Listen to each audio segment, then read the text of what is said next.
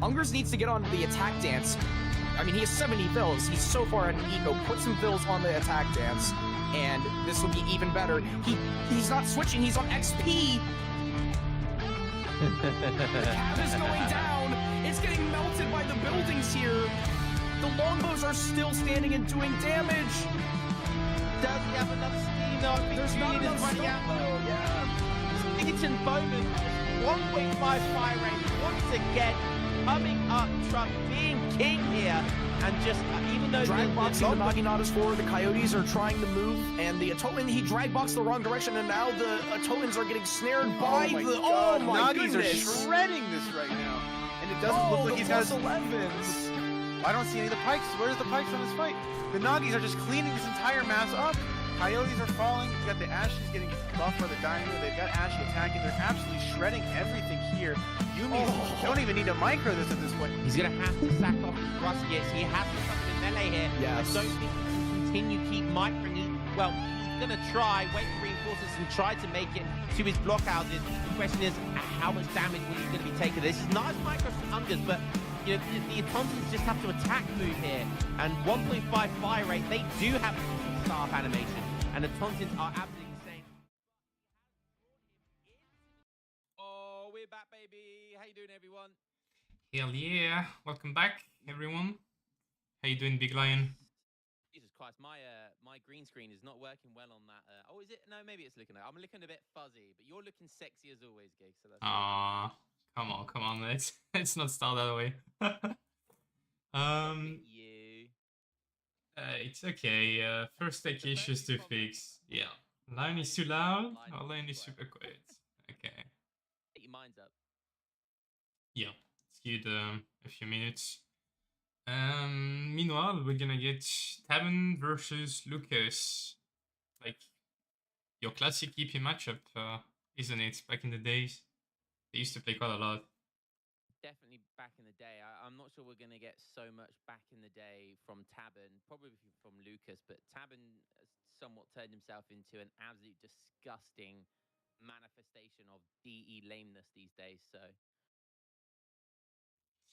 Yeah, that's true. I think it's the result of excessive quick search from Tavern, probably. Join the dark side.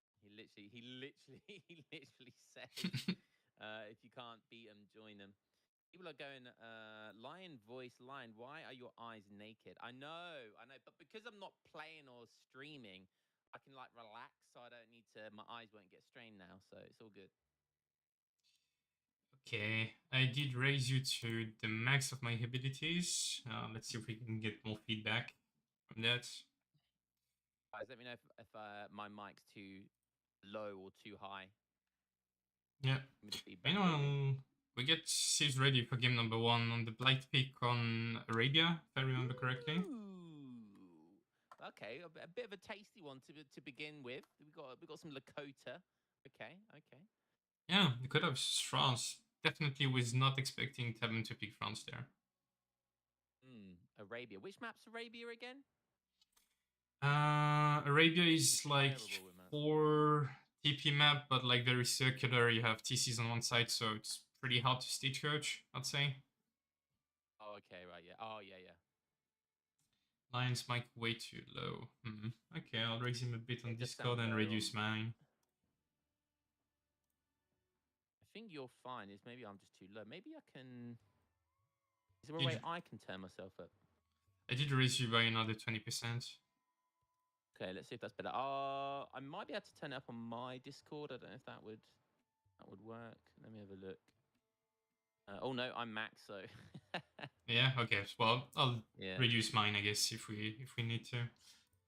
All right. So yeah, players are ready, waiting for us. Let's see if they are currently in game. Line is basically muted. Am I on the right? Let me just double check, make sure my it might be coming from another mic then. I can hear you perfectly fine, and looks like the output is also picking your okay. your sound. So don't know then. Yeah, it's coming from. It looks like Discord says it's coming from the right mic. So still very low. Lion is basically muted. Okay. Give me a second. But turning you down doesn't make it mine any better, does it? I don't think means so. that- Maybe if I change device. Hmm. Okay, It's not change the coming device, from but the VOD, is it? It's not coming from the VOD bit, is it? You know, the camera.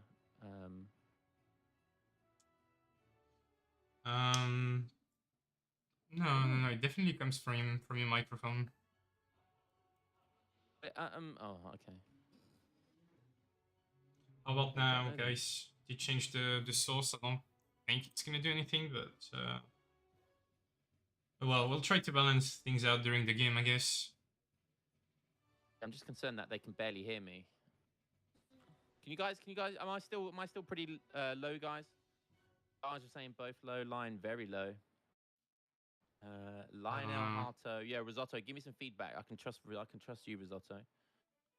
Reconnect line. There must be something up then. There must be something up then. I'm maxed out on everything. I don't think it can be any louder. Hmm.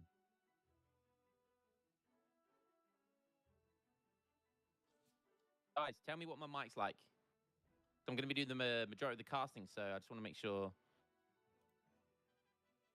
it's not terrible. A bit louder. Okay, I can reduce my mic. That's fine. I think that's another 10% down. I'm going to hear myself back. I'm going to play myself. Okay. Meanwhile, are we ready for game number 1? I think we are. Yeah, alright. Right. Let's get right into it. Game number 1 in this play of 5 between Lucas and Taben, and it looks like we're gonna get Lakota versus France on Arabia, that is. Arabian Nights. Okay, we've got Lucas L. Let's go through the. I'm going to be really super interested to see what Lucas's deck is going to be like. Is Lucas known? I guess he is actually. I remember casting a game of his Lakota actually, and I actually now it's coming a little bit back to me. I remember the last time I saw Lucas, it was probably going back 6 months or so, maybe a bit longer than that actually, when I saw him on the ladder and he played a really unique style of Lakota, and he kind of did some like fortress build, but it was like quite a greedy fortress build, and he went for like all of Lakota's kind of eco cards, and they got a lot of kind of eco food cards, and he kind of just did that, and then I think he kind of like didn't do advanced market, but then he did have a market, and he kind of abused the market because he just put everyone on food, and he even got that age free card, which gives you a small trickle of coin when your villagers are gathering on food as well. I would really love to see him do something like that this game. However, the point I'm trying to make is that I've definitely seen Lucas L. He's definitely really comfortable with this civilization. You'll know better than I will, but yeah. So I can't wait to see what his build is going to be on this map. Yeah, totally agree with you. Played Lucas quite a bit in the past, and like even a few months ago, I played this exact same matchup on a similar map, with not a lot of hunts, and he tend to, age with bisons, as you mentioned, and yeah, and use the market card, as you mentioned, to get to get all his builds on food, basically with a very high gather rate, and then just trade everything on coin. But doesn't look like he's got that in deck that time. He doesn't have advanced market. He does have the H2 and the HP. So Earth Bounty and the H2 extra, kind of their spice trade equivalent almost. That one right there, yeah, Great Hunter. So yeah, going to be interesting to see what he decides. I mean, it's jam-packed H2 and H3. He's missing the one thing that surprised me is one of the best cards in the game. Honestly, I'm not underrating that. One of the best cards in the game is for Lakota, particularly, is the age-free mortars. Like, that is such an insane card, and for Lakota not to have it in their deck, honestly, I feel like it's a massive mistake. Especially, he's got 11 infinite bison over those mortars. Those mortars, the mortars. I honestly, I can't underrate that card anymore. Like, it's such a good card because it does the one thing that Lakota struggles with. One is siege, and two, it's taken a fight out in the open. Those mortars single-handedly force your opponent to fight you out in the open because of the range that they have and the siege damage. So not having that in your deck is honestly a huge mistake. Any Lakota mains out there, that is like one of your best cards You cannot underrate that. So make sure you have that in your deck. Anyways, we'll see we'll see how Lucas L decides to play this anyway. So might not need it. Might not even get to age 4. We'll have to wait and see. How does France play that? What's your you obviously a French and a Lakota player, right? Like, how tough is this for France? I play both. I feel like France has an edge, but they have to play like very careful for sure. Um, you have to react to what Lakota does. If you see like a forward warhead into like some kind of stagecoach control, then yeah, you have to react accordingly. And I feel like in the later stages, you kind of have to take your units, pick when you want to fight basically, and like most likely sit on your eco and.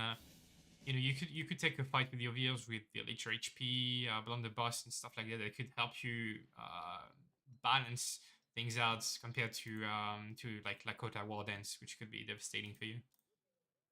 Yeah, interesting.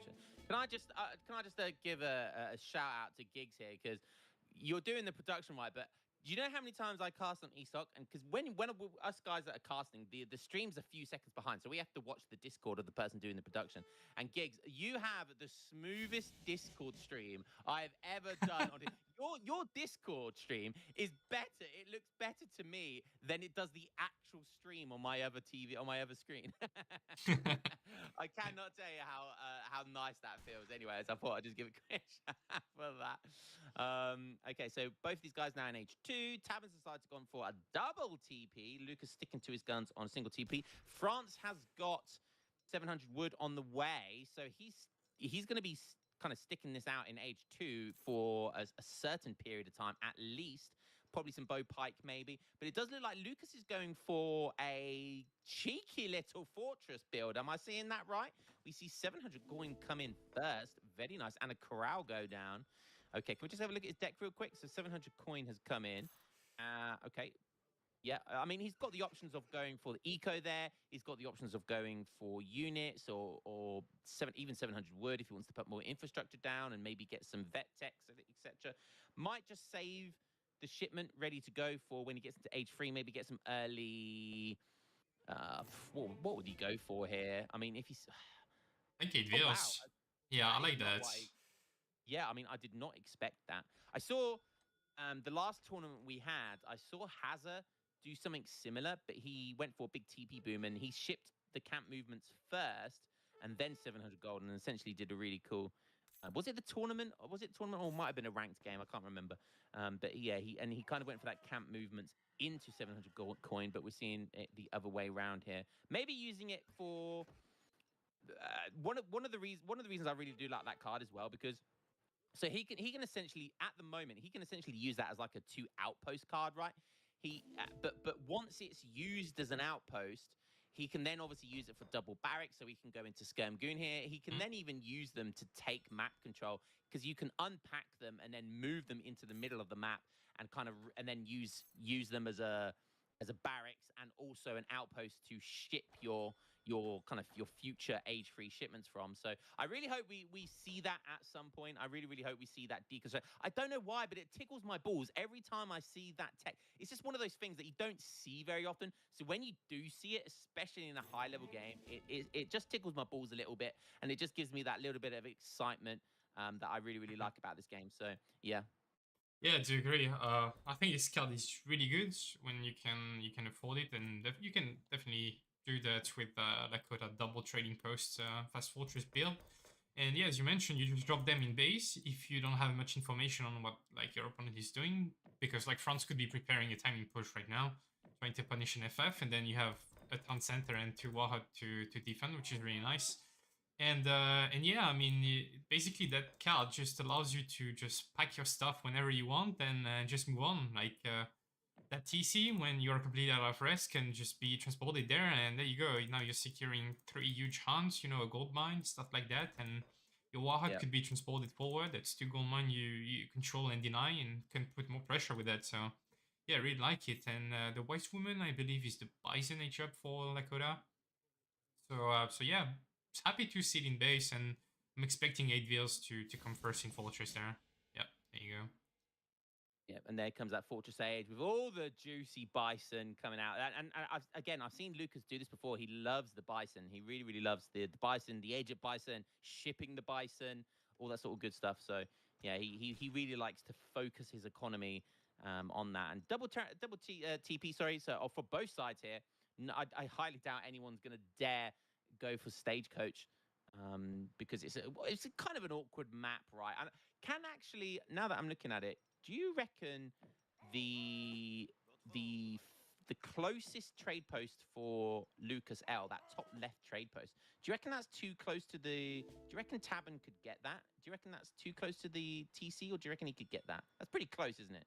In general, when they're both on the same screen, it's pretty tough to get it. There's well, I mean, this one definitely not. It's way too close to the town center, but this one it's possible, I guess. And we see Tavern going for a very economic build here. 1k with first, nothing's going on. I think he's got a pretty good read on what Lucas is doing. So yeah, as France, if you can get away with another TC, then it's very nice. I mean, he's gonna secure 2 hunts, I believe. No gold mine, but at least he'll get line of sight for these ones, I guess. And yeah, just sit on your resources while you're getting more and more ahead in economy. Yeah, so a bit of a, I mean, just kind of sort of greedy-ish play from both sides a little bit. I think both sides are going to be okay with this. No kind of early pressure from either side. I mean, we all know what the French economy can do. So there's definitely going to have to be a timing here from Lakota at some point. I've just noticed, by the way, both these guys are from the same clan as well. So we've got a little clan war going on here. A little bit is civil war going on between these two guys. So yeah, I've done these two guys for a long time. Basically since I started the game. Tabin and I used to be like big noobs playing with each other, like you're 20-ish, and I think Lucas was already around back then, but yeah, we spent quite a lot of games, and yeah, were fun times, and trying still to play with each other whenever we can. We all started as noobs once upon a time. I remember a little throwback. The first build I ever really did properly was to get to captain level, to get like play rank 26. The first build I did and spammed over and over was the no villager rush. So you would age up with like the standard, what is it, 14 vills or whatever. And then once you get onto age 2, you don't make any more villagers. You just spam muskets and strelets and all of the military shipments. And that was a Mr. Milo build. If any proper old school players out here, if any of you remember Mr. Milo, he had like YouTube channels back before YouTube was even popular. And I remember watching that, and I was like, Mr. Milo, he taught me my first proper build to get to a captain, and that was my first ever build. So yeah, so we all started as noobs once upon a time, but that was my journey to the captain back in the vanilla days. That was probably like back in 2007, I think. So yeah, that shows you how long it's going there. People are saying I'm still quite low. I think Giggs has done everything he can, so I really don't know why what else we can do at that point. But I could just reduce my microphone volume even more, and you guys raise the overall volume of the stream. But I don't think there's anything else I can do. Nah, don't worry about it. Yeah, don't worry about it. Don't worry about it.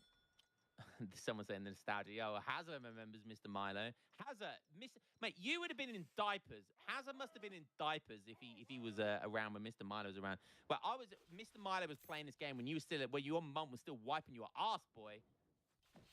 That just shows my age as well. All right, finally, we've got a little bit of aggression going on here. So Lucas has started to do a little bit of pushing here. He's taken down 1 TP. He's going for that second TP, which looks like he's going to be successful with. He's got a mixture of bow riders and axe riders. Skirms on skirm action, but that was just really just to distract, to make sure that trade post goes down, because for anyone who doesn't know, the Lakota skirms are definitely a lot weaker. They're comparable to the Chinese skirmishers, and they're just generally a lot weaker until they get like the community plaza buff and all that sort of stuff. But in the early stages of the game, they are probably the weakest skirmisher in the game. Yeah, that's true. They got good range attack compared to other skirms, but way less HP, which fits like strength, I guess, because when you wardens, you want your you need to get high base attacks, so they benefit even more from the percentage bonus they get from the wardens. So, and yeah, because you know, putting a bit of pressure on Siege 2 trading post, some XP from it, got Cav combat and transition into stagecoach. So, you know, forcing Tabin to come to him basically, because I assume you don't really want to fight there as Lakota, behind, you know, like TP socket, houses, villas, trees, everything that could it could be really tough for you, but on the open field it's much more manageable. However, Swiss pikemen coming in from France, not a shipment you see very often, but definitely extremely good against Axe Rider surround kind of stuff. Yeah, Swiss Fisters, as we like to call them, Hazard's favorite card right there. And they are one of the coolest looking units. I'm not gonna lie. And I actually used to really like this shipment. Oh, Tabin! I think that was an attack move bug there. He was trying to attack move, but instead he was clicking the ground and it was moving towards it. So a bit of a mistake there, and that's going to be really quite costly there. Loses a lot more skirmishes than he actually needed to there. The Swiss Fisters, I actually really like. In this matchup, I used to, when I was a Dutch main back in the day, I used to really like sending them in this matchup. I like to go for the double anti-cav against Lakota. So I like to go for the Dragoon type anti-cav, which is the Reuters or Dragoons. And I also like the meaty, the kind of the meat shield anti-cav as well. And I think if you can do that, you can just overpower with your skirms, and it makes it very difficult for Lakota to kind of get on top of you if you've got that double barrel anti-cav. So I do really like Swiss Fisters here, but he's just diving them in. Oh. That's not what you're supposed to use them for. They're not Rodoleros, but he's going in for it anyway. But he's doing it with the Curs as well. So actually that might be Big Brain there. Still got some Musketeers coming in. The Dragoons are firing behind, but this might be bad for him. The Bow Riders are going to be melting the Curs, and the Swiss Fisters all about gone down now. That looks like a really premature push there. I don't know. We'll have to wait and see. Very all in, but at the same time, Lucas is not dancing with that many views, only 6% bonus, but the big button coming in from the town center, 4 Dog Soldiers followed by 3 from a shipment incoming, but at the same time, the positioning is just not very good for them. They're fighting Viers right now, you really want them on top of infantry, and Viers are taking for France as well. We're gonna get good reinforcements for Lakota. Let's have a quick look on French POV. 3 Viers are on the way as well. Most of his eco is idle right now, nothing's gathering, a lot of his CDBs are fighting there, and still a few Viers, but enough for riders to push them off. A very, very close fight. Maybe the 3 Dog Soldier will turn things around for Lakota. Yeah, that was looking so good for France. It might end up being that way, but if he can clean those skirms, that could be really good. And that villager pool was really, really nice. And I mean, although he hasn't been gathering, they have been soaking up so much damage, and in come the free Curse time now. So we've got another cav switch coming on, just cav after cav after cav. Yeah, I honestly don't know which way this is going to go. This is still up in the air. Okay, some Bow Riders coming in to deal with the Curse will be nice, but there's only 3 of them, so the Curse are going to get a few swings before they go down. This is still anybody's game. The scores are not giving anything away. Yeah, I think so too. All this time, the French villagers are not gathering, and the trades are pretty much even. Still 1 Dog Soldier left, 847 HP on this bad boy, 44 attack with the multiplier as well. We get 7 skirms reinforcements, but 4 Axe Riders being shipped by Lakota, an ish 3 shipment actually. And yeah, might just be enough. Yeah, and that was really, really nice. And I mean, to be fair, there's been a lot of idle villagers here from Lucas as well. He's putting those villagers on Community Plaza, so they're not gathering either. Although they're not idle, they are boosting, but they're not gathering either. But however, with that reinforcing batch of Axe Riders, oh, but 4 more Gers coming in. Is that going to be enough to swing this around? The Bow Riders need to be targeted, but there's no skirms. There's only French CDBs. I think that's good unit control as well by Lucas. Got the skirms out of the way, and now he's gonna kill the Viers with the Axe Riders, right? And his reinforcements are so much better than the Tabin's one. And yeah, Tabin resigns there. Wow, really good game number 1. Great game. Yeah, good game. I mean, it was one of those classic kind of fights where it just erupts. Like the game is 10 minutes, 15 minutes of just eco, and then bang, you just one big fight, and then the winner takes all there. So that's the way the Age of Empires 3 goes sometimes. Tabin, honestly, I don't feel like he needed to just dive in like he did. He had those Curs and the Swiss Fisters, and I feel like it was such a waste. Like, he didn't need to play all diving in like that. He could have just he had the better skirm mass. He has better skirms. He could have just played the kiting game and kept applying pressure whilst kiting. And I think that would have gone much better. Instead, he decided to dive in, go for it, YOLO, baby, and it didn't work out for him. Yeah, Well played, Lucas. I can understand like the initiative behind it, because usually Lakota is the one dictating when they want to take the fight, right? And as we saw, like Tavern really forced something with the sweet spikes and the veil pull just before Lucas could get the Dog Soldier big button and the 3 Dog Soldier shipment as well, which probably should have gone a little bit better for France in the main fight, I feel like. But yeah, I feel like early on the positioning was not great, and the Swiss spikes were picked apart really, really quickly by Lucas with good unit control overall. And yeah, I mean, just 2 minutes of straight up fight, but yeah, French feels not gathering, Yeah. But yeah, great first game. Went to Lakota. Where's Risotto? Oh, there. I was just about to say Risotto. Say the line. Easy He's for already said it. Chiefs, yeah. Easy for the war chief, indeed. Well, that was a very solid game to kick things off. I mean, Yep. basically what you expect between these two, right? France for Taben, one of his solid saves. Lakota for Lucas, which is one of his mains as well with China. So yeah, really good game one there. Indeed. We've got Bernal 15 saying, "Line, if you're there, shout a hi ya like Harrison's mum would." The way she shouts it is, yeah. How do you There you go, pull big it so perfectly? Well, Harrison's mum's been around that many times. I've perfected it by now. So okay. The mum jokes. Never gets old. Never gets old. Okay. So game number 2 going to be underway. We'll get the Civ picks ASAP. And yeah. Looks like we will see Aztec versus India on Upper Himalaya. I'm correct. Yeah, I'm assuming Lucas is on Aztecs and Taban on India there. Yeah, what do you think of this matchup? Like, this is a very old school matchup. We don't see that often, especially not on ladder nowadays. What was the matchup? Sorry. Matchup's going to be Aztec versus India. Aztec versus India. Ooh. Aztec versus India. Well, I mean, I'm of the opinion that Aztec are the best civ in the game. So it doesn't really matter who they're playing. Aztec just so busted. They just beat everyone. So that's my opinion on this matchup. Yeah, I think that's strong as well. Maybe not like the best civ, but definitely like above average. I feel like also like the player controlling the civs like can show more of the civ strength depending on his own skill ceiling. Kind of like Braids a bit. I take it it's a non-TP map, right? Is it one of the what? It's the one with the that's it. So yeah, I mean, there's the added benefit that obviously India can try and get some cows in this map.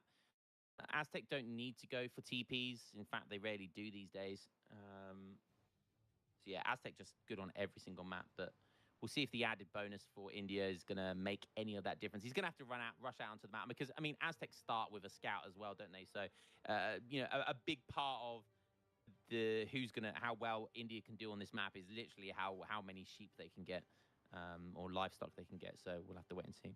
Yeah, that's true. I believe we have map intro video for that one that you helped recording, right? Oh, did I do the recording for this one? I think that was your voice on it. Maybe I'm wrong, but we'll have to check that one out. I'll try not to cringe. I'll mute it for myself. Okay, guys, we'll be right back in a few seconds. The Upper Himalayas are home to the tallest mountains on Earth. No trade route reaches this almost inaccessible area. Around the player's bases, its range of cliffs and choke points creates a greatly defensible enclosure, but the scarce resources might force you to expand your reach on the map. Be careful not to get trapped between the mountains.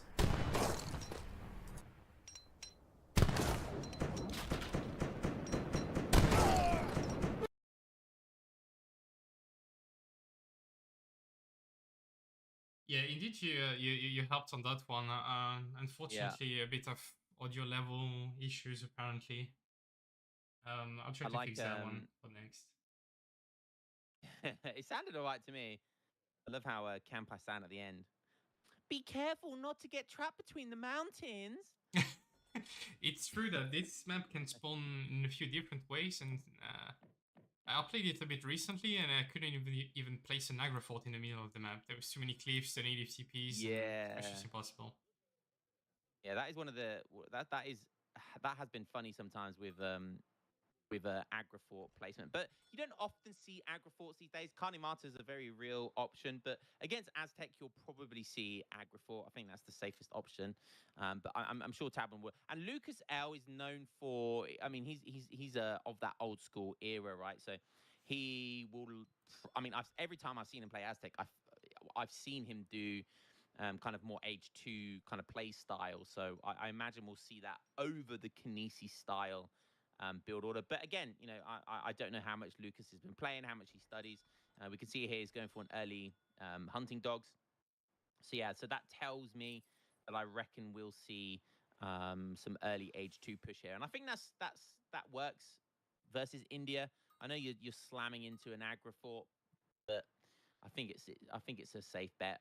It'd be interesting to see what type because there's more than one type of rush with Aztec, right?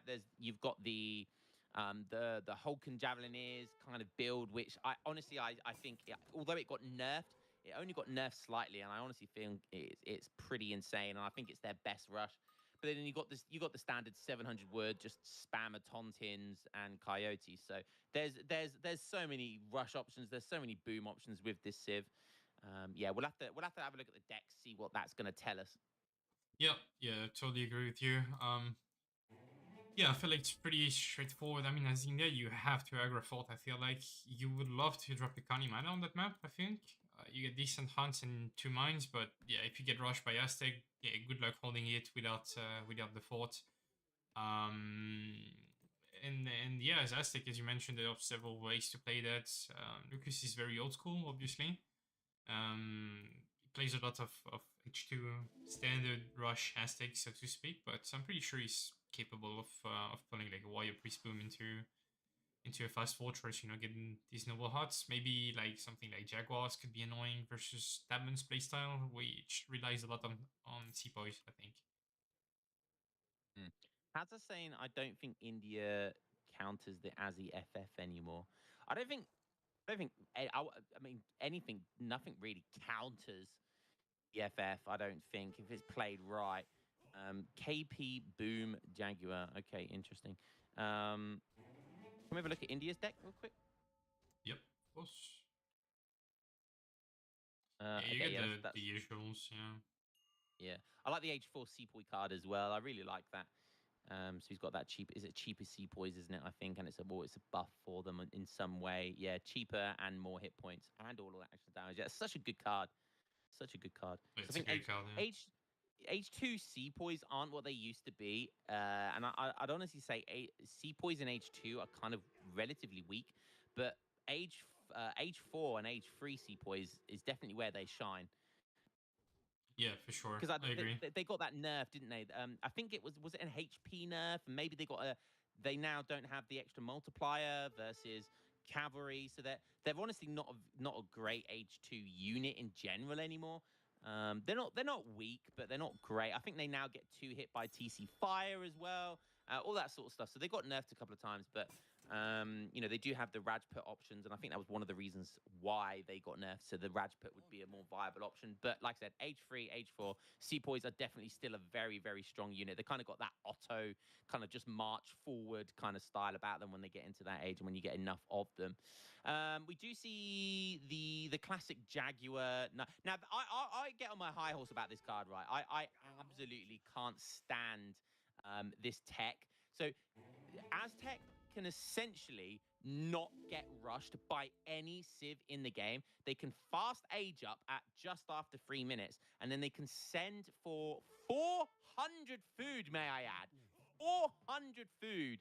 They get their Aztec Scouting Party, which gives them 4 Jaguar Knights. 4 Jaguar Knights. They're an age-free unit. They are an age-free unit. They get age-free stats. Look at them go, and they're just going to absolutely destroy the starting 2 C-point. What is Taban doing? Just throwing them away, giving free promotions to those Aztec units. They are age-free stats. They can get buffed, like they can get sent out for 400 food super early. They can deny a rush. They can go and get treasures out early in that. They can go super early and siege down TPs, infrastructure, etc. before a lot of civs can kind of have any way of dealing with them super early on. It is one of the most broken things in this game. Hands down, I'll fight anyone at the next LAN tournament that says otherwise.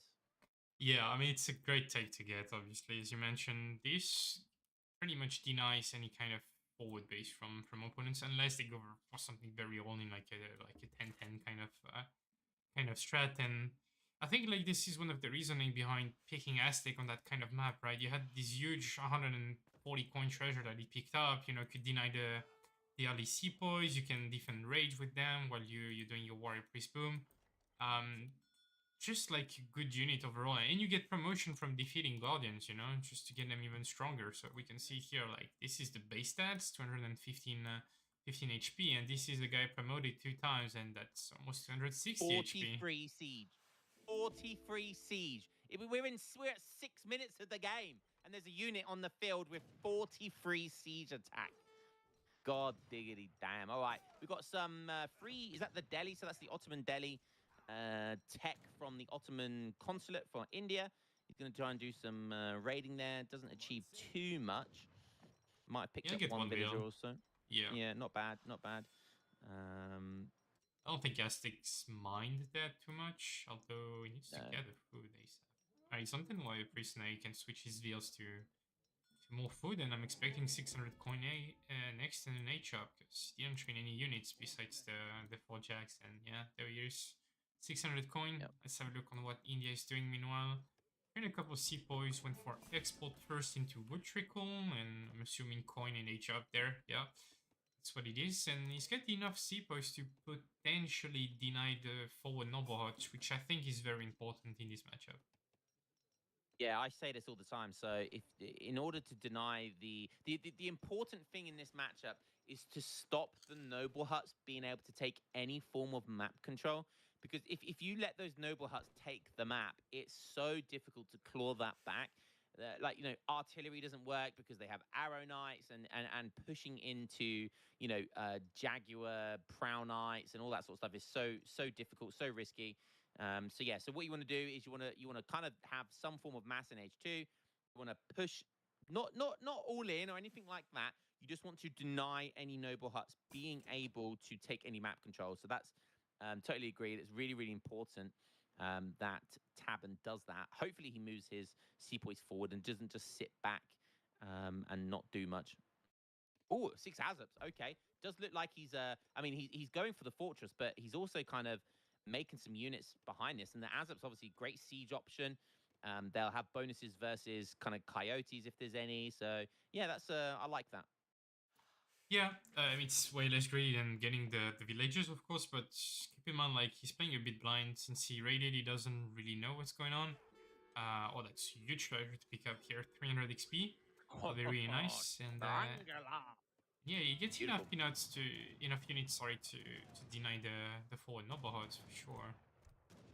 Yeah, after that treasure, I really, really like that play, going for that treasure. That is absolutely huge, because that is going to guarantee him at least one shipment when he ages up, almost a second one. But I want him to push forward a little bit here. I want him to be a little bit aggressive here. With those Aizamks as well, there is no reason why he can't be a little aggressive here and try and apply pressure to those noble huts. But it looks like he was running back there, so not really sure what that's about, to be honest.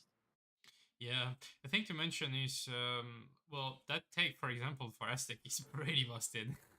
50% HP on your hero is just really good. Here you get 10% on all your resources gathering, basically. It's a late game tech, yeah, meals, paddies, fields, farms, estates, etc. But if it goes late game, so always a good thing to pick up. You get a chakram upgrade, but these guys aren't very good. And yeah, we see the noble huts going up, and he's gonna scout with the hero as well. Make sure this doesn't get denied, and Taban is just chilling mid-map so far.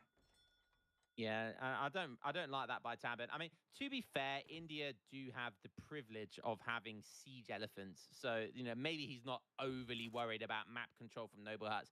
Feels like siege elephants can kind of deal with that relatively well. So That's true. maybe that's his thought process on that. He's going for a greedy second town center again. Looks like he's kind of maneuvering his military around his map control rather than denying Lucas's map control.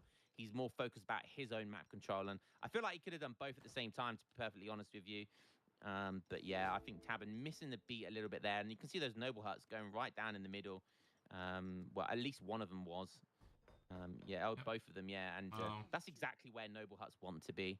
So yeah, I mean, the more aggressive you can be with noble huts, the better. But yeah, it looks like he's played that quite nice and safe and gone for the center map. And again, look at the look at the. I mean, on the intro vid, I said it about be careful about the mountains. And you can see here those noble huts are in a really nice kind of choky part of the map. It will be difficult to push in there regardless. Siege elephants are going to have to kind of maneuver around them and kind of put themselves into positions they don't necessarily want to be in. So this is going Yeah. regardless. This is going to be tough for Tabin to push in. Yeah, that's true. At the same time, like, you really want to be sending Siege Elephant as India if there's no artillery threat. Usually it's like a defensive measure. Um, but yeah, I mean, as you mentioned, it's pretty tough to maneuver around like the cliffs without ignoring the center of the map, which is controlled by Aztec right now. Lucas got a good sight on Tabin's composition, which is mostly Gurkha and Seapoys, and he's heading Eagle Runner Knights as a response, which I found a bit weird, but I'm assuming he's just gonna send upgrade card next. Or okay, no, he's gonna switch to Maces, and then yeah, getting the mercenary card to get extra range, 25% HP, and mostly gonna go Jags and Maces and probably Coyotes later on. I think he will have to have some at some point. Tabin, meanwhile, just chilling on the town center. The second one, that is, upgrading his units. He's going for the long game for sure. 8 Gurk has been shipped first, just to be safe and get some mass, and then really East India Company to just buff his entire army by 10% HP and 10% attack, which I really like. And that one center, I feel like greed is not necessarily what you want versus Aztec, but here on that map specifically, since you run out of resources quite early in your base and you want to secure one of the sides, right? There's like 2 or 3 going lines besides, plus 2 or 3 hunts. Then distant center just secure a lot of resources for India there. I feel like this is going to go the same way as the last game. So they both it's got kind of done the same. They've both done the same thing this time, really. There's been a little bit more action this game, but only a little bit. And it looks like they're both kind of going for their own greedy builds. Well, not greedy, but they're going for their own build orders here, and it's going to end up in one huge fight that might be the deciding factor of the entire game. So Yeah, I feel like we're going to be heading that way again. Yeah, it might be. Which tends to go into like the War Chief Thieves, just to please Risotto a bit more. Just because of Wardens is so good, right? And but yeah, both players not being really sure. Tavern feels like he can just chill because he's on 2 town center, but Aztec Eco is no joke as well, right? He's on 45 wheels. He's got the first wood scattering upgrade, I think. Yeah, he does. And yeah, he's just cutting his units, right? Sending both the mercenaries. Now his coyote runners are gonna be way more tanky thanks to the extra armor they get from the card. And yeah, I mean, I think Aztec doesn't mind just waiting because they are sitting on a huge XP curve, and so they can send reinforcements after reinforcements, take the units. We're probably going to see some knight cards next, just to buff the Jags and the Eagle Runner Knights. And when he feels like he's getting pushed or feel like he has to push an opportunity maybe, then he'll take the fight, and this army is getting quite scary there. Yeah, 11.3 XP per second Aztec is getting for Warrior Priest Dance. Someone tell me how that's fair. Someone tell me how that's not unbelievably open. 11, that's 11 and a half trade posts, guys. 11 and a half trade posts of XP. I think there's probably like 20 churches worth of XP. Anyways, we do see some Mahouts on the field now. Oh, okay, I like that. Some using them, they're kind of like the siege elephants of Aztec, right? They can just siege from such afar. And he's going to start applying a little bit of pressure on the aggro fort there. Now, what that's going to do, you don't have to make any more Aztec Arrow Knights than that. You just need a few of them. It applies that such little pressure, but enough pressure that Tabin is going to have to force a response from it. You can see there he's maneuvering his army all the way around. So by doing this, Lucas is going to bait Tabin in, and he wants to take this fight, of course, whilst applying that pressure. He wants to take the fight up here rather than in his base or near the noble huts. So we'll see how this pays off for Lucas. Yeah, we'll have to see. It looks like the big fight is gonna take place now. 20% attack dance here and a lot of coyotes, but the pathing is a bit awkward there for Lucas, but a good positioning overall. And I feel like this composition is just so hard to deal with for India there. Inspiration coming in, so his units are getting buffed for the time being, but is it gonna be enough for three Mahout popped from the Agra? Three Mahouts! I was just about to say, it's like watching StarCraft and just the swarm, the Zerg swarm of Aztec just swarming all around Tabin. Like you said, it was really difficult to deal with until those three Mahouts just came out of absolutely nowhere. Aztec do have the, I can't remember what they're called, the Eagle Knights, to do really well with them. However, the Mahouts are just tanking everything, and now there's so much. What happened this fight? It was looking so good for Aztec, then all of a sudden, yeah, this all of a is sudden why it doesn't. you don't fight. This is why you don't fight under India's aggro fort, because this always happens. I swear, this always happens. Yeah, saved by the Mahout, but this game is far from over, and now, Aztec getting huge reinforcing batch of beauties, and there's no more anti-cap for India, so you have to kite back to his aggro fort, and meanwhile, Aztec is sending 10 Jags, which will be really nice reinforcements there. Is it gonna be enough, though? He's getting a good trade with the Coyotes, but probably just doesn't have quite enough. There is a lot of Gurkha there. There's more Sepoys marching forward as well.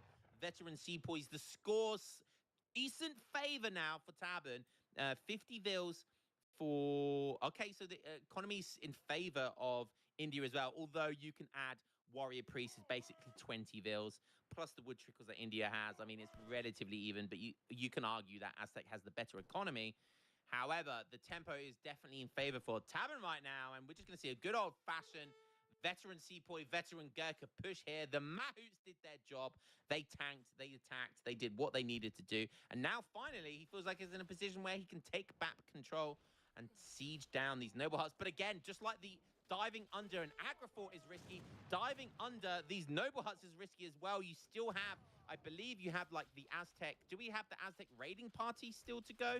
And the Aztec attack from the town center? Okay, he's got the war party left. If he gets enough food, he can send that. And that's going to be, what is that, 12 Jaguar Knights? So that is still really, really scary. He's going in with some Coyotes now. The Aton's behind, don't forget, 1.5 fire rate. They do so much damage behind this. The Aztec hero's coming in. It looks like full HP. He's going to be tanking even more HP. Is it going to be enough, though? I'm not sure it's going to be enough, but overall, not a bad trade probably for Aztec. He's killing a lot of Sepoys with very cheap units. It's just that if he can't get rid of the Gurkha mass, then I don't know how he wins a fight convincingly from there. And meanwhile, he's got a lot of idle villages that he just fixed right now, but he's running out of good shipments to send. I guess they 10 Jaguars, but is that what you really want to send versus Gurkhas? And no, Lucas just resigns there. I mean, he could have sent that ritual, that gladiators card, and then tried to maneuver or market sell and buy, or the war dance. The war party, whatever you call it, tech from the town center. Maybe that would have been like 22 or so Jaguar Knights that he could have just popped there. Maybe that could have been a nice little comeback, but feels like it's over there. And yeah, I have to somewhat agree. But yeah, again, sort of ended in one big fight, which was Lucas losing that huge fight under the aggro fort, and then from there he just couldn't get back into the game. So very much like the first game, you know, a no rush kind of 17, no rush 18 treaty game, and then it just turns into one big fight for 5 minutes, and then the decider wins the game. So yeah, another good game, and that's going to be 1-1, I believe. Yeah, definitely was a good game. I mean, I've played the exact same game yesterday on that map versus Lucas, and I figured out like that strat was pretty good. and I went for the same comp as Taben, and I got absolutely wrecked by Coyotes and Jags, despite going heavy Sepoy and Kurka. But yeah, Taben just making it work there. I think the clutch 3 mounts what saves him here. And yeah, getting away with that Ton Center as well, probably. Yeah. Have you considered doing time to micro with Shake? I Oh, think that would God. be really good. I think that would be really good for you, and I think you'd really improve by doing time to micro with Shake. I'm just haven't saying, if you want a done bit of Time to Macro. I think the last time I played that was with you, like a month ago. oh, don't mention that! Don't mention that! You won. You won beat me that. like 10 You won the or game. something. I think you won, right? I didn't beat you at time to micro. No. I tried to do you a favor there, but if you're not rolling with it, Oh, you know. okay. The French sarcasm. I wasn't catching on. Okay. All right, yeah. I mean, score is getting 1-1 now, and yeah, I feel like both players are just rolling their main saves right now, right? Aztecs for Lucas, Civ is very experienced with India for Taben, which is probably his best save overall. Buff can still play China. There's some auto going on as well, probably, and yeah, just a lot of good stuff left for both players. So very even so far, I feel. So we've got Sunbro saying, "Am I casting from the Void of Doom?" Kiss is saying, "I'm casting from the closet." Now I'm in the closet too. I've just got, for some reason, I could turn it off. I've got like this fake green screen, which I can't be bothered to turn off. Everyone keeps complaining about the volume as well. I think we've tried everything we've tried, haven't we? But I don't know what's up with the sound. I raise you but- a little bit more, I guess, but after that, there's nothing else I can do. Yeah. Well, I'm just gonna go grab a drink, Gig. So I will be 2 seconds. Yeah, no worries. All right. Let's see.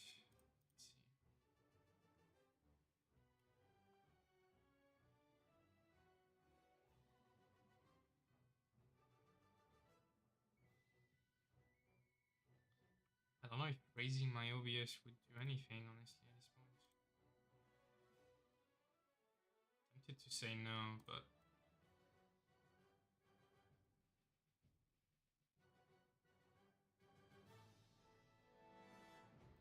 I doubled my OBS sound.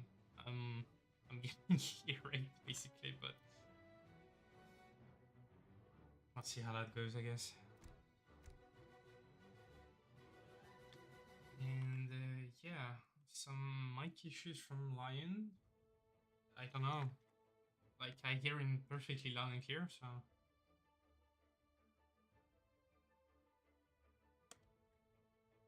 Yeah, my audio output is at 100%. There's nothing more I can do, really. Lion's still using that microphone you got from the car boot. I'm using my. I have checked it. It's still coming from the right microphone because sometimes it defaults to my camera because my camera has a microphone on it as well. Yeah, I had it gained to the output. 5 more decibels. We'll see how that goes, I guess.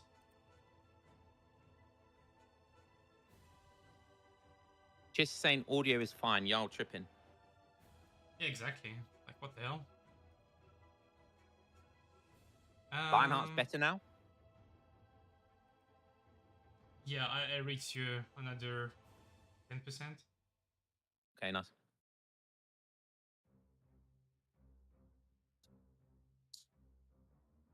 Alright, so we get saves for game number 3.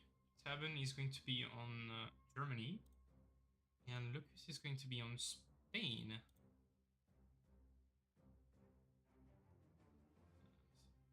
P1 on Germany. Germany, Spain. Yeah, I mean, good matchup for Spain if you ask me. But yeah, a lot of people say historically this is well, historically and now it's and it is. I mean, it isn't. It's one of those. I feel like it's one of those matchups that it is bad, but it isn't bad at the same time. It can be very situational. I know Germany do struggle from basically just Zerg swarm of Rodoleros. very, very difficult Yeah. for Germany to deal with that. But I do feel like Germany can put themselves in decent positions sometimes. They do have a couple of tricks up their sleeves, like Black Riders. 40% melee resist is not bad option versus Rodoleros, but they're not a straight up counter. So yeah, I mean, it is a good matchup for Spain, but that doesn't mean it's not winnable for Germany. That's what, and I think that a large part of that is Germany is just a very good all-round civ, right? I think Germany are regarded as like either a top A or a bottom S tier civilization. So I think Germany can do very well versus pretty much every civ in the game. But this is probably one of their worst matchups. But yeah, you get the point. They're a pretty good all-round civ. But yeah, we'll have to wait and see how this goes. So are we ready to go? Yep, we are. Let's switch to All right. the game. Game number 3. It is playoff Game number 5 3. between Taban and Lucas. And yeah, Spain versus Germany, as you mentioned. It feels like an even matchup in terms of like res gathered tempo, unit mass. It's just that it feels 10 times harder to control your stuff as Germany than it is for Spain. Just because Spanish melee units are so strong. And the Germans ones they have like high attack like Ulans but very low HP, and yeah, it's just really hard to control your stuff overall, I feel like. And we'll have to see what players decides to go for. Here you have 10% gathering bonus for wood villagers, which is surprising to me that we see like Spain and Germany. I guess Taban picked first, right? And Lucas went for the Spain counter pick, which makes a lot of sense. But yeah, 5k gold mine in base for Germany is fantastic. Well, I'll have to see. Maybe he's got some mercenaries in mind. Maybe we'll see the outlaw build as well from Tam. I don't know how. I can't remember the last time I saw Taman's Germany, but obviously his deck. We'll have to have a look at it when he picks it. There is obviously like the Comanchero build. I don't know if you can get Comanchero outlaws on this map, but oh, maybe you can actually. I'm not really not sure.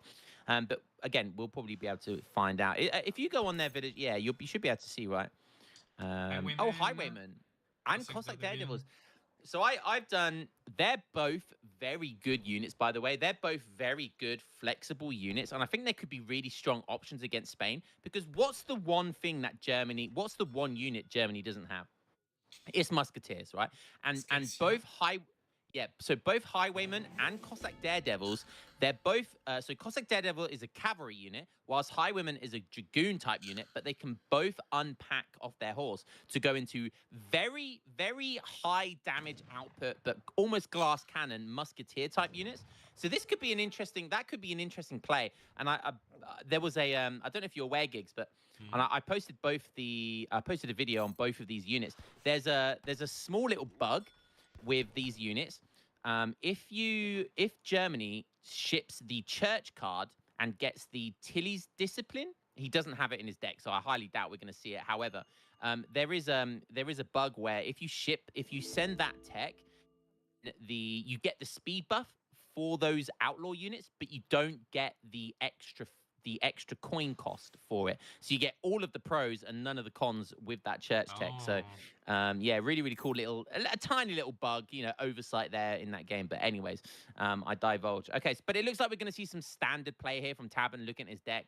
I highly doubt we're going to see any outlaws or anything too controversial like that. It looks like he just wants to try and play this out. It's 1-1 in this setting. He obviously doesn't want to push the boat out too much. He's not feeling too confident. He just wants to play standard and try and clutch this out. I think that's how Germany has to do this, right? They have to clutch it out, don't they? Yeah, that's true. At the same time, as you mentioned, it's always worth considering like what you could get, right? On Legacy, for example, you could not know what was inside the saloon before you would drop the saloon. Here, if I overrate and I see Black Riders, for example, then I'd consider going for a mercenary deck here. Maybe not a full mer deck, but if I could not train Warwagon and train Black Riders instead, then I'll take it as Germany for sure. Yeah, I mean, Harkebusers as well. That could be a nice switch for some raiding. And obviously, like you said, this map is really good for Germany because you get those gold mines. You get a starting gold mine. The second gold mine is not too far away. The third gold mine is still technically on your half of the map as well. So it's just gold mine after gold mine after gold mine. And so mercenaries is definitely a strong option, especially if you get the ability to get Black Riders 40% melee resist. That is a pretty damn good unit versus Rodolero. So yeah, it looks like Tabin's going to go for a bit of greed early on here. Yep, That's taking my quite early as kits. well to get that. But he's look at his macro as well, which is going to be the wood and food. So he's going to macro exactly what he needs to get that Hanseatic League ASAP. The question is, do you put your 4 torps? Do you put them on your starting coin mine, or do you put them on the second coin mine? That's the question. I'd go for the second one for sure. I feel like you want to, gather from the first one as much as you Yeah. can, and then get the tops working for you on the second one there. I'm pretty sure it's gonna do the same. Maybe we'll keep one. Yeah, why not? I guess you get them sooner, so they get it faster. But yeah, let's have a look on what Lucas is doing. Okay, he's going for the H2 build here. aka 700 wood first forward outpost, which are in muskets with the barracks, and yeah, ship 5 years next. Add a second military building here. And does he get the house in time? Yes, he does. Nice macro there. Nice, very smooth. And Taban has no clue about it. So it's gonna be a big surprise there, and it's starting Cav as well. Yeah, oh, he's going to see those super early musketeers. Now, surely he knows, and he knows the trajectory of where they were coming from as well. He's going to be very dedicated to take down that explorer. I'm not sure Oh no. that's I mean, it stops them being able to make dogs. Was that a worthwhile trade, losing 2 Oolons like that? Probably not. I mean, eventually this guy will get back up in like 1 minute. But yeah, losing your early Ulans like that, it's just never worth it in my opinion. Like, you can be so annoying and try to raid the fields that are still herding at that point. At the same time, I'm not sure what Luke is trying to get from the air. I guess he wants to deny Talon from training Royal Arquebusiers, which could be nice versus that Rack Stout. And yeah, let's have a look on Tabin's raid. Can he get anything done here? There are some explosives. Yeah, I mean, the Tabin's actually going to... okay, nice. Rodolero bat's going to save that villager there. Perfect timing. I mean, again, it denies them being able to pop from the outpost, but sieging down that native post is going to be absolutely fine for Tabin, because Tabin's got everything he wants out of that. The only thing he really loses is the Vaza big button ability, but that's very negligible. And this is just buying him lots of time to kind of either age up behind all of this or to start massing in age 2. So I think this is fine for Tabin at the moment. What's Tabin going to decide to do? Does Tabin try and go age 3 here, or is he going to try and clutch this out in age 2? Okay, nice. We're going to see some doppel Soldners. Okay, baby, let's go. Doppel Ulan with the 8 bow shipment. This is classic. This is classic Germany versus Spain. One thing to note about Spain age 2 play. Spain age 2 play has become really fashionable at the moment. I don't know if it's going to be one of those fads that dies out. But you've seen, obviously, Revnak do a lot of age 2 Spain. We've seen Julian do some age 2 Spain. Is this the beginning of a new meta for Spain? I think it's viable against some saves, Germany being one of them, because they don't have a musketeer type unit. But you have to be careful here. I mean, Dopulan should not work versus the composition. However, if they pop in the middle of the muskets, Minutemen and 8 bows from the back of it, this could go really wrong for Lucas there. And the bows are coming in behind this as well. The Rodoleros are nowhere near the Ulans as well. Oh, this is beautiful. The Dops are snaring everything. They're crushing everything. The Minutemen are doing so much damage. The bows are going to come in. And Lucas L has bitten off far more than he can chew. And that is going to be... That could not have been sweeter for Tabin. And that is going to be a fantastic cleanup there. Yeah. Doesn't lose a single villager either. Yeah, like, really clutch. What is Lucas doing? Oh, he's sending more roads to bleed here? I feel like there was a very optimistic dive bomb there. Yeah, he did kill the deal, okay. but yeah, he lost like 8 rods for it, which I don't think is worth it at all. Yeah, I mean, a very optimistic dive bomb there from Lucas, and he got hard countered by Tabin's plan here.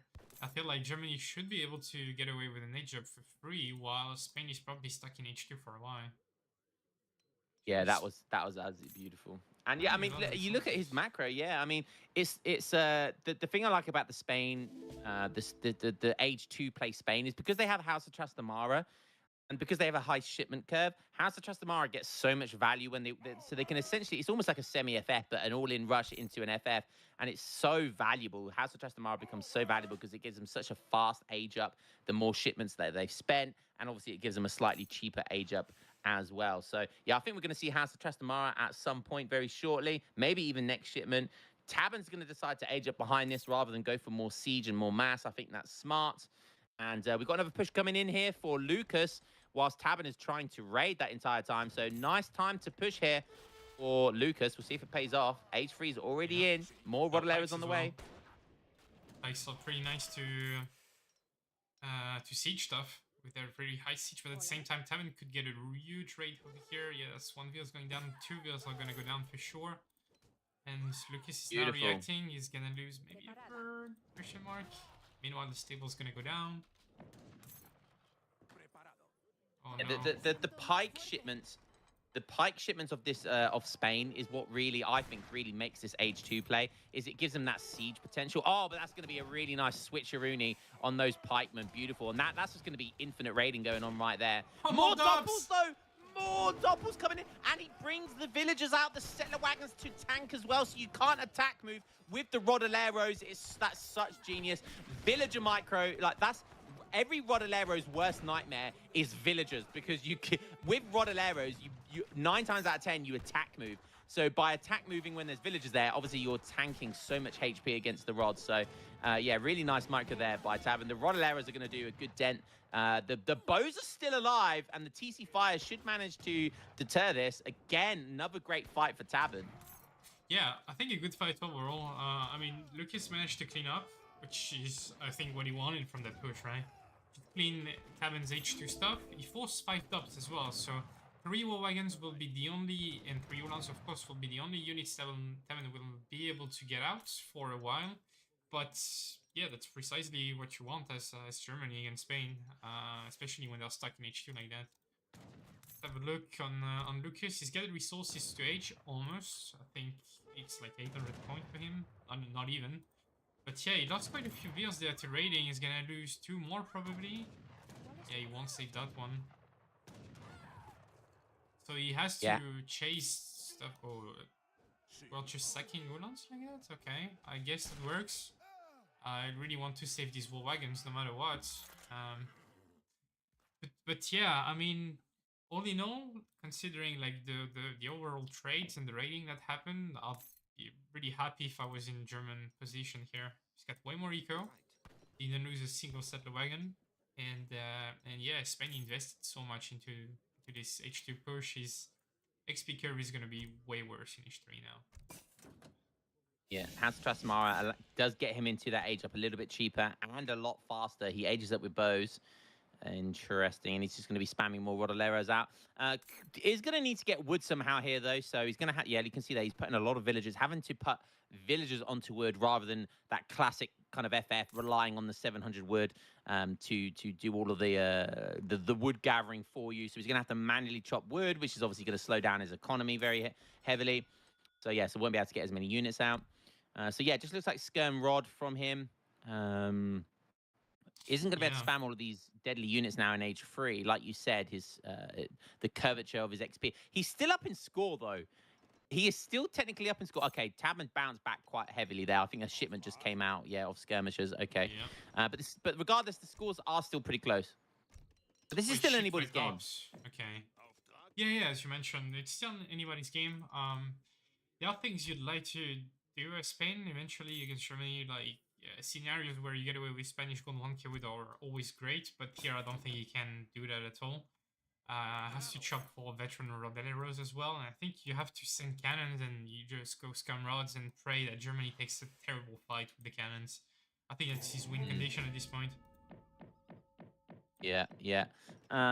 So he has sent DOPS, but I like sending DOPS if you get veterancy for them and you maybe make another batch of them. DOPS can be good in this matchup because they act as that meat shield versus Rodoleros. The only problem is if there's a lot of skirmishers behind this, then the DOPS just get absolutely destroyed. But 3k score lead almost for more like a 2k score lead here for Tabin. So Almost got another shipment as well, and I think wait for that next shipment. You know, we know everyone knows Germany has the best shipments in the game. They get their free Ulons with each shipment. So wait for that extra shipment, maybe skirms, maybe 9 Ulons, and wait for that timing, and then push out maybe. But he's going to have to be fighting against 2 Falcon Nets, I believe, are coming in here. There they are, just diving in. He's going to find a big skirm bash. And that's going to be at least one there. Okay, very nice. Gets out of there, though, in time. But the timing here for Germany, I think he's going to wait for... What do you think? What would you send here? 9 Ulons or skirmishers? 8 skirms? Skirmishers, probably. I think, like, he's got enough war wagons to, like, dive in. He's going to get another batch of 5, probably. And yeah, most likely Spain will be forced to engage in as soon as the box are targeted, and you want scum reinforcements there. Oh, Lucas is just not protecting the cannons at all. He's gonna lose 1 for 3. Settler wagons are being pulled in the mix as well, and they're gonna take so much here. Yeah, the Rodoleros are just all attacking the settler wagons. Both the cannons go down. This could not have been worse micro or worse timing here. He was not paying attention. Using the settler wagons like French CDBs, beautiful. Like that sort of micro just comes with experience, doesn't it? Just Tabern has done this so many times, and like I said, you clutch it out with Germany. You have to clutch it out, and that is exactly what I mean by clutching it out. He's playing clutch. He's bringing settler wagons in. He's using every single thing to his advantage that Germany possibly has here, and maybe this is going to be enough now to finally break through this forward base. Lucas did not scout the hunt in the back of his base, so look out where his vills are migrating here. Oh, dear. Yeah, he's getting no reinforcements because of that. And yeah, as you mentioned, like a very nice fight for Taberner. I don't think there's a coming back for Spain here. It's gonna get a nice 9-rod pop, but is it gonna be enough to clean that up? No, the pop is not on the right side either. Yeah, and that's gonna be GG. Well played. And talking about Tabern being experienced in this matchup, and just like those, that was like the second big settler wagon pool clutching it out. Lucas, we know, doesn't play a lot of ranked ladder, and he probably isn't that experienced on this map, because if you are experienced on this map, you're gonna know there's always 99.9% of the time there's gonna be a herd behind your town center. Anyone that plays this map a lot knows that's going to be the case. So probably didn't you can see he didn't explore it as well as he should have done. And honestly, that could have been a big that's probably a large part of the reason why there wasn't enough reinforcements on there. So that's unfortunate, but again, probably lacks experience that he should have scouted that part of his base. So yeah, I don't know how many times he's played this map though. Yeah. I mean, yeah, as you mentioned, it's very unfortunate because like the gap is so small that you probably think like, yeah, I mean, there's nothing here. But yeah, I mean, very well played by Taban overall. I understand like Lucas' game plan. I feel like standard Spain is still better. Like, you know, the FF Spanish build 1k with stuff versus Germany. I think it's pretty hard for Germany to deal with. But yeah, I mean, a very good counter build for Taban there. And very well handled overall. You got outgathered, makes sense because you got idle during the 2 main pushes in H2 and early H3. But yeah, he's catching up at the end because superior economy overall. Yeah, and those dot pops, those dot pops were just beautiful. Yeah, absolutely beautiful. Clutch double 5-top pop over here. Yeah. And he had a bit of luck on his side because those dot pops they could not have gone better. You know, the timing of everything. But yeah, so I think that was a mistake on Lucas's part, though. Diving under a barracks, you should know that DOPS is a real thing in this matchup. And right. Also, you killed the stable. The only threat is that Rax for sure. Perhaps could have siege the toll up on the gold mine, siege some houses, the market. Just take it slow. Make sure that Germany is aging before you actually commit super hard to that. Because if Germany was not aging, and you scout the 8-bow shipment, for example, you can just go back, chill, and come back 2 minutes later and do devastating damage, basically. That's going to be 2-1 to Taban. So Lucas took an early lead in this series, but Taban's just crawled that back. So 2-1. Every game's been pretty close, though. Every game, you can see these two guys are very closely matched, I think. And yeah, it definitely shows because each game has been really, really close. Yep, that's very true. And looks like we got saves for the next game. We will see Lucas on China and Taman on USA, obviously. I mean, I expected this matchup like from miles away on that map. But like USA stopped here, and Lucas is very comfortable with China overall. So yeah, what do you think of this matchup? It's going to be played on Vistula Basin, the map with 4 TPs and good nats overall.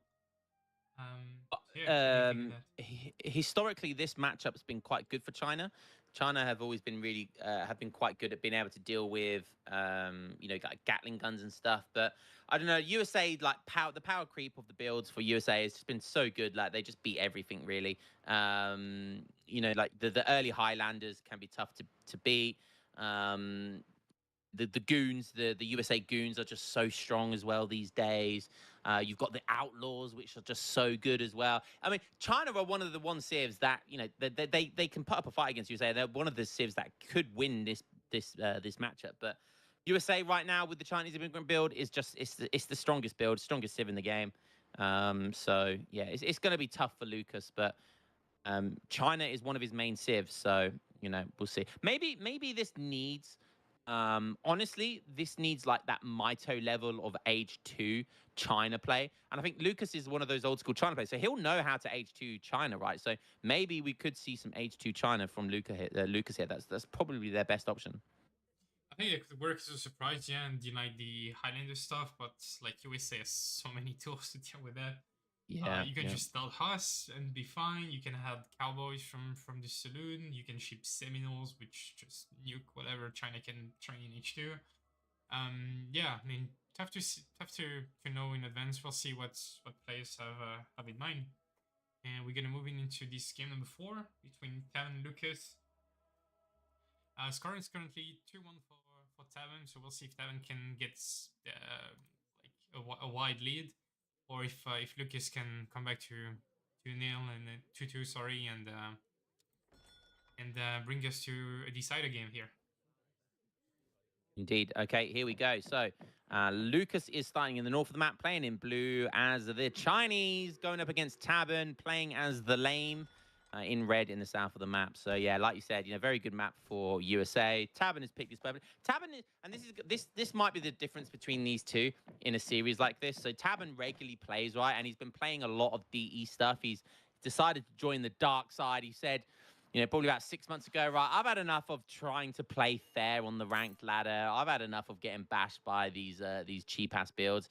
Taban knows the Otto FI. He knows the USA FI, Cowboy, Outlaw, all that sort of lame stuff, Chinese immigrant stuff. So Taban has been playing a lot on the ranked ladder. He's been playing a lot of the quote-unquote lame stuff as well. So this could be the kind of the difference between these two players. Taban just knows he just knows the meta builds, and that's probably going to be the difference between these two. But yeah, I mean, we'll see how Lucas decides to play this out. Honestly, I don't know how. I mean, Taban is confident. He's even got the bank in there. I would be surprised if we see the bank, because the meta with this Chinese immigrant build these days is to do it 10-10, to only go for capitalism, and then go straight into the saloon card, and then just completely skipping the bank altogether. So I would be surprised if we see the bank, but yeah. I think there's two main ways to play that, as you mentioned. First one being, Chinese immigrant 10-10, and then straight up advanced saloon, and then you ship the church, and then the 3 TPs and Highlanders, and they come out around like 6:30, and you get between 8 and 10 of them. And the second one is to, chop for a house. Here you had the 90 wood treasure, so you didn't have to chop that much. H12 deals and get Chinese immigrant, treacle, and the bank. And you can still go for the Highlanders if you want. That just come out like 1 minute later overall. But you get much more eco that way. Like a solid 5 deals. Yeah. Okay, let's have a look at Lucas's deck. So TX Port's coming in first, so obviously pretty standard. He's made you can see his deck's called EPL, so he's made a specific deck. Is there anything in there that screams out to me? Not really. It actually looks like quite a standard deck, but there is a lot of cards in H2. So Mongolian Scourge, so we could actually see maybe some early step riders to try and go for the siege. Maybe siege down some of these trade posts, deny some of the Yeah, Highlanders. It's a possibly. possibility, but it's relatively slow. I mean, I think one of the best builds with China is to go 7-step first into 700 coin, and then you age it with a porcelain tower. So and then once the 700 coin gets there, then you can age up, and then maybe go into something like, I well, think whatever you want really. I don't know if you saw the game between Wolfsword and Julian yesterday. We had the same matchup on that map, and I felt like Julian had like a counter ready for the 7-step. Basically, when you drop your saloon, you just queue a cowboy, and if Yeah. you see 7-step shipment, then you just like not necessarily finish your batch because you still need to ship Highlanders, but if you get 2 or 3 out, that's enough to push back the step rider. I feel like. So yeah, maybe the 7-step he slows down China more than USA, and best case Yeah, scenario you maybe. get 1 trading post down. So yeah, I don't know. We'll have to see, but yeah, think going up for Tabanis and capitalism as Wow. well. Okay. Yeah, Going for and the greed then. He's really going for the greed then. That's interesting. So I don't know, that does slow down the Highlander stuff. So it does. that might give Lucas an opportunity to do something in H2. Maybe, just maybe. Maybe he won't play H2. Taban, that is. Maybe he won't go for the Highlanders. It's just that the sheer threat of being able to ship them could be enough for like your opponent to Yeah, maybe. overreact as well. That's a very good point. That's a very good point. He's just Chinese immigrants is just so good, man. It's actually insane. Um, Yeah, it's so good. It's yeah, getting so so many shipments back to back. yeah, so we are seeing from Lucas I think did he age it with the porcelain tower there? Gonna double check that he did age it with the porcelain tower. No, okay, wow, okay, so he aged it with the Summer Palace. I mean, that's okay as well, but I do like the porcelain tower just because it's slightly better eco. But he's going for the 7-step into 700 coins, so yeah, we are going to see that build. But doing it with the Summer Palace is quite. I don't think you. That's yeah, I don't know. I mean, I guess it's okay because you get the food right, and then the porcelain tower will be worth more if he goes into age 3. But yeah, regardless, that's interesting, a little bit unique, and yeah, Yep. we'll see what those step riders can do. Though that's going to be the question. What can they do? And don't forget, Chinese immigrants. Not only is it so good, it actually buffs HP of trade posts. Yeah. So these step riders are going to have. It's not like just sieging down a normal trade post for 2,500. They have 3,500 HP. That's a lot of HP. Yeah, that's true. It's gonna take a while to siege them down. Except we have good siege. That's true. Yeah. 7 Yeah. times 25 per swing is pretty good. But oh, that's very valuable information there from that disciple just before dying. He scouted this 700 wood. So yeah, you could draw several conclusions from there, like perhaps stagecoach play. Here we get Vassatops, which is So kind of greedy. hard to read, but yeah, military buildings being added, and yeah, now Lucas is gonna get more information. Let's have a look on his point of view here. He's gonna see the stable, he's gonna see the bank, he's gonna see the tops. So yeah, he knows exactly what's going on so far. Yeah, And so I greedy love by it. Tabin. Yeah, I like that he's going porcelain tower. I think that's the reply. I don't think you're scared of Highlanders here, and you can go eco yourself. And I mean, he could even go. He could even go to industrial himself, right? Could Lucas go to industrial himself here? You know, that I think that would be an opportunity, a play here as well. He's. I mean, he's got the infinite to with that macro, flying yeah. crew. He's didn't ship wood. He's saving the shipment. This looks like 1k coin first, and he's got some sheep on the villages as well. And I like that he's I mean, doing, you know, like killing the TPs meanwhile. I think like yeah. this is a pretty good counter from Lucas overall. Yeah, I mean, we could see. So what I would also think would be good here is he could go. What I like about this build is you can go straight into baying army, and then 1k coin, and because Oh. you've got the porcelain tower, you know, you know, the moment the 1k wood gets here, sorry, the 1k coin gets there, then you can just age up behind it, and then you've got baying army, and if you've got all 7-step riders still alive into age 3 when Bayang Army gets here, you've got a huge mass of veteran, very kind of fast-moving units, and that's going to distract USA even more. Like he's about to take down the second trade post. He could very easily get Bayang Army here and cause a right nuisance. Yeah, as you mentioned, it's also like a great way to deny like forward blockhouses and stuff like that. I think here, as you were saying, if you can drop 2 blockhouse here with all these hunts, you'd be very happy about it. But yeah, Minuteman will be called quite late. I guess he greeted 1 extra training post here. Let's see. Oh no, he's playing H3. Okay, he's just chopping a lot. I'm gonna send 8 skirms. 10 arquebuses, sorry. Brain rot semi-FF stuff from me. Just getting used to shipping 8 skirms. But yeah, I feel like maybe he had the opportunity to go for the fast industrial, as you mentioned, or Bayang Army could have been nice as well.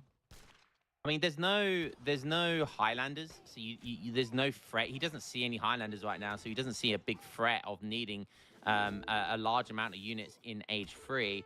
I do feel like he's missed a beat here, but you know, age 3 isn't bad. It's not bad playing it out in age 3, but yeah, hopefully he does. I mean, if you keep all of your step riders or a large part of portion of them alive from the age 2 shipment, it is well worth sending Bayang Army, and he is doing that now. So I identified that, so that's really good. Yeah, for sure. Meanwhile, let's have a look on USA economy. He's got the country called from the church. He's got capitalism. He's got the bank. He's got torps. He's got blockhouse, and now another 20% good gathering, right? He's got 20 villas, but like he's got probably like 15 more villas just in. Yeah, 100%, 100%. Oh, and he sees that blockhouse going down. Is he gonna dive into it? Bayang Army's not quite here yet. Doesn't have the veteran stepdaddies. Is that gonna be a problem? He's gonna. Okay, yeah, I definitely agree. Just force your way through it. Back up. Wait for Bayang Army in. Very nice. In, out, shake it all about. Do some damage. Yeah. And taking down one of the blockhouses. I think that's a pretty good result. Snipe as many guns as you can and probably go back in now that you have so much mass. Yeah. Boom, and look at that switch. Oh, beautiful. Look at Bayang Army, baby. And keeping all of those, almost all of those step riders alive just makes Bayang Army so good. It really does. And this is why I think Highlanders would have been way better. They could have threatened the trade post. They could have threatened the step riders. So good. Oh, but yeah, look at that goon mass all of a sudden. Yeah, so many goons and not many skirms. I don't know how you get away from here without losing everything. Oh, and huge field migration as well. And like now, Tabin is gonna be the one pushing in and repelling volleys being sent, but if there are no skirms to support them, it's gonna be very tough for China there.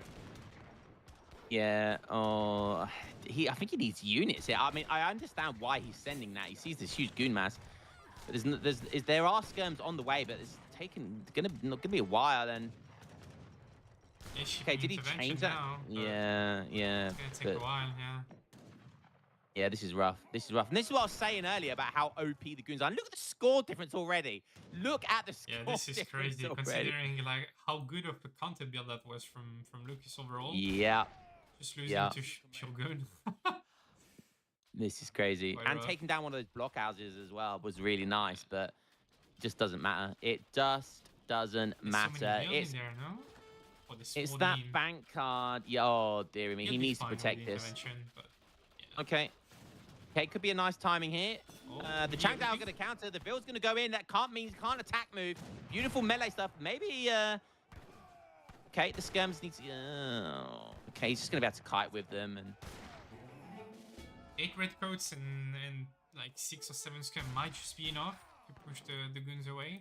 And he's catching those skirm reinforcements as well, which is very nice for him. And now repelling volley, yeah.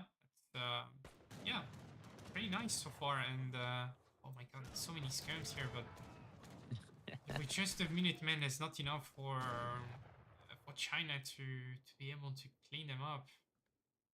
Repelling volley is nice, of course, in the long term, but yeah, 28 vills. And what about Tabin? 26 plus all these 3 eco.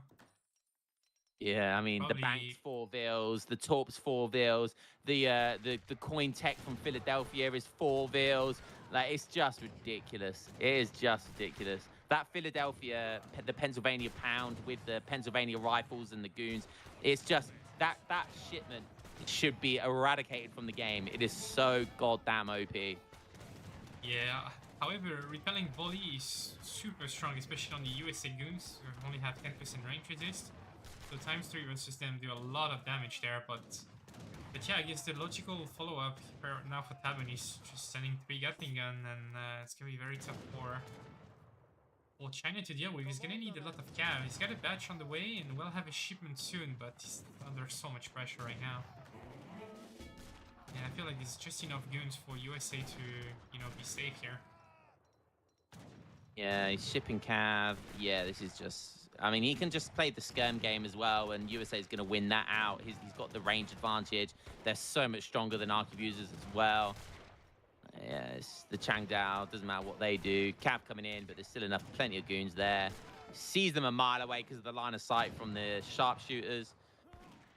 Yeah, this is... Yeah, and Lucas feels like he very has rough. to go in, but it's just not enough. Yeah. Yeah.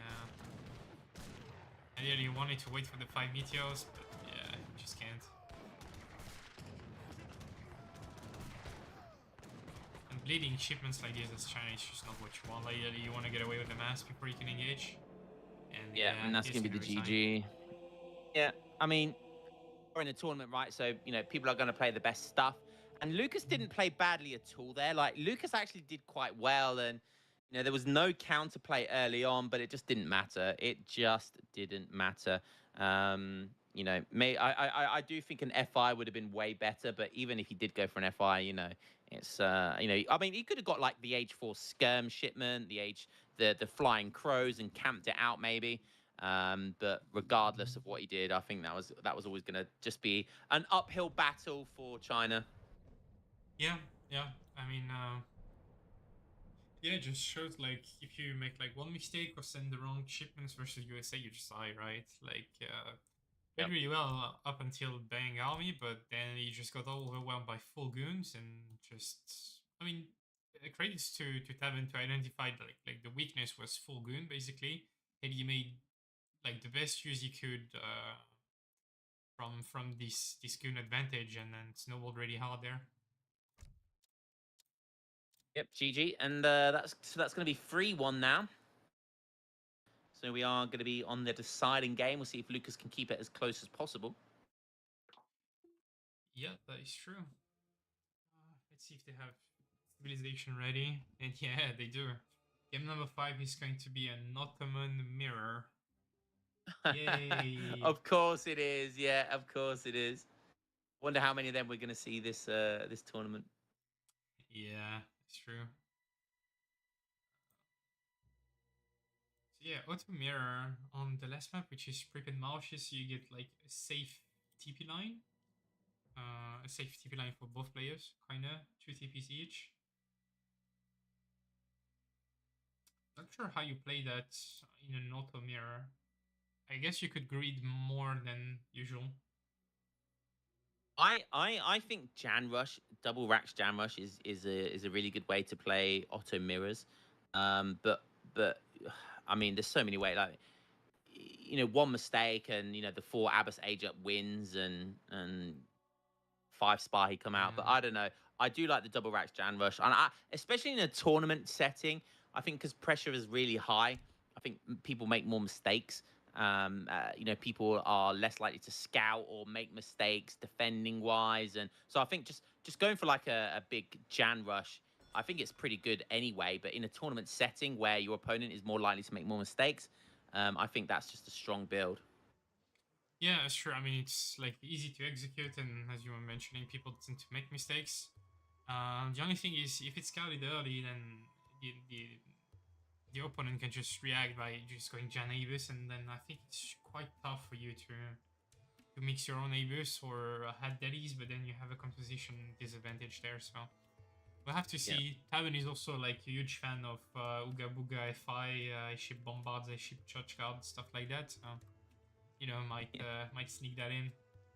Yeah, Tavern's been doing a lot of that as well. Like I said, you know, the USA, the Yotta FI stuff, you know, he's been doing this lame stuff on the ladder for a while now, so Yeah, he knows how to do this. So we'll see if we see that from Tabin here. So Lucas is going to have his work cut out for him. We'll see if that old school Otto kind of play is going to pay off for him, or if Tabin's kind of new style meta lane is going to pay off for him. Yeah, fair point as you said, Lion. And yeah, we're back for the last game of this play of 5. Auto Mirror as a decider. Kind of huge stakes here, because yeah, obviously if Tabin wins that 1-4-1, that's a lot of points for his team. But if Lucas brings it back and loses 3-2, then it's not that big of a gap anymore. Yeah, I'm trying to put myself in like both of their team's shoes, and because obviously I'm in the team Kaiser Klein's team at the moment, and we've obviously got our own discussions of what's going on. And I could think that Tabin expected to maybe lose one game, and that was kind of best case scenario. Best case scenario is obviously 5-0, but realistically, best case scenario was going to be 4-1 here. So I think Tabin's going to be really happy if he takes this and gets a 4-1. I think he'll be a little bit upset if he loses 2 to Lucas. But I think Lucas's best case scenario was a 3-2 either way. He's clutched out one game with the Lakota, which I think was honestly mainly more of a Tabin mistake than it was a Lucas outplaying. So yeah, so I think Lucas would, if Lucas wins this game and gets a 3-2, I think Lucas would be happy. Lucas's team would be happy with that. So yeah, so this is that's what I think anyway. But yeah, we'll see how this one plays out, and we'll see who's going to be happy and who's not. What are the natives on this map? Do we have is that another Corp Hanseatic League? It is. Okay, now that synergizes well with Otto. So either for age 2 play or for age 3 play. So we could see Hanseatic Leagues again here for either side of these. I think that would be a strong play. Yep, yeah, that's true. That's always good. You can get away with them. But yeah, for Taverns, we saw they called Cap Archer Abus. No church cards, no H4 stuff. Not many, that is. But still can do a lot of things with those. Still John Rush for that, for example. Play long H2 as well. Wouldn't be too bad. What about Lucas? Let's have a look. He's got an EPL deck church card. Things like that. So yeah, we'll have to see. Maybe it's cooking. I'd like to see the Moss construction build here. Not gonna lie, from Lucas L. He's got the spy cards in H4 as well. So maybe Lucas L's ready for this this DE nonsense. We'll have to wait and see. Yeah, hopefully, capitalism, by the way. Yeah, probably everything here. Trivial capitalism, naturalist is 2 years 2 cows, if I'm not mistaken. I'm not sure about the capitalism build. Like, I know there's a couple of people that seem to like it. We had the kind of the meta when it developed with Spain about the free build capitalism, and then people have started kind of trying to do it a little bit with Otto, because they've got that similar kind of FF style as Spain. But I don't think it works as well for Otto. I really don't. But I agree. I think you're better off just saving the shipment and maybe going for 5 bills if you want extra eco. But yeah, we'll see if it pays off for him. Ooh, clutch save there, 1 HP. Yeah, that was clutch. Jesus Christ. Yeah. I totally agree with you with the capitalism stuff. I think, like, as Otto, if you want to do it, then you need to go for 2 training posts. Because for Spain, like, the XP curve is so good that, like, you can get away with an extra shipment in each one. Doesn't really matter too much. Yep. But for Otto, it's a bit different. Let's see what Tavern has in mind. 150 wood dropped. Some forward wheels, no market. He's going for Vassatops again. Yeah. Okay, interesting. Early Vassatops though, so maybe a stable start from him. Yeah, I wouldn't be surprised. Yeah, that he starts is like the fitting style. He usually does.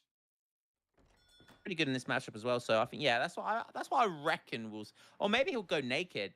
Maybe he'll because he's going for a second trade post, so he'll be going for stagecoach as well. So he's going to need all of that wood and 5 bills. Wow, that's so greedy.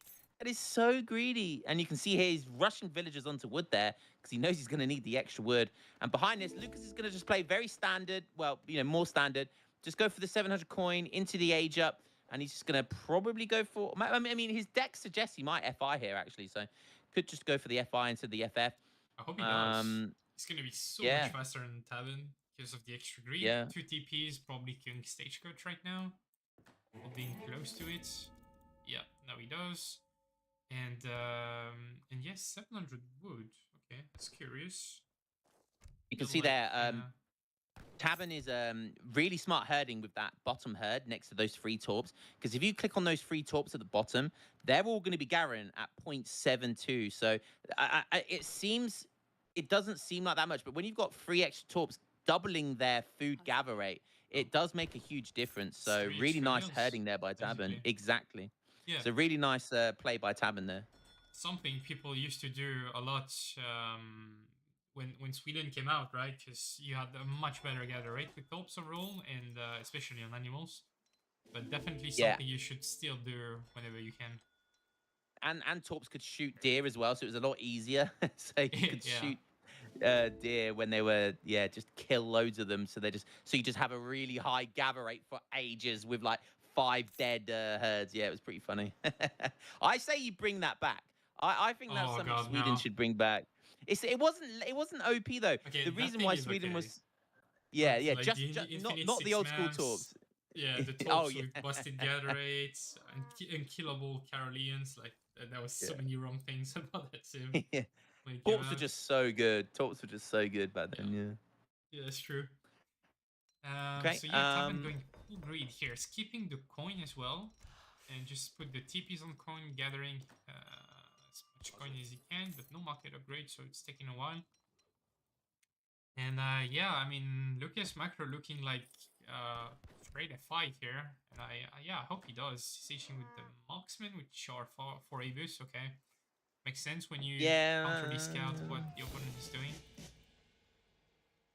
You don't see any early aged aggression, and I think Delhi is better, but that's still fine, I guess. What's he going to send first? Okay, so he's going for the Spahi Abbas build. Okay, yeah. So, I think Julian did this yesterday, didn't he? I think Julian did this against Warsword yesterday, Yeah, or whenever I mean, they played.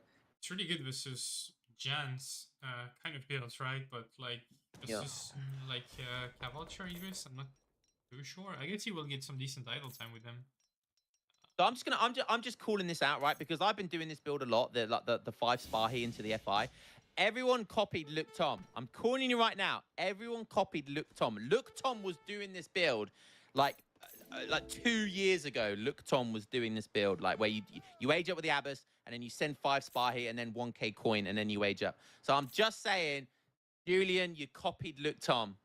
Everyone copied Luke Tom when it comes to Otto. Just saying. Ooh, the spy are gonna get spotted by the Mobir. I can't pronounce that name, so I'll just call it Auto Spy.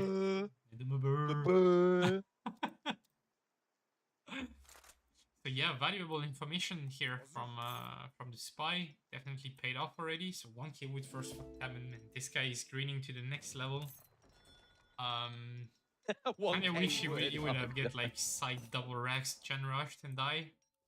For that full greed. But yeah. And now sending Cavalcher because he's probably spotted the Spahi. I don't like that, like, Lucas is very inactive with them. Oh yeah, this hero is gonna get sniped. Oh, there you go, quick stab in the stomach, London style, and then we dip. Yeah, and he gets promoted. Yeah, that sounds like London. Yeah, exactly. And looks like Lucas skipped coin here, so yeah, taking a little bit longer to age, but he should get that age up in. And is he gonna go for the church thing? I feel like it's gonna take a while to set it up, and I think If you feel do, like Evan will punish it. yeah, if you do go for that, then I think you need to age up with 1k coin, and then you mine for 500, and then you just basically get, so you age up, you get mercantilism, and then that gives you like 2 free shipments, and that's how you do it. So he might do that. We'll have to wait and see. And yeah, 2 really different builds here. I really like this. So, you know, the very greedy into kind of the Skirm Goon, the Otto Skirm Goon, very, very strong build. Into Lucas's, the very a typical lame kind of apex of DE meta laming going for the FI, likely into. I mean, he's putting everyone on food, so we might. What's he aging up with, by the way? That'll be a big giveaway. Yeah, more Okay, he's Spahi. going for the Grand Vizier. So what we're going to see is we're going to see the Grand Vizier age up.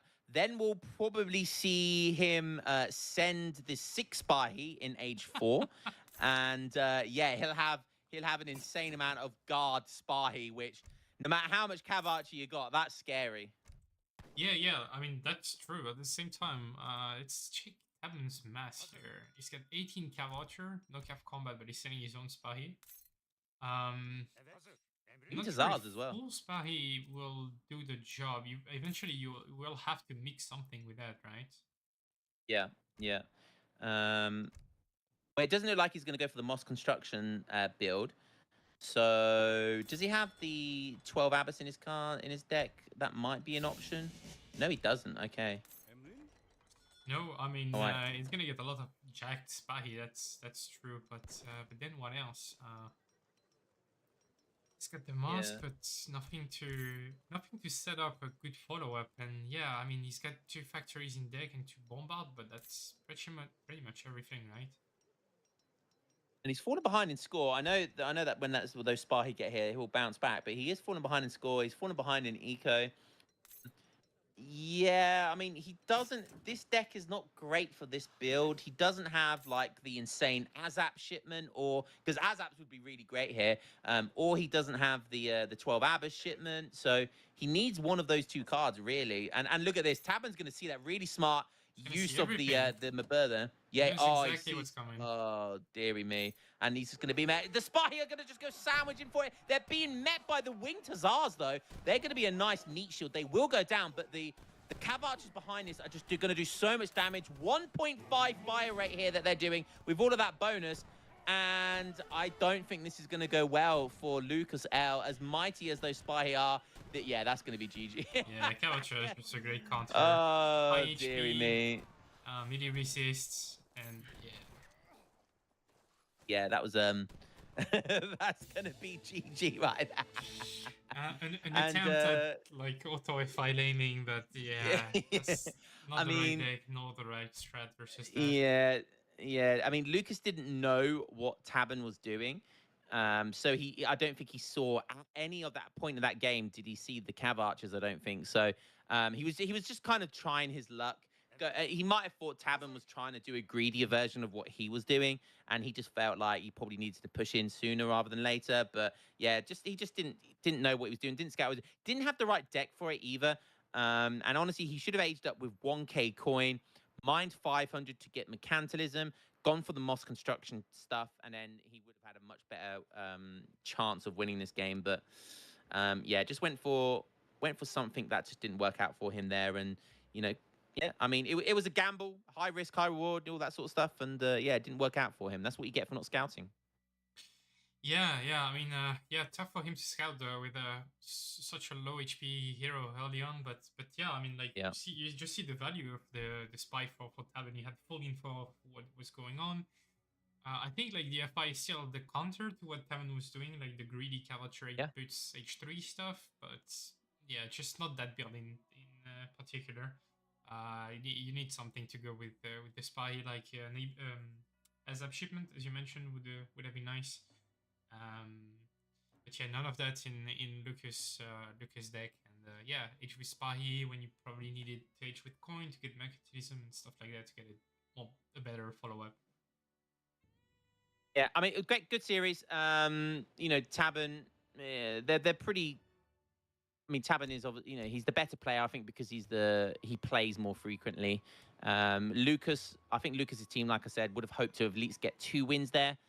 They're not going to be overly unhappy with 1 win, but you know, Tabban is, you know, one of the strongest players in this entire tournament. So he knows the USA, he knows the Otto, you know, so he is a very valuable player in this tournament. Whilst Lucas, he doesn't know the USA, you know, he doesn't know all of the lame stuff like the D meta. I mean, he does have very strong, you know, I mean, you can't call anyone a lamer. You're playing Lakota and Aztec and Spain, so he knows good civs, but yeah, Tabin is a very, very good player. So 4-1, Tabin's going to be happy with that. Yeah, for sure. I don't know if that was like the expected result. I think like 3-2 could be like also another alternative. But yeah, just a few details and probably a few more meta stuff from Tabin overall, which kind of pay off like dividends. You can see that it's also like Julian versus Warsford yesterday. I feel like Julian went full meta stuff on him and like it basically just like got so far ahead with just straight up build orders, and that it's so hard to come back or outplay that because he has zero room to maneuver around. Yeah. So yeah, the biggest issue. Yeah, it was a good series. I think Lucas had a really good opportunity to get 2 games this series with the Spain matchup, but he kind of fumbled the bag with Spain, and you know those dot pops was insane, and yeah, and I think that was Lucas's best opportunity to get 2 wins this series, and he's probably going to be kicking himself for not just doing some standard FF play there. Yeah, the Spain one was definitely a blunder. The Chinese USA one looked good for a second, and then just USA things, yeah. Just hard overall. So Indeed. So yeah, that's gonna be it for that series between Tabin and Lucas, and we will be moving on to Aizamk versus Mitoe next in a couple of minutes. I'm gonna unfortunately have to be ducking out of that because I don't have time to continue, unfortunately, with that series. So if there's anyone else, do we have anyone else casting with you? Not so sure. I'll be there if anything, and then we'll go with the flow. I'll need 5 minutes to set things up, and yeah, gonna put the overlay back on, and we'll be right back in 5 minutes. Thanks a lot, Lionheart, for casting. It was a pleasure. No worries, mate. It was a pleasure. Thanks, Gigs, and yeah, cheers, chat, and I'll catch you in the next series. I'll be in the chat. No worries. See you, boys. We'll be right back. Yeah. Trades here, and he's taking really good trades. The Kanye are now pushing in, and is this the time? Ungers needs to get on the attack dance. I mean, he has 70 vills. He's so far at an eco. Put some vills on the attack dance, and this will be even better. He's not switching. He's on XP. The cab is going down. It's getting melted by the buildings here. The longbows are still standing and doing damage. Does he have enough steam? No, I think there's not enough running out. Yeah.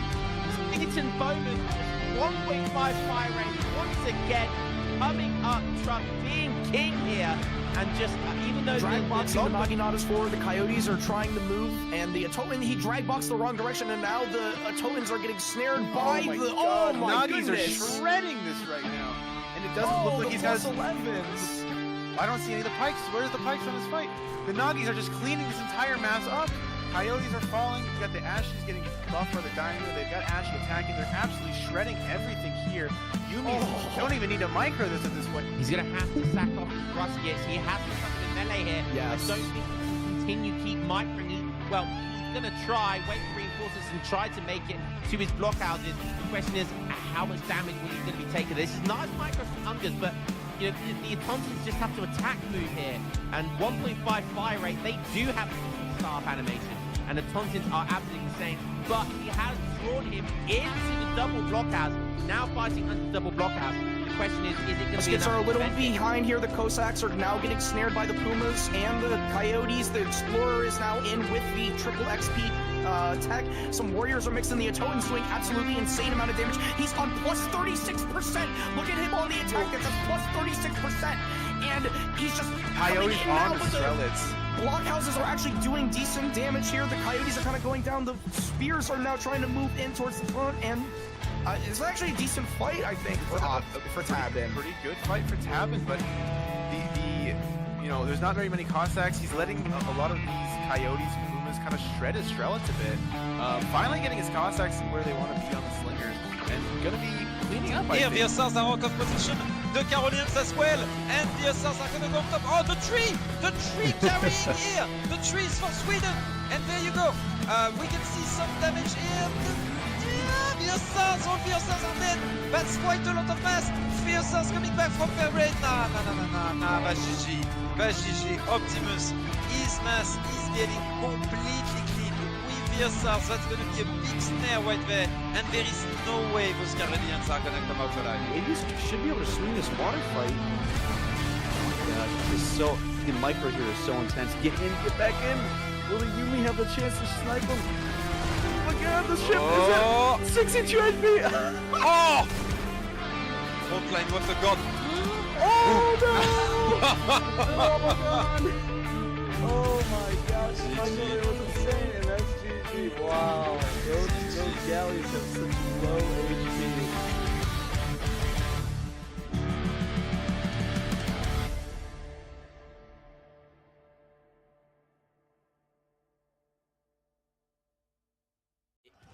He's gonna need to take trades here, and he's taking really good trades. The Kanye are now pushing in, and is this the time? Ungers needs to get on the attack dance. I mean, he has 70 fills. He's so far at an eco. Put some fills on the attack dance, and this will be even better. He's not switching. He's on XP. The cab is going down. It's getting melted by the buildings here. The longbows are still standing and doing damage. Does he have enough steam though? There's not enough running stuff, out. though. Yeah. Eaton Bowman, 1.5 fire rate once again, coming up, Truck being king here, and just even though Drag boxing the longbow- Naginatas forward, the Coyotes are trying to move, and the Atoman, he drag boxed the wrong direction, and now the Atomans are getting snared by my the. god, Oh my Nagis goodness! are shredding this right now. And it doesn't look like he's got his 11s. I don't see any of the pikes. Where's the pikes on this fight?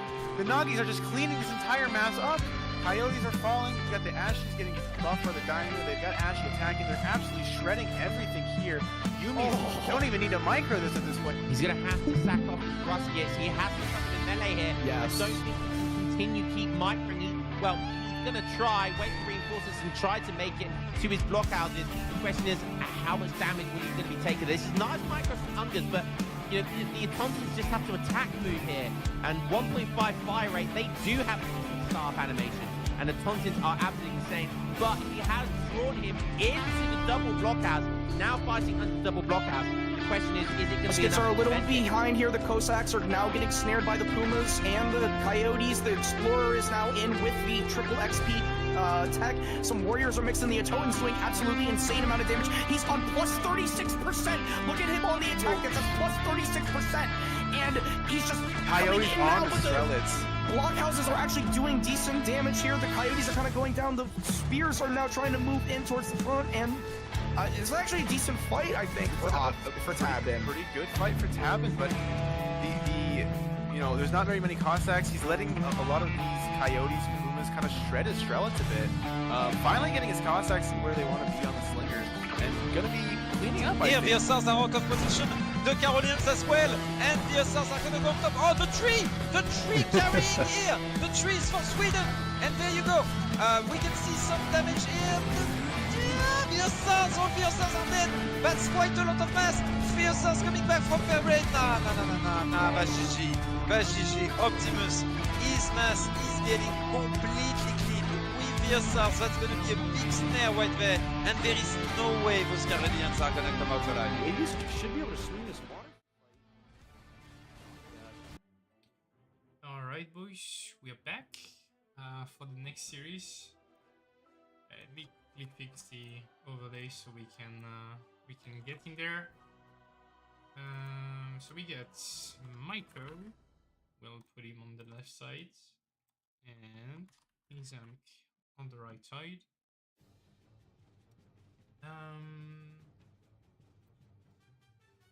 One games. Nobody so far.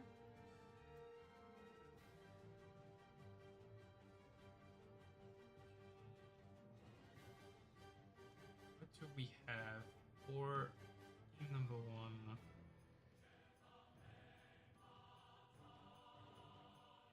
We get Mitoe on Germany.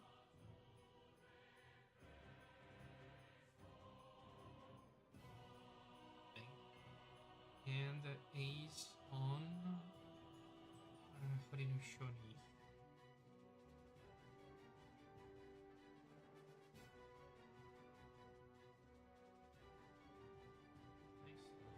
Everything else. Sorry guys, I'm not completely used to the scenes and how they work. So yeah, I'll try my best. Things, fix things.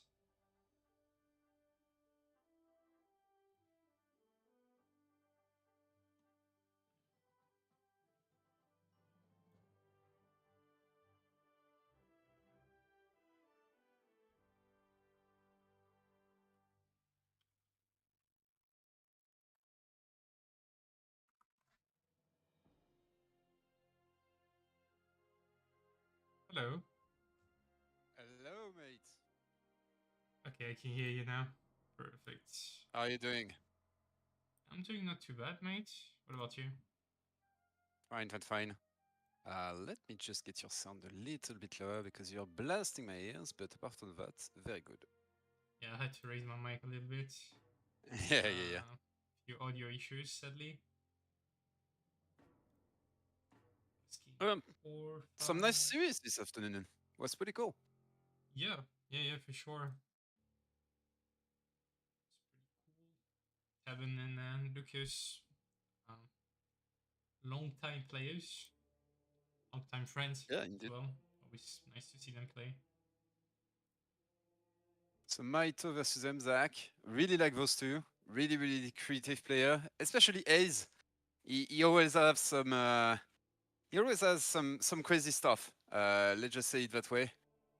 Some really, really fun stuff up his sleeve, that guy. Mitoe, we can expect some Chinese at some point for sure. He's likely gonna win that game, but what is he gonna play on the other maps? That's the big question. Yeah, Aizamk, for sure. he's a good Chinese player as well, so we might have a big Chinese mirror maybe. Let's hope a little bit. But yeah. How is chat going? I hope you are all doing fine. Is it beer time? Is everyone near the fridge trying to grab something to drink? But I wish. I wish. I wish. uh, are you gonna be able to also broadcast on Discord or not? Of course, of Damn, course. So it's taking the damn, my time, like man. first time Yeah, touching don't worry, stuff mate. with the production. So I'm a bit slow, especially to like scroll through the flags and stuff. Thank you, Temben. Okay. Yeah, I was just playing some drums and I see that, oh, my man Giggs is alone. Let me jump in. Yeah. So yeah. It's a bit tough to find a co-caster there for that series specifically. It is what it is sometimes, but yeah, I think we're ready. Ready if you are. I am. All right, let's go into game number one, Darren. Between Mitoe and Aizamk in display of 5, Mitoe will be playing as Germany, and Ace will be on Haudenosaunee on the map Arabia. So Arabia, if I'm correct, there is this circular trade line. Sometimes you have water, sometimes you don't. So it would be interesting to see. I believe this time there is no water on the outside. Very likely, looking at the border, yeah, no water this time. So that's something that you have to be cautious about. And no natives, if I'm correct, on Arabia. So yeah, quite usual to see civs that are dependent on a trading post because you have a safe trading post in your base. So Haudenosaunee and German in particular, I'm not surprised. Haudenosaunee, I have to say, I wasn't anticipating that. So usually we see Haudenosaunee on pond maps because they have that opening with the fishing boat that is super good, and on pond it's very rare that you get punished for that. But this time it's gonna be like a full land Haudenosaunee, so I cannot wait to see. Oh, we have a little spicy card. Town Destroyer, my boy. Damn, I cannot wait. I cannot wait. We might see something spicy. It can actually be super good if you go for a fast edge up and you start, for example, burning down the TP of the German, and the German can never get the TP up. That can be a strategy, actually, especially versus German. So we'll see. Will he go for that, or will he just send the 4 Kenyas, which is the more usual strategy right there? We'll have to see what is on the side of the German deck. Is there anything special while we have a little of a treasure contention? That's very bad for Germany. So no active deck yet, but we can see here Germany might lose the Explorer, which is extremely bad for Germany because they need the Explorer, or at least an Explorer that is healthy in order to build the actual TP. We can see he's trying to bug the snare, but he can't. And here we see 2 settler wagons. Okay, very basic deck, not a lot of mercs, so likely standard Germany. Yeah, While nothing the crazy Explorer there. is yeah, well, the Explorer is still under pressure though. Curious about the community plots that start from Ace. That's not something you see very often. Indeed. I guess the idea, I mean, I would read it like that, is he probably wants to fast stage and then dance a bit so he guarantees a shipment or something like that, but then he's queuing another mill, Maybe. so maybe not. That's what I'm thinking. If he goes for a fast stage, greeding for an extra veil is not as big of an issue. Let's put it that way, because you are going to fast stage and edge up way faster than your opponent anyway. But we might see indeed a dance in order to have Dawn Destroyer and then the Kenya, for example. That could be an opening. Is it a fast stage? Oh, it's a fast stage, right? No, Oh no, it's Wise actually a Woman. slow age. Yeah, which It's is pas travaux. spawn a new Travois. I really like this. So like it's super creative. Don't get me wrong, it's really not something that you are used to see. But instead, for example, of cutting wood right there and then using villagers to go in the middle of the map and put down a Rax, what he's gonna do, it's not a Rax, it's War Hut. Instead of doing that, he's just gonna spawn a Travois right there, and as soon as he edges up, oh, even then, just now, he can already put down, as we can see, a Warrot. So I think this is actually ultra smart. The Wise Woman is going to give him some resources on edge up. It's going to be first for a trading post. Is he going to get a second trading post, maybe? And That's what I'm thinking, yeah. yeah, maybe that's yeah. It seems like it. Maybe that's an ATP strategy, pretty much. So very interesting right there. That's really something, guys. When I said those 2 players are creative, there you go. Yeah. So this is amazing. What is Mitoe doing on the other side? Because we are very focused on one side right now. Mitoe going for his TP, edging him with the quartermaster. I assume. So everything is going to be standard. We have to check what is going to be now. The first card is obviously going to be the settler wagons, but what is going to be the second card? That's going to be the most important point there. So actually going for wood. That's extremely surprising. That is indeed. Is he going for some kind? I don't know. Stable starts, but wood first. Okay, so I guess he wants to have the second mage rebuilding as soon as possible, which is nice versus Hero overall. But yeah, stable Maybe. starts. Meanwhile, Haudenosaunee. Yeah, the double Warrot. I love this. I love this. So with crates, I guess.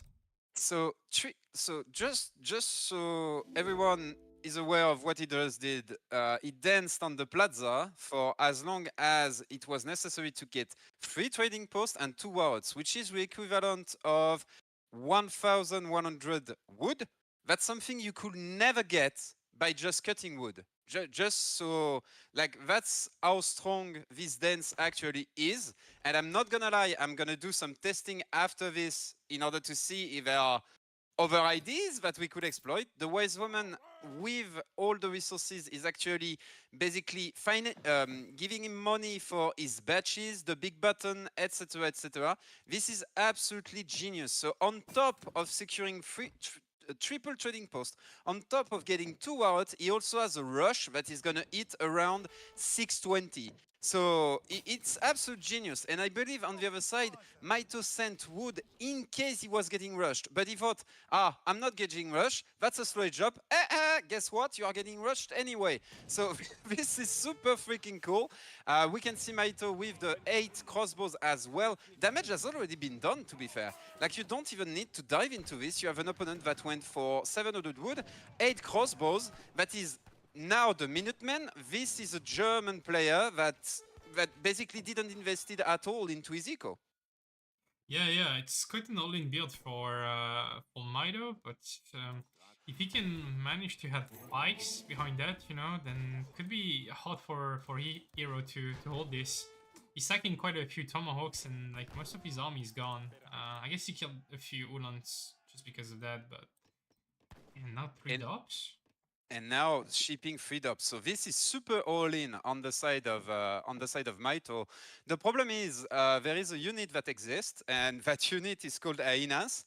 And yeah, they have been shipped. He's likely gonna trade some. Look at his macro. He's clearly gonna train some hyenas.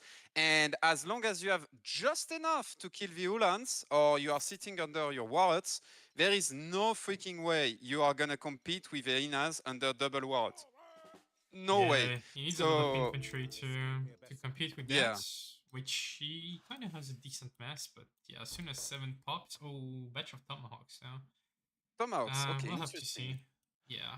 Mitoe loves these German H2 pushes versus Haudenosaunee, which honestly is kind of hard to hold, especially with nerfed hyenas, but yeah, it's gonna be tough. You will need to pop the tomahawks behind the crossbow and, you know, make it very awkward for Mitoe, but there's the pop. One of the Wahat are gonna go down, but the Ulans are gonna melt at the same time. I don't know, close fight. Yes, and tomahawks in melee. Remember, guys, tomahawks have added damage compared to normal musketeer in melee, so they are doing really, really well against the crossbows. Here we can see the last Doppelswordner is going to go down. The hyenas are, the Kenya West are back to the rescue, and the second warlord is going to stay up. So batching is going to continue, and we can see that most of the mass from Mitoe has been cleaned as expected, pretty much. So this is super interesting, and now the War Chief buff is back online.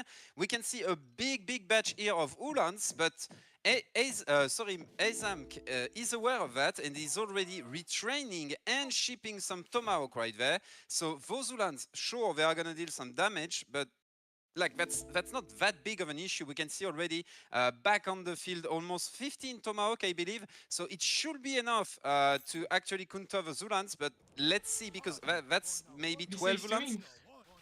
I think he doesn't want to lose his mass, so he's gonna retreat, which I understand. I mean, he's got 13 Tomahawks and there's no infantry left. Okay. Yeah, but 13 Ulan and 2 doubles. So I understand why he goes back right there. Would have been risky to basically go under that warlord right there. We can see that Germany is gonna start sieging down the entire TP-LAN and stuff, but I mean, Haudenosaunee is in a great spot.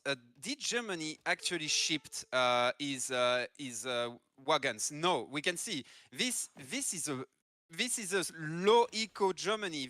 The wagons are just gonna come now. So he's really behind right now with 24 eco. He still has his upgrades, of course, because he shipped some wood. So thankfully he got his upgrades, but he's behind on shipments compared to where he should be. He's behind on Deco as well, and on the other side, Aizamk is ahead in terms of shipment, and eco-wise, he's for sure not behind. So in a pretty good spot, I would say. The only thing going for Mitoe, of course, is this huge mass of Ulans. Yeah, and yeah, I mean, this mass advantage is gonna fade away eventually. But initially should be able to catch up. Now he's sending 600 wood to sustain his Wahat and stable production. He's trying to save his training post. I think he's got the mass to save it, but he's just not very committing. Oh, he missed his batch of Tomahawk, sadly. He will get a batch of 5 Kanye though. Indeed. 5 Kenya, but the thing is, yeah, that mass of Ulan is really terrifying, and I understand why he doesn't want to. Because here is the thing. Age of Empires 3 really snowballs based on XP, especially for Germany. So he doesn't want to take the fight in order to not feed XP to the German player, which is completely understandable. He's still feeding some XP because the TPs are going down, but not as much as if all his mass was actually going down. So I understand the thinking from Ace. He's going to try to take one big fight and actually smash all that mass of Ulan. The big thing now is not allow Mitoe to actually edge up, because if that mass of Ulan can be upgraded to veterancy, that's going to be a big issue. And we can see Cav HP is already on the way in order to buff those Ulans. Oh, wait, has been cancelled in order for coins. So Mitoe looking either for an edge up or a big, another big batch of Ulan. And here we can see the Ulans, they are going to dive into the eco. The pressure on the other side from the other Shoni is going to be slower because infantry slower than cavalry. Some units to the rescue.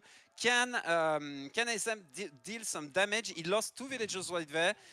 Now, the infantry is already there. I don't think he's going to be able to actually deal critical damage right there. He's trying to slow down the Ulan mass though, and without the Ulans, there is very little in order to defend at home, and especially the infantry is left exposed right there. Yeah.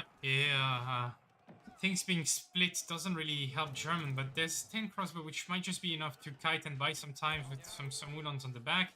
He will get reinforcements, and his Ulans should be able to link up with his main army anytime soon. And now it's going to be Aizamk on the back foot. He's got the Kanye, but the Tomahawks are struggling to follow. And all in all, a pretty messy situation there, but I feel like Germany should be fine.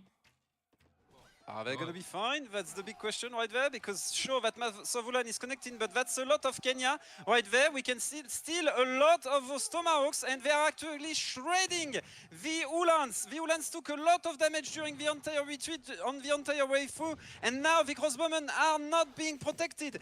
This is a fantastic game from Aizamk, I have to say, with a very, very unorthodox build order. The pop of Ulan, though, actually killing some of the Kenya, relieving the pressure from the crossbowmen, plus a big batch of Doppel on the north side. I believe Aizamk has to go back. I don't think he's going to be able to finish or to inflict more damage onto Mitoe there, but at least he made sure Mitoe cannot go up right there. He's going to need another shipment before he can potentially edge up, and the Ulan mass has been completely shrunk down to 0, which is excellent right there for Aizamk, because if that Ulan mass can upgrade to veterancy, it's a no-no. You know, like you don't win the game from there. So really nice play there by Aizamk. Even if he's still a little bit behind, we will have to see how he's gonna try to recover basically from the few fights from this early game, which is still very tricky for him. Yeah, that's true. At the same time, Hero is also stuck in H2 for the time being, and he doesn't have any of the other infantry upgrades, which is the main advantage you get as Haudenosaunee.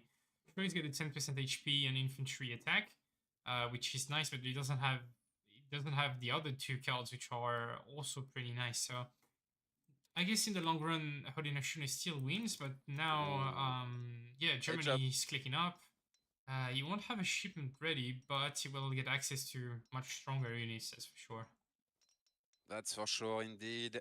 And the big thing is going to be, can Aizamk actually punish? I really don't think so at that point, because as we can see, that's still a good mass, a solid mass for Germany. Defender advantage, potential pop from the TC, plus that nice little wall right there, making sure that the villager cannot be cut it off during their retreat towards the TC. So very nice play right there. That is still a scary mass on the side of Aizamk. He's really doing his best right there, and we can see that he's almost edging up behind this. So he's not that far behind. That's what I mean. And you can see why that wall is absolutely critical, because if those units can cut the villager, we would have seen 3 villagers dying right there, and instead it's going to be 1, maybe 2, but not many more. You know, it's not going to be like 10 villagers going down. Very nice wall right there. Yeah, it's small details, but yeah, this costs you like 10 wood and prevent many many losses to be avoided basically.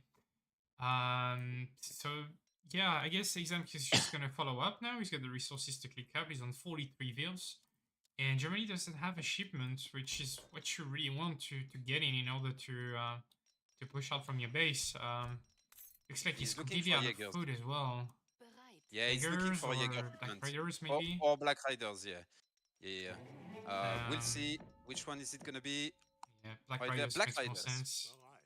Yeah, yeah. In case of the cuirassier, I believe of the Haudenosaunee, and potentially just against all of those Kenya that we already saw on the map, and now he's switching back to food. Azam clicking up, I believe, with the fast edge up as well. And he has a shipment almost ready as well. Plus, he has the plaza in order to dance if he needs a little bit boost of XP right there. But just the Travois is likely going to sustain his XP need. We can see here putting down an estate. Smart. Yeah, It you'll just for get the XP, XP like- from building it, yeah. Exactly. So this is super smart. Look at his XP. Boom. Almost got a shipment right there. And yeah, he's going to look for his first shipment. He needs to still wait, but luckily for him, Mitoe went for a 60-second shipment with mercenaries. So he's not going to be able to push straight away from his fortress age right there. He's gonna have to wait a little bit before that, and that's gonna give time for Aizamk to actually receive his own shipment. So there we can see the Black Rider are now on the field, but by the time the infantry can actually cross the field and start doing damage, Aizamk should receive his own shipment right there. So very, very nicely played by him. And it's going to be crates, actually. Oh, I'm quite surprised. Not sending a unit shipment. Instead, opting for crates. So he feels like the game is stabilized. I am not sure, though, because there is a lot of units on the side of Mitoe. So I'm not sure the game is actually stabilized. But he might regret, he might not enjoy what's coming up his way. But hey, he's quadruple batching right now, and he might complete all his batches thanks to those crates. So if he can Yeah. complete 4 batches, he's fine. It's very That's greedy the- what he does, and he should probably get punished, but if he gets away with it, like, quad batching for hero is just completely insane. Yeah, 10 Fresh Brothers, a solid batch of Musket Riders as well. He will get He's the getting resources away to with upgrade it. his Kanye as well, probably, and yeah, getting away with it and getting a lot of XP from training these units as well, getting him closer to his next shipment. But Mitoe is knocking at the front door right now, and it's still gonna be tough for Haudenosaunee to hold that. Indeed, we can see I garrisoning think- the TC. Mitoe saw the crate as well, so he knows what Aizamk went for. Yeah. Violan are still unupgraded, right? Yeah, they are still unupgraded. So likely not the moment to push on the side of Mitoe. Aizamk is gonna have the superior skirmisher in the long run, but right now he doesn't have the mass. So there you go. You can see he's adding batches of skirmisher right there. Also upgrading his Kenya horseman. He needs to have skirmisher superiority in this game, otherwise it's going to be super hard for him. Very risky expansion on the soft side. Does Mitoe have vision on this hunt, and does he know? No, he doesn't. Okay, so That's huge. because That's huge for sure. yeah, when you play Germans, you scout the entire map, and when you see the hunts moving, you know that your opponent is on the hunt, and you just send 5 Ulans, and you kill the entire economy of your opponent. So right there, not having the vision is actually a big deal. And we can see here, he might have the vision on the north side, and he just went to murder 3 villagers right there. That's exactly why I asked for the vision at the bottom, because it goes really fast with the Germans right there. Yeah, Mitoe's doing a good job at containing. He's got like almost full vision of the map, besides the hunt on the bottom. And he probably is like, yeah, I'm not sure what Aizamk is gathering food from, because I have control of all the middle map. I'm controlling the mines on the side. And yeah, there's no food on the side of Ace. There is at the bottom, but yeah, Mitoe just doesn't know about it. Meanwhile, Aizamk, what is Aizamk cooking? Seems great, still far away from his next shipment, and assuming he will ship QS regarding his macro would be a good addition. It might be the goal at least. Oh, there you go. Some poking. Careful with the villager right there.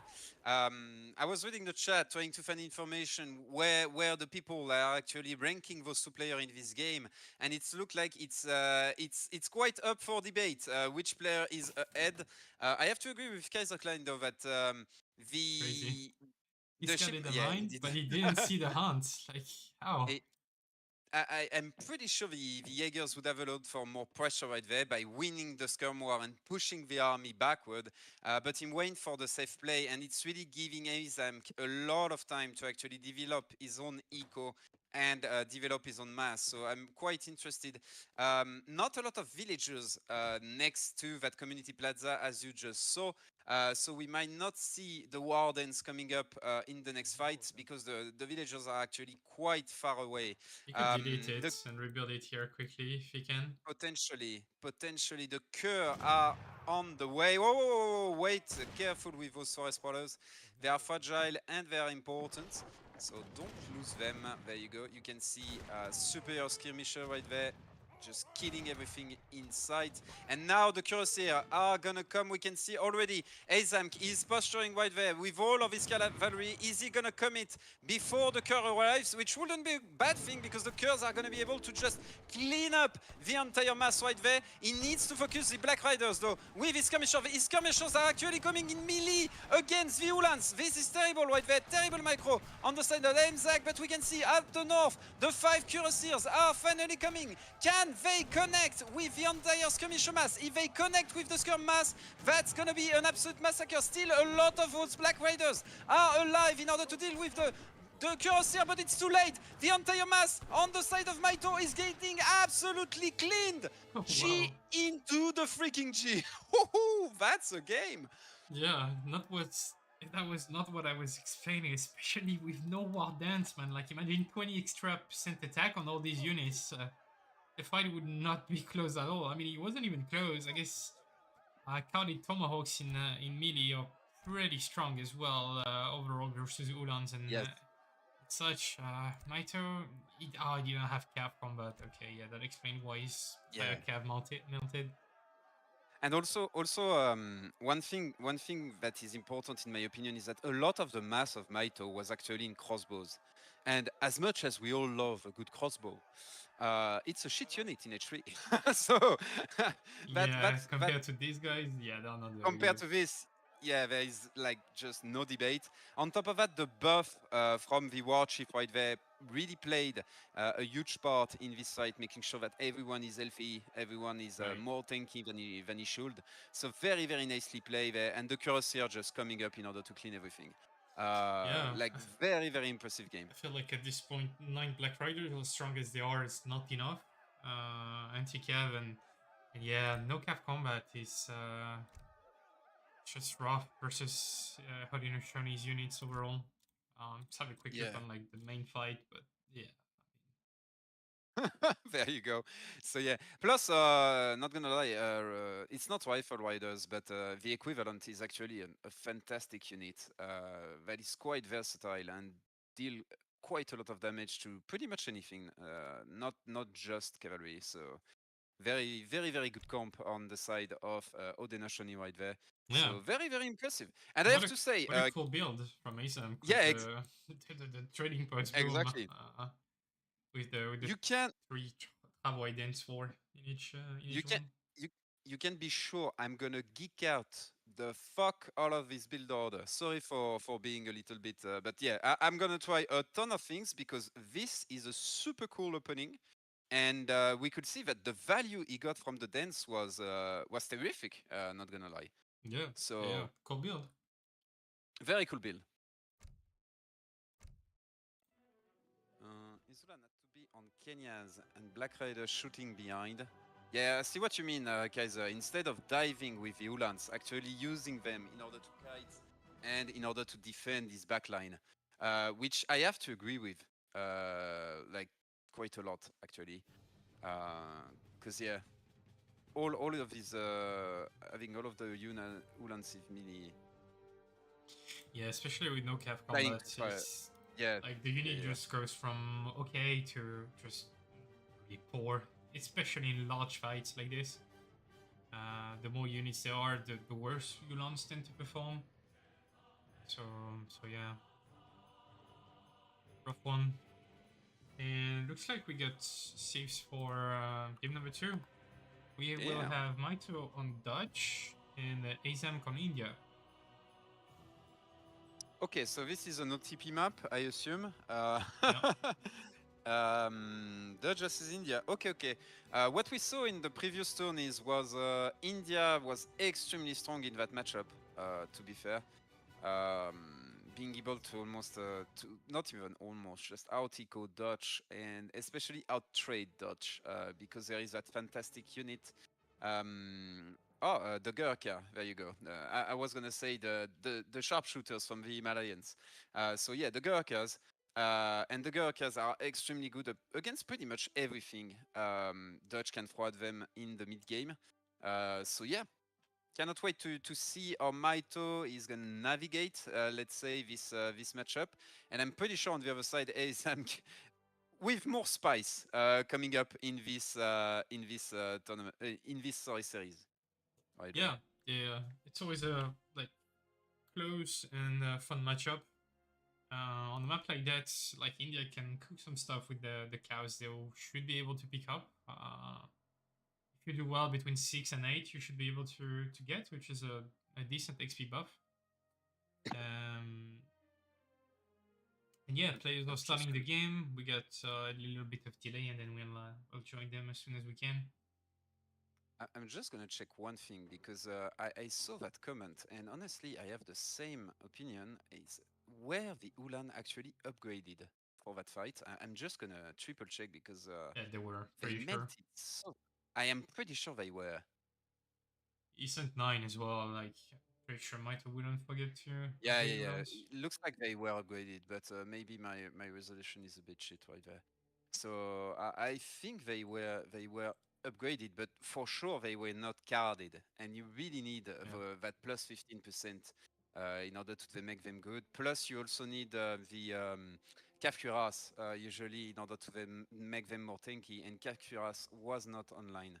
So two reasons I would say to have that mass of Ulan just disappearing right there. It's always that tough call between you have 120 or 140 pop overall, probably 100 pop of units, and you're like, do I ship 9 Ulan or do I just take my units? I'm looking to take a fight, so what is the best thing to send here? I don't know.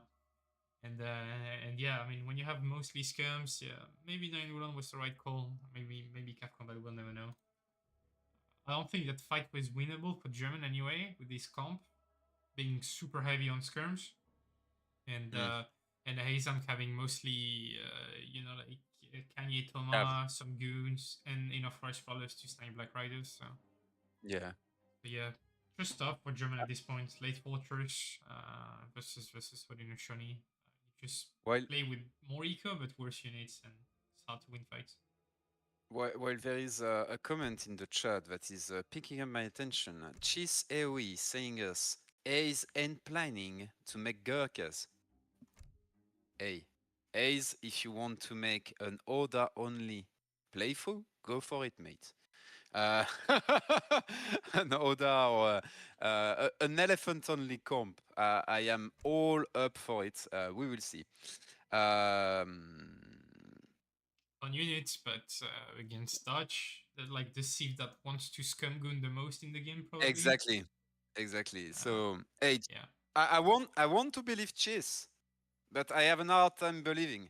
I'm not gonna lie, Gurkhas are so good versus everything Dutch tries to throw at them.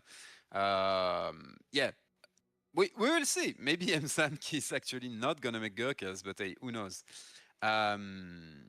Sigel is in a tournament game. That wouldn't be the first time. That's all. This is going to be elephants and your roomies. Flay elephants, maybe. Oh, okay, not Sigeli. Flay Ellie. Yeah, maybe. Who knows? A big rush right there. That would be, yeah, an all-in. That's what I was going to say. Flay plus Rush put all-in or anything with Siege. We will see. We will see if that's going to be the case. I believe the map is actually loading, and we are going to be able to dive right in there with Mitoe and Aizamk in just a few seconds.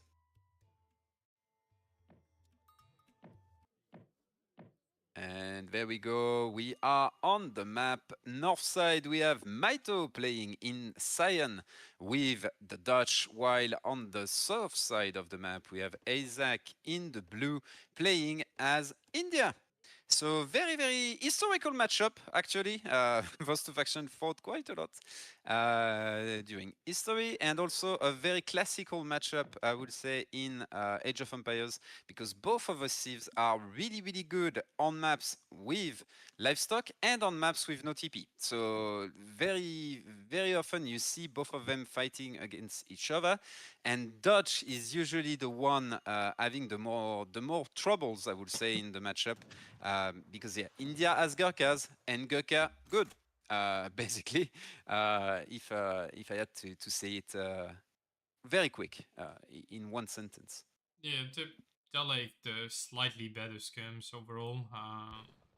Dodge tends to, you know, catch up eventually with upgrades in these long games, but yeah, Gurkha, good units, one of the best Indian units, that's for sure. And we already have a Sacred Field. Sadly Hey. for Ace, I think he lost the Yak War quite hard here. 6 for Mitoe, and he's gonna pick the 2 more, so all the Yaks have been found on the map, I believe. I believe as well they have all been found. Like Mitoe even sent a villager mid-map, I believe, or maybe that was Ace sending. No, it was Mitoe actually sending a villager mid-map in order to grab as many of those yaks as possible. That's how committed he was to that, and for good reason, because those yaks are gonna sustain his banks, and at the same time it's gonna make sure on the other side Ace is not gonna have as much XP. But Ace is going with the Sacred Field, which is really not something we are very used to see, even when there are a few cows that have been collected. So I cannot wait to see what is he gonna do with that Sacred Field, because there is a lot of stuff that he could do. Pretty sure you gotta go And Advance Wonders. Potentially indeed. As always, India receives a free villager with every shipment that they send. So that could be indeed something interesting. We already saw that back in the day, and I think it was maybe Aizamk, and when he did it, it for sure was for a fast stage up, a fast stage 3, I believe. So we'll see if that's what he's doing right there. But I wouldn't be surprised. Yeah, wouldn't be surprised And there you either. Yeah, Advance I Wonder. think he hoped for a little bit more here because he's sitting on like 1 XP per second, which is not that much. It's like 25% better than a church, basically. But It's a but TP.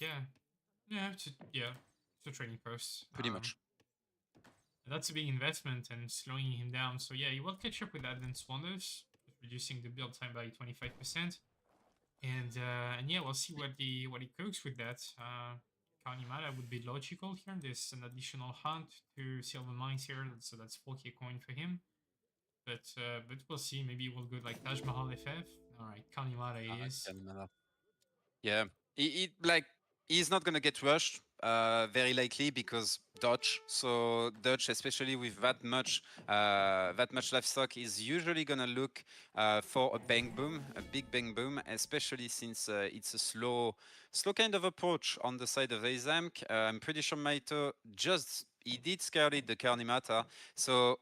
The problem is when you go Karnimata and you don't go for example, a forward Agra in this matchup, is that it just sent the message to Mitoe, mate, go 4 banks. There you go, and we or can even see, 5. or even 5, and we can see that immediately Mitoe is going straight into the 700 wood. He's gonna collect his quartermaster, and he's gonna go for a lot of banks right there. So we are gonna see basically a very juiced up Dutch player, and on the other side.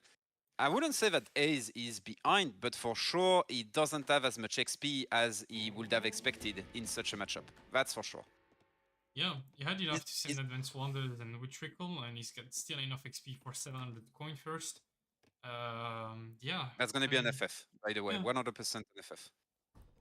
He's going Consulate, okay. I thought you would, like, drop the market, get market upgrades with the crates, and then just FF with the 700 coin, but yeah, Consulate is going down, and the house as well, and we'll see what Hayes has to cook.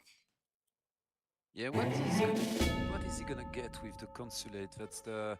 He could go for the villager, but I don't think so. Maybe he's gonna go for some pressure with the delis, but once again, I would be a bit surprised. Oh! Are we gonna see a steal? Quack shot? Does he have the quack shot? Hayes is not paying attention, and yeah, that's He's a not. huge Oh, steal. damn. Stomp? This is a bank right Ah. there. Boom! 150 wound. There you go. An extra bank. I'm Or a barely free trolling. house, or a market upgrades, or anything really that could help Dutch. By the way, that's going to be the 5th bank is going to be dropped on the floor before 6 minutes right there. Look, boom, 5th bank. There you go. It's not even 6 minutes. So this is a very juiced up Dutch right there. being Very, broken very, by very. boom. Yeah. So they say. I'd like to take that minute to thank Spanky for the subs gifted. Gifted a tier 1 sub to Horsefeed. Thank you very much. Thank you. But yeah, alright, he's already clicking up. Taj Mahal. Taj Mahal, yeah, What's indeed. the plan there? This Can we is play some this H3 behind that or not? Taj Mahal. Not gonna lie, I'm not even sure. Cons to get the cheap rate Yeah. up. Mate, this is gonna be a fast industrial. It could be, but then he's shopping a lot, so sure. I'm pretty sure this is a fast industrial. We will see, but I'm pretty sure that's what is coming up our way right there.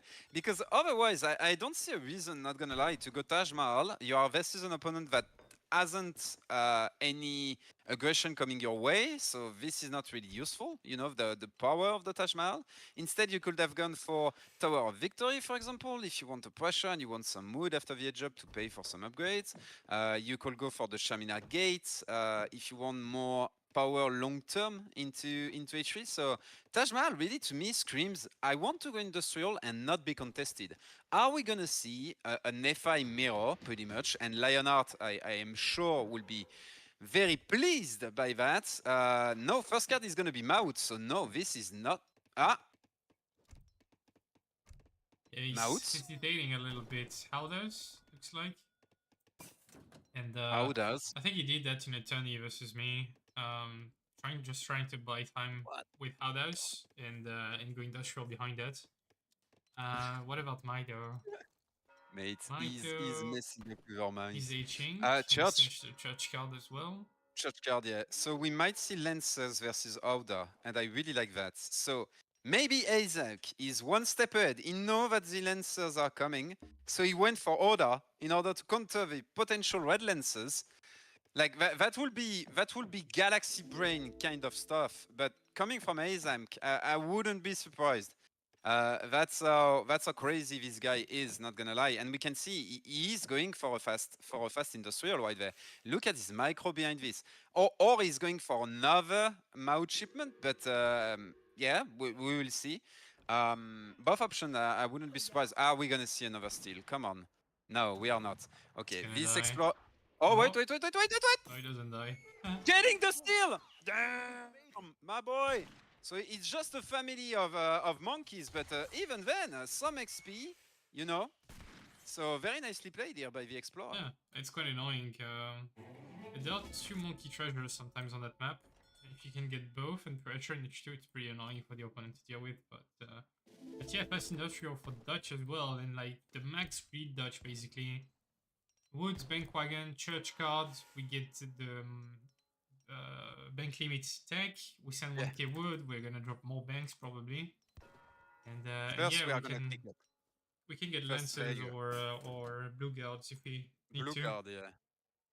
Usually what you do is you go blue guard, capitalism, red lancer, 2 heavy cannon, boom, and there you go. And Charminar gate on the other side. So yeah, it is indeed a fast industrial. So 2 Maut lancers are gonna come our way. I really like the mounts in order to put some pressure here. They are gonna deny a bank, and they actually kill the bank. Yeah. If siege, they do so much siege damage. He is indeed sieging. I'm not sure that's gonna be enough. Nah, that's not gonna be enough for the bank to go It's down. uncontested, then eventually, Yeah, eventually it could go down. Yeah, for sure, for sure. I was talking like before it even goes up. But yeah, for now it's not contested, so that bank might actually go down. We can see Messenger being called right there, so he's gonna defend with the Minutemen. This can actually be a big thing because this is using pop that he will need in order to get all of his big important shipment. We can see he has one shipment in the queue, very likely for 2 heavy cannons, but we'll see.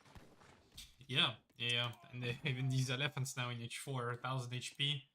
And 16 hand attack with 2 area, just enough to deal with the Minutemen. And yeah, that's gonna work on that bank. And I think it will go down. Crack shots By the will be way, incoming. Aizamk going industrial before 10:30, like that's insane.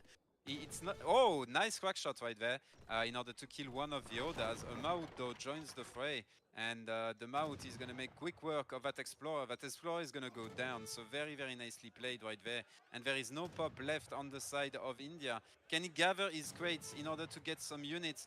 We can see right there more Oda, it seems, are being sent. Blue Guard in order to respond, so that's gonna be an excellent response versus those Mauts.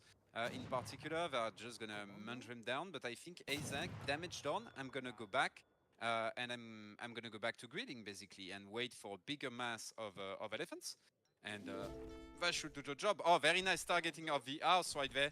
He's trying to get the house before he has to actually retreat. Will he get it down? No. Sadly, because as I said, population is super important for those fast industrial.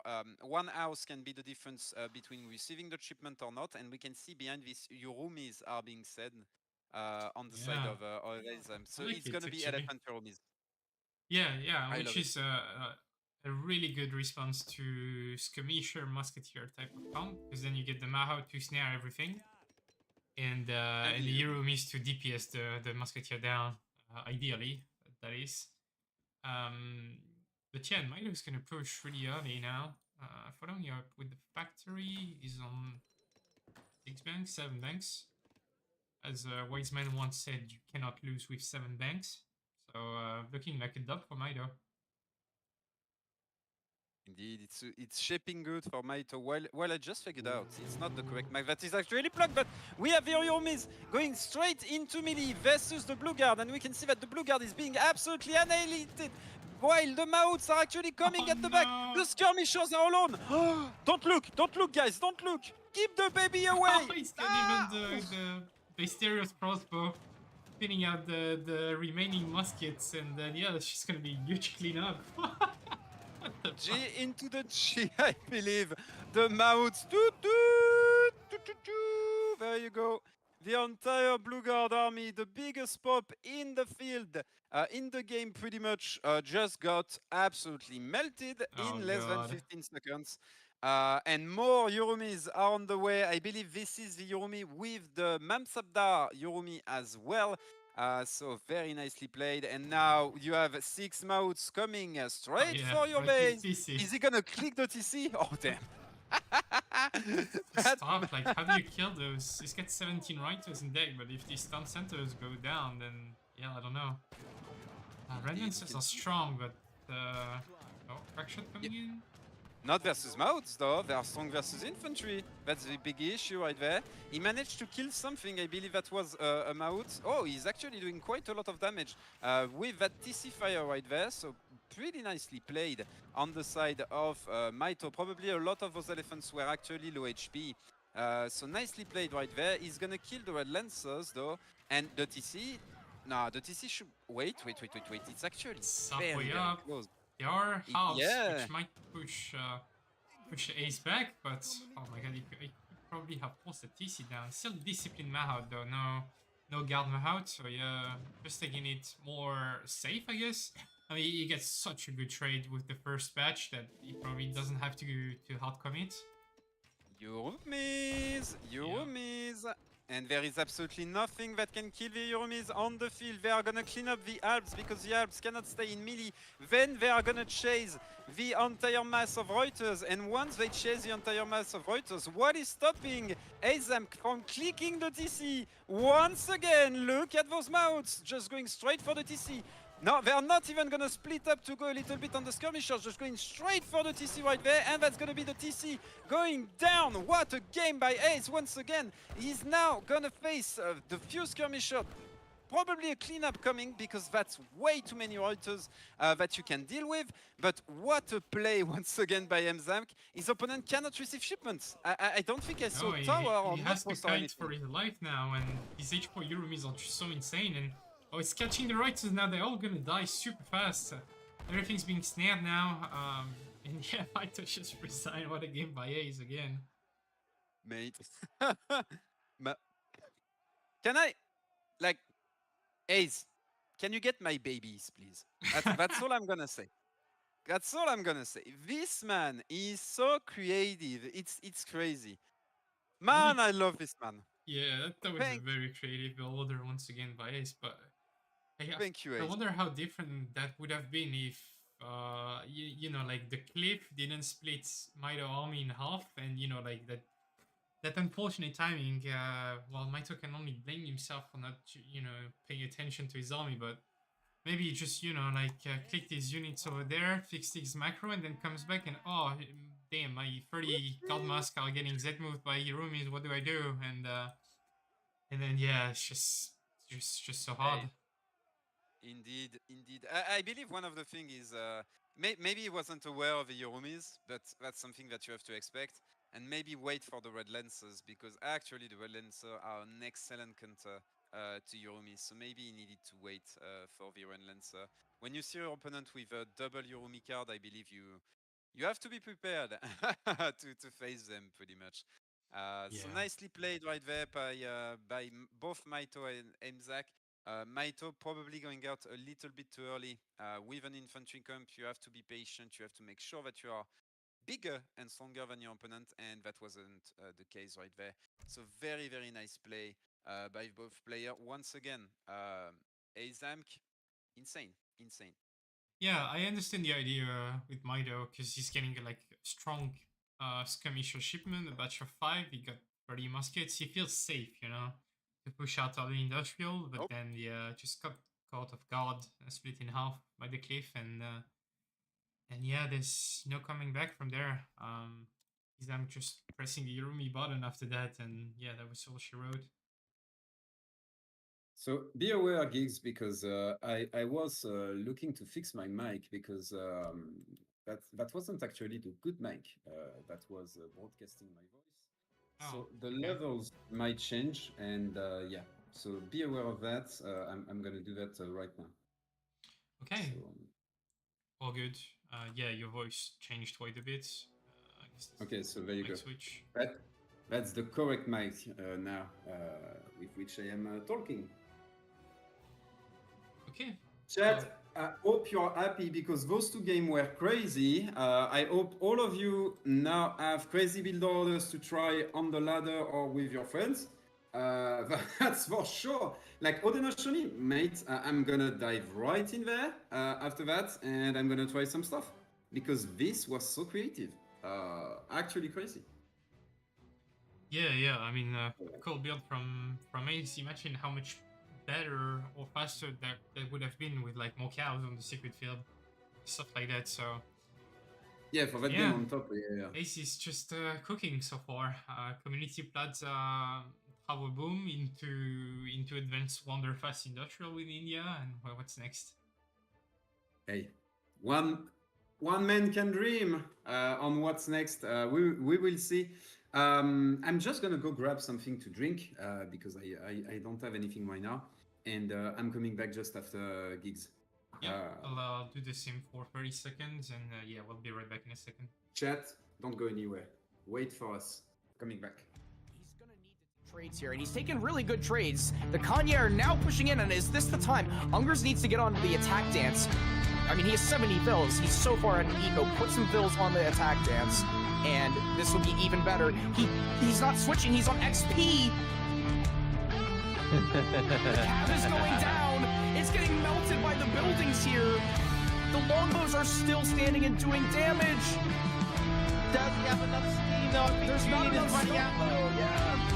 Egerton Bowman, 1.5 fire rate once again, coming up, Trump being king here, and just even though Drag boxing the Naginatas forward, the Coyotes are trying to move, and the Atoman, he drag boxed the wrong direction, and now the Atomans are getting snared by the. Oh my Nuggies goodness! are shredding this right now, and it doesn't look like he's got his 11s.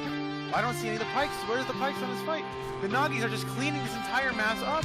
Coyotes are falling. You got the Ashes getting buffed for the Dino. They've got Ashy attacking. They're absolutely shredding everything here. Yumi don't even need to micro this at this point. He's going to have to sack off his Ruskets. He has to come in melee here. Yes. I don't think he can continue keep microing. Well, he's going to try, wait for reinforcements and try to make it to his blockhouses. The question is, how much damage will he going to be taking? This is nice micro from Ungus, but you know, the Autontons just have to attack move here. And 1.5 fire rate, they do have staff animation. And the Tontons are absolutely insane. But he has drawn him into the double blockhouse. Now fighting under the double blockhouse. The question is it going to be Muskets enough are a to little prevent it? behind here. The Cossacks are now getting snared by the Pumas and the Coyotes. The Explorer is now in with the triple XP tech. Alright guys, welcome back. Need to update the score, obviously. Spanky coming with the knowledge. Just think of Mitoe position here. He has never won a tourney versus Aizamk during 20 years. My man is sweating. That's all I can tell. You know, his palms are heavy. Actually, Mitoe never won versus Ace. Maybe. We're gonna assume what Spanky said is true. But maybe it's not. So, hey. But you know, he got one more chance, one more opportunity. Will he capture it or let it slip? One more shot.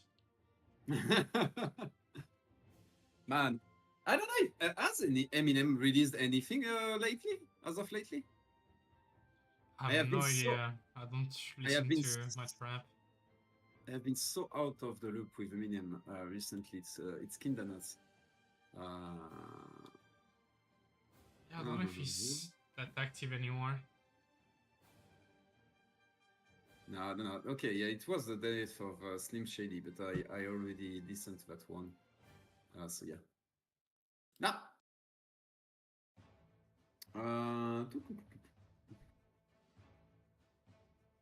Yeah, I saw some comments about walls and stuff.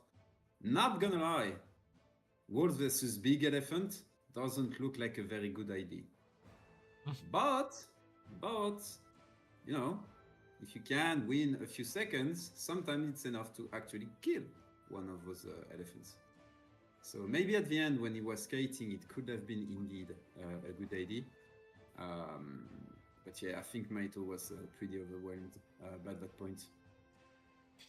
Yeah, I mean, in these fast industrial games, once you get behind, it's just hard, especially when you get hard cleared. It's not even like a close fight. In general, India, when you get behind, it's pretty tough. Not gonna lie. Yeah. So, we have the matchup for the next game. It's gonna be Mitoe on his famous Chinese versus Ace on Japan. So here's the thing. Mitoe hasn't lost a single game on his Chinese since the beginning of the tournament. Is Aizamk gonna come in and break the streak? Can Aizamk defeat Mitoe Chinese with the Japanese? We'll see.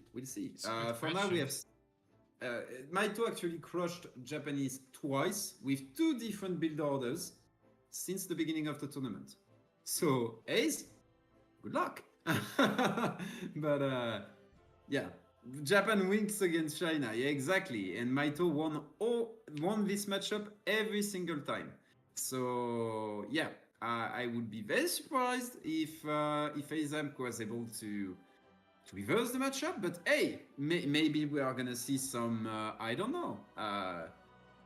Castle spam, you know, the XP build in which you just spam castles and you end up winning. I would be very surprised, but who knows?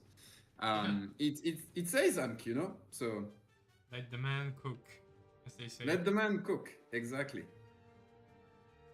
So far, he didn't disappoint. Didn't tell you that much. Wait, what was it? Cooks. Mitoe and oh, it was Mitoe and Minimult. My bad. My bad. You might be right, Lucas. It was Mitoe and Minimult. My bad. Yeah, you were gonna say Gigs. Sorry. It's like Ace is super entertaining to watch and even to play against. It's kind of fun. The thing is, Oh, yeah. it's so hard to get a read on what he does. Because he's good at hiding his stuff. It's so unconventional that sometimes it's the first time you even see stuff coming from him. And yeah, just a hard read overall.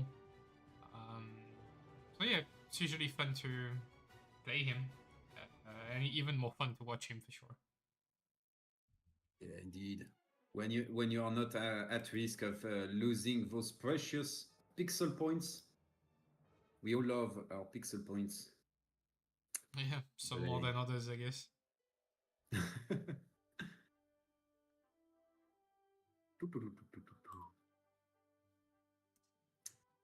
Yep, so player have started. Just waiting for delay to kick in, but should be up anytime now. Indeed. See Four some games some today, names in four the games. chat. The winner, my man. How are you doing? We have Risotto as well. Risotto, I'm pretty sure you also did the castle spam build with Japanese. Would that be a solution versus the Chinese? Can you give us your insight on what potential crazy build order could allow Aizamk to actually win versus the Chinese? Do you have some secret strategy right there? But hey, Keister, Risotto in the chat. I saw Kaza Klein a little bit earlier. Yeah, Keister, So- how you doing, cowboy? Manakiko as well. You know reverse scal won't work on I love the insight from Risotto. Yes, it's 100% a solution if your goal is losing. Yeah, I mean, I guess. Hey, I guess that's a solution. How could I not be doing good when listening to two Frenchies casting AoE? Yeah, you're the right place. Bwina, either you're a girl or you are gay, but one of those two. I will let you. I will let you answer that one with yourself. You don't have to share with the chat. So it's Cheese is predicting ninjas from Ace. What do you think? Damn, that would be cool. Ninjas. That'd be cool. Man, you for sure have the reference. Every time you hear ninja in your life, Yeah. what is the next word that comes to your mind? Yak. Exactly. Guys, this is a French movie. Like, I'm sorry, but since we are between two French casters, like it's a French movie that is super well known in France. And yeah, when we say ninja, yak. There you go. Do you want to do the introduction, mate? I mean, sure. Yeah, welcome back, guys. Game number 3 in this playoff fight between Mitoe and Ace. Currently 2-0 for Aizamk, and Mitoe is bringing out the main squeeze here with China on Finland. Yeah, versus Ace cooking some funky and funny strats so far, and now it's gonna be going into this game with Japan. Indeed. It's not like China is not the sieve that comes to my mind when I think Finland, like map. It's a map that is very, very safe in general, very turtly. You can go on water at any point in case you lack food. You have a big gold mine into your base, so you can really play extremely turtly. Now, where I agree with you is that usually you want a water sieve on this map. And that's why Japan, I wasn't thinking about the map, but Japan actually is a good water sieve. They can go for the Portuguese consulate potentially. You can open with a shipment that is the two. There you go. You can see here the three fishing boats that are being sent. So Japan is a good water sieve.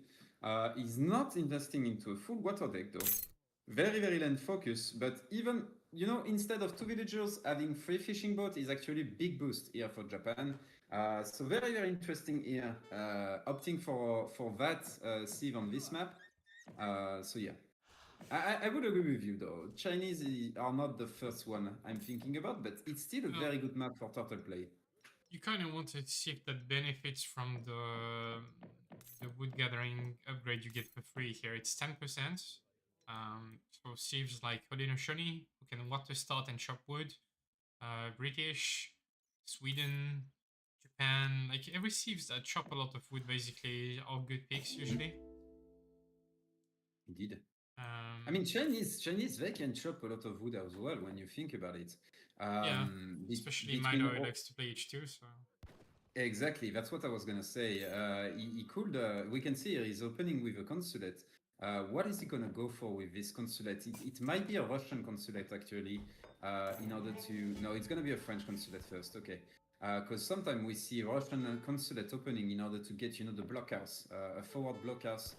Straight into your opponent's face and try to play H2 from there. Very, very, very nice. Oh no, it's not that big of a treasure, but it's still a very good treasure, I would say, for Chinese. yeah, for sure. Right there, 50 XP, 50 coin. You wouldn't say no. It's really gonna speed up his age up to H3 right there. Yep. In general. Yeah. And meanwhile, Ace went for 4 shrines in H1. 3 boats. And now aging with the Torii gates. How many gears is he going to put on it? Only 1 so far.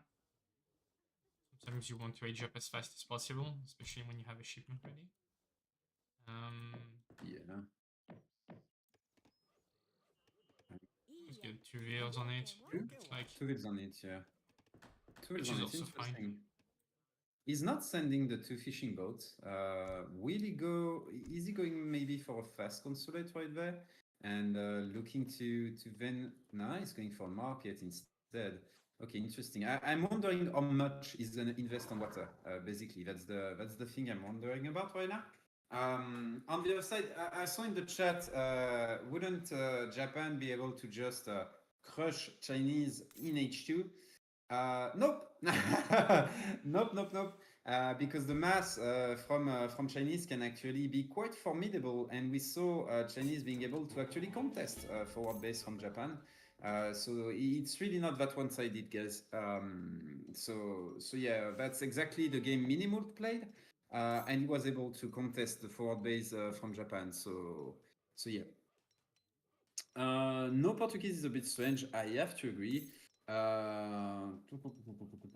So yeah, gonna We'll wait to see. see. Yeah, he's got the wood for something. We'll have to see what he drops with it. Perhaps he's trying to hide it. Maybe Or anyway, he's gonna have a racks from the Torii gates. That's for sure. The question is where with is eggs, he that could drop Rax a gonna stable go? here. You never know.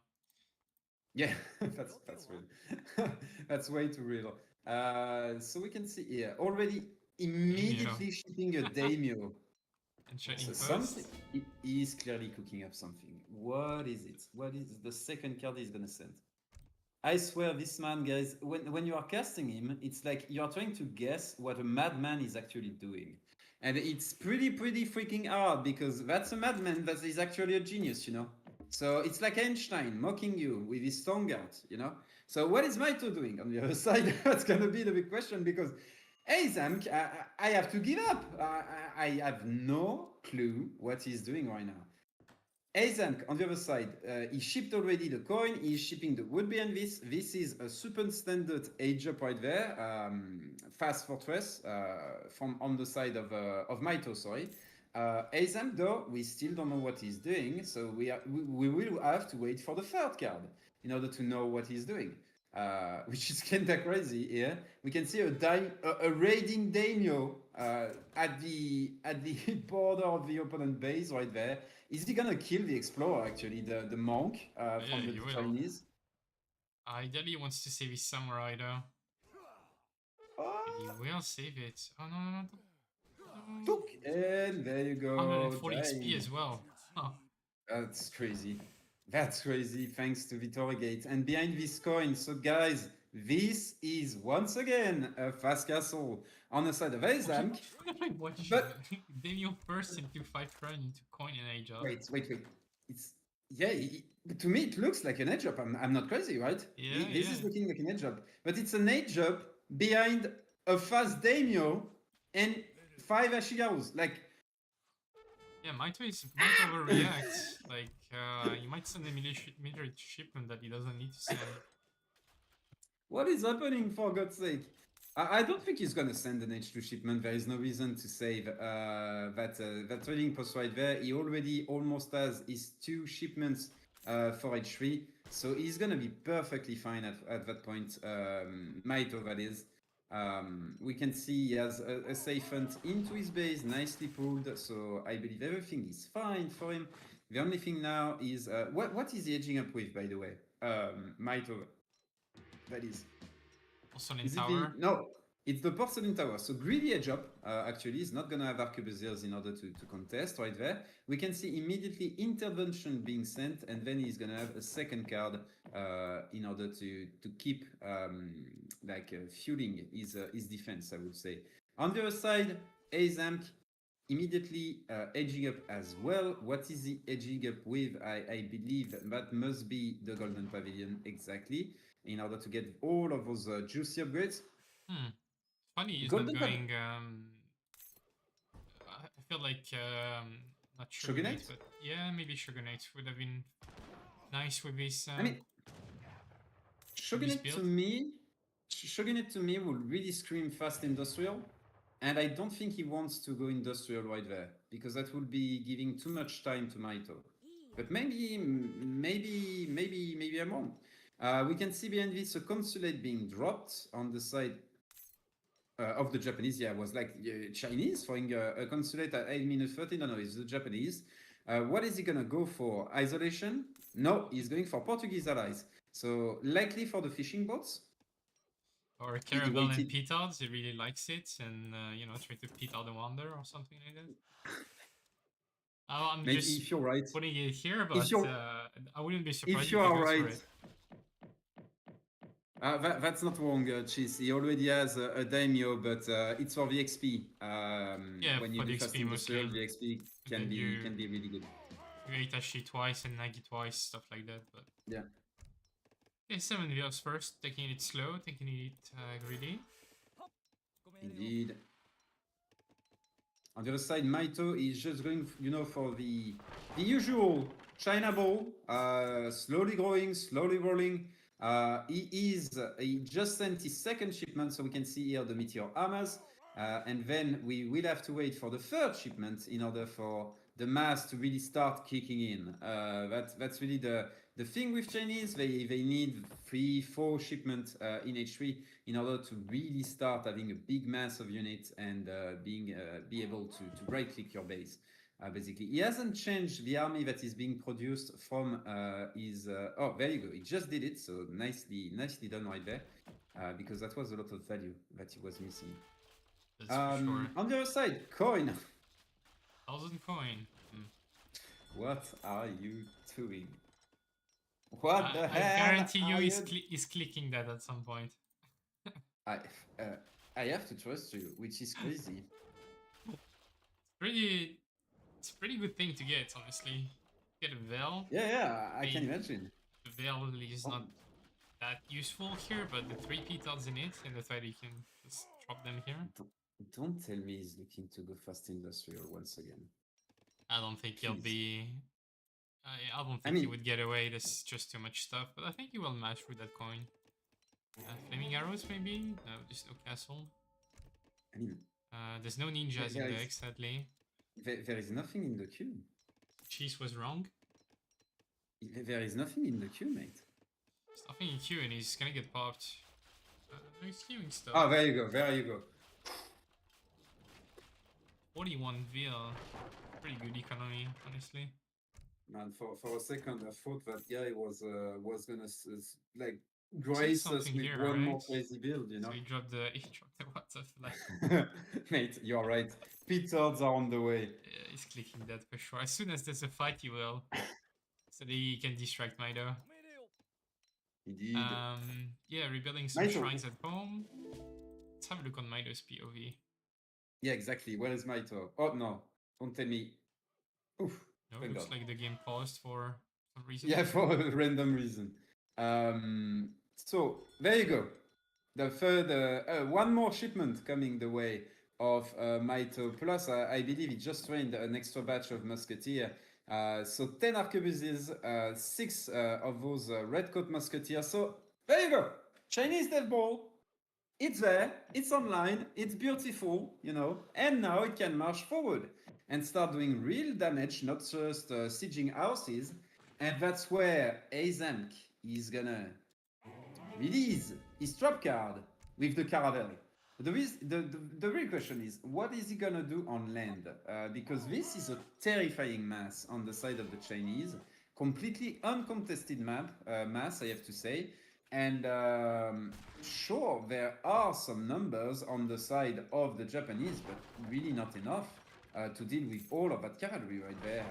I don't think so. Yeah. Caravel has been clicked. Caravel has been clicked. Guys, we will have to multitask right there. The fight is gonna break out. The Caravel is gonna arrive at the back. The big question is, what is he gonna right click with Just the a pit top? distraction. He's waiting for close combat, I think, before he can engage. And Yes. This is tense. Caravel right there with the petards. Oh! Petards coming in. Where are they going? Are they going for the Wonder right there? Can they actually one-shot the Wonder?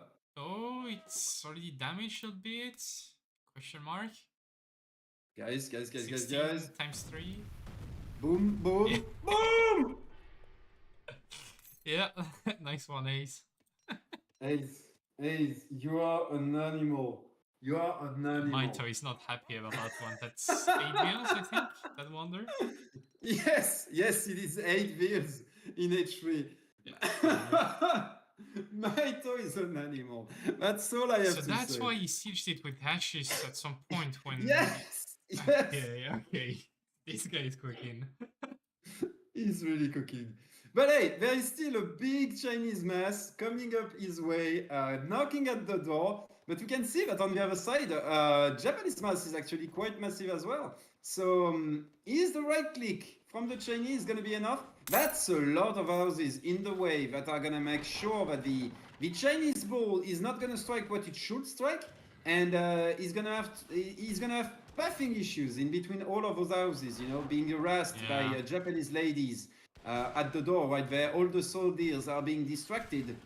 But hey, it's a hard fight for Japan to win, to be fair. He's waiting for Nagi 100%. HP. 20% HP on your 70 Nagis is pretty good. And he, has to force China to fight like in a place it doesn't really want to fight, like in trees behind this building, stuff like that. Now Nagi HP, so maybe we'll have more freedom to fight. He's looking to engage. Right, There we go. This is the big fight. Indeed, the meteor armors right there, we can see going just behind the front line of redcoats right there. The meteor armors are going to be able to just DPS freely right there, but I don't think the Japanese mass is really going down, especially the Nagi at the top are not going down. By Aizamk. He's saving the Nagis, and now he will be able to flank the arquebuses on the top, bringing the redcoats back, and now his infantry is way safer. In the back of that, he's got 8 ashes on the way. And looking like a cleanup for Ace once again. He's a monster. He is playing that really, really well. Guys, you should see my face right now. I am baffled. This guy is a monster. And this Damio, his first H2 shipment, still carrying. Still carrying. Mate, nah, I swear, you shouldn't win that fight. It's an uncontested Chinese death ball. And he just absolutely smashed it. What about Mitoe? Okay. His remaster is not gonna be the greatest, but he's got Manchus on the way. So there's potential hope, but at the same time, like I feel like Japan is out of control now. And there's so many Yumis as well, like Manchu. Yeah, I think exactly. Mitoe is gonna call it. The big issue is that everything that there you go, GG. Everything Aizamk had to remass, it was easy to remass because you already have the Yumi mass, you know, and what really snowballs game is the light infantry mass that you can keep fight to fight. And Mitoe there, with basically what is like 6 arquebuses, it's gonna take so long for him to stabilize. Well, if he still had 25 accuracies, I would be like, yeah, he can maybe recover, but with only 6, there is no freaking way he can keep Aizamk army at bay.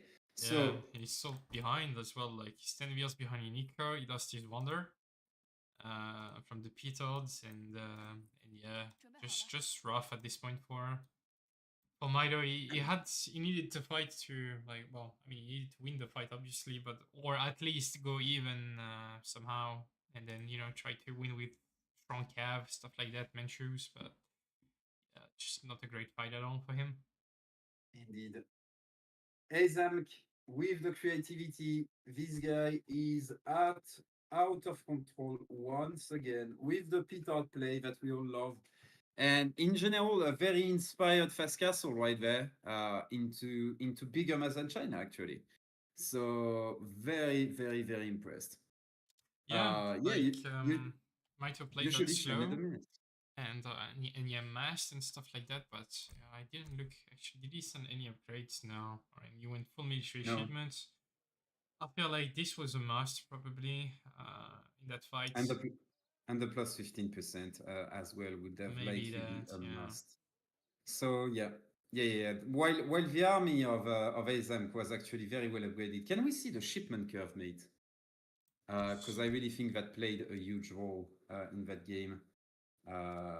Shipment total, yeah, look at that. He's quite Basically, at the time of the fight, he has 2 shipment advantage over his opponents, which is massive. And by the end of the fight, he has triple. But that because he won the fight. But before the fight, he has already 2 shipment advantage, which is absolutely massive. Like absolutely yeah, that's massive. huge for sure. So very, very, very impressed. Legion in the chat saying, "Can we volume up?" So if you can, mate. I can. I'll try to. Yeah. You will try to. Perfect. Guys, don't be sad for Mitoe. He's putting up a great fight. And at the same time, we have Aizamk basically using all of his secret cards, his trap cards. He's using all of them, and Mitoe doesn't have an answer. That's all. I am very happy to see Mitoe back, to be fair, playing a few games. And I am sure by the end of the tournament, he's going to be a lot better. But yeah. I don't feel like he's playing necessarily bad. It's just no, exactly. He's just pulling a masterclass today. Exactly. So trying to look at the chat if there were some comments during the game. Yeah, I think people were like mentioning how big rain it was to actually siege this wonder a little bit. Because 3 P-Tods with 1600 damage per P-Tod, well, that's 4800 damage, and that wonder had 5k, so he needed the cheap damage from the siege from these 5 hashes early on to blow it up with P-Tods. So guys, if you have to learn something, if a mighty Japanese player is sieging your building just below 4,800 HP, don't think your building is safe. There are 3 P-Tards coming your way. Exactly. So now you know. You know the meme. The more you know. That's basically it right there. Very, very impressive. Very impressive. Yeah, for sure. What is going to be the next game? Let me check if I chatted a little bit. We don't have the. I don't think they started yet. No. Yeah. Maybe they're like us, taking little breaks in between the games because it's very outside. Yeah, I mean things cooled down for me. I had like 33 degrees every day for the past 4 days, and today it's like 22. It's quite stormy, so. And I'll take some fresh air, to be fair. I managed to get my apartment pretty fresh actually, to keep it pretty fresh. So I am actually quite proud of myself on that front. But hey, a little bit of rain would be cool though, to cool off everything. Yeah, it's true. All right.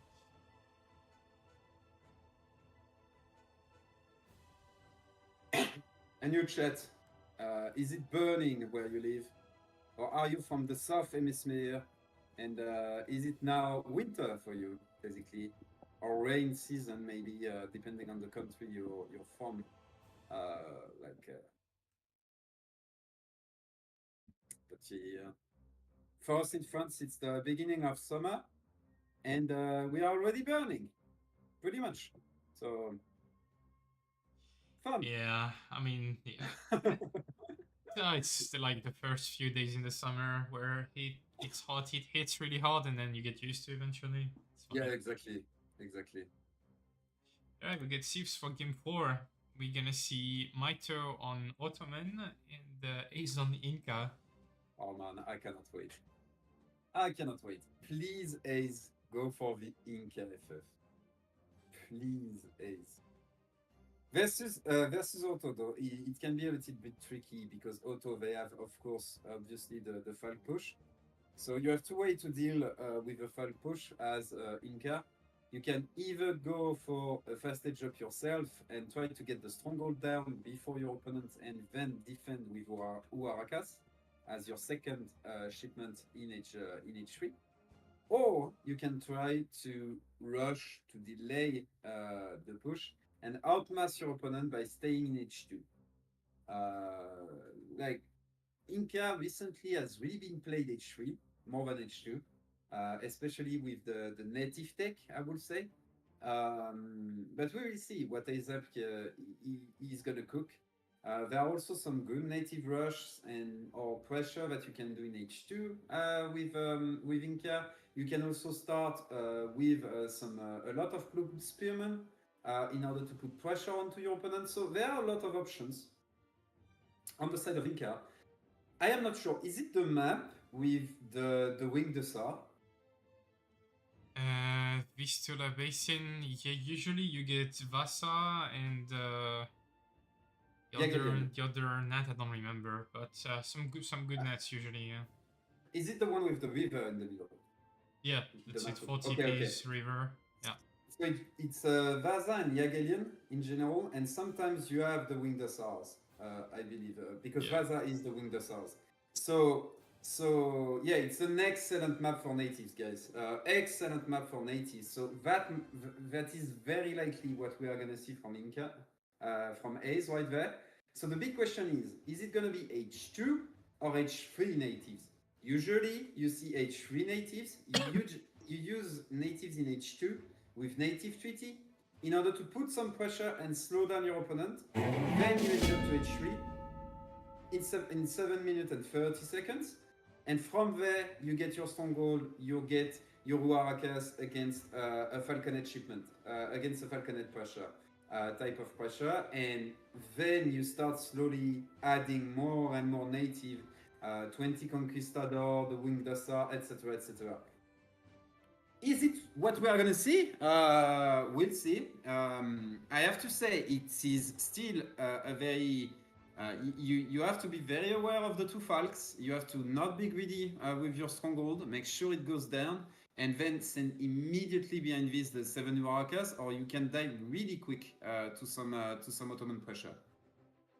Yeah, true. Many options there. I feel like still Inca struggles versus Otto FF stuff like Spahi, Jan Falks, very early fortress pressure. But yeah, thanks Daniel for the sub. Appreciate it. Looking forward to get your series stream ideally. We'll probably do that Monday or Tuesday when we can. But thanks a lot for the sub. Yeah, players have started. We're just waiting for the game to update. Okay. That's it. So I see in the chat some people talking about the 20 Conquistador. Yeah, that's very, very, very, very likely what we are going to see. But the question is he going to go straight away for the 20 Conquistador, or is he going to stop with a Stronghold and Uarakas? Those are both valid options.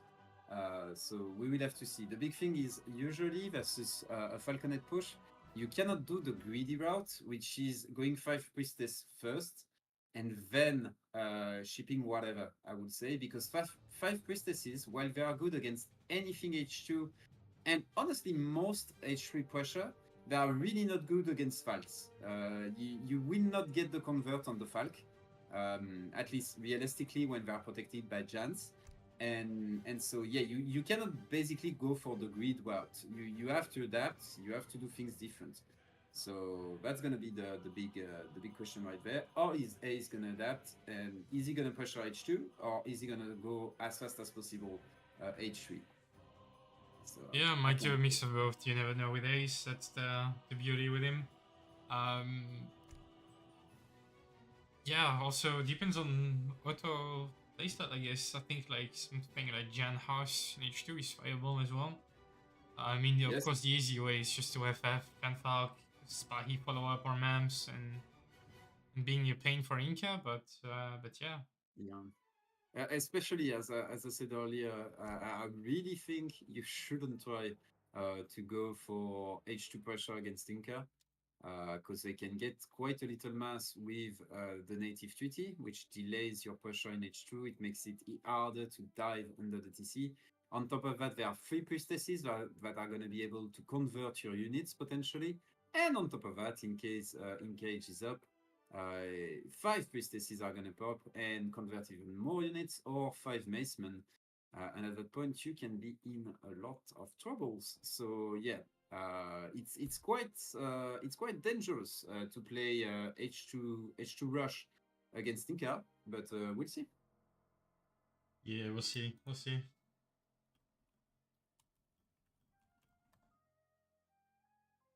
I'm starting to get worried that we don't see the game popping up. And maybe a potential reaction on the side of Mitoe could be, did they enable spec mode? Yeah, never mind, I found it. Okay. Just different name. Will Mitoe actually go for a more turtley play style in reaction to that? That's also a possibility. Because there is one thing, guys, with Inca. Inca is not bad at dealing with low amount of artillery. What I mean by that is 2 Falks is no issue for Inca. Once you have your Akas, it's dealt with. But when there are 8 great bombards, that's an issue for Inca. They have no way before H4 to deal with 8 great bombards. And even H4, you have 1 ticket out of such a situation, which is the 4 light cannons. Light cannons. That could be a possibility right there. Mitoe trying to go for the big, fast industrial strategy, because the native way, I would say, the native FF takes quite a little bit of time in order to kick off, in order to really start going. So do we jump in, mate? Yep, let's get into the game. And ladies and gentlemen, on the north side of the map, in the color cyan, playing Boto, we have Mitoe here, and his opponent, soft side, from the clan Pyro, playing in the blue, it is Aizamk, playing Inca, and I cannot wait, mates, to see what Aizamk is gonna cook.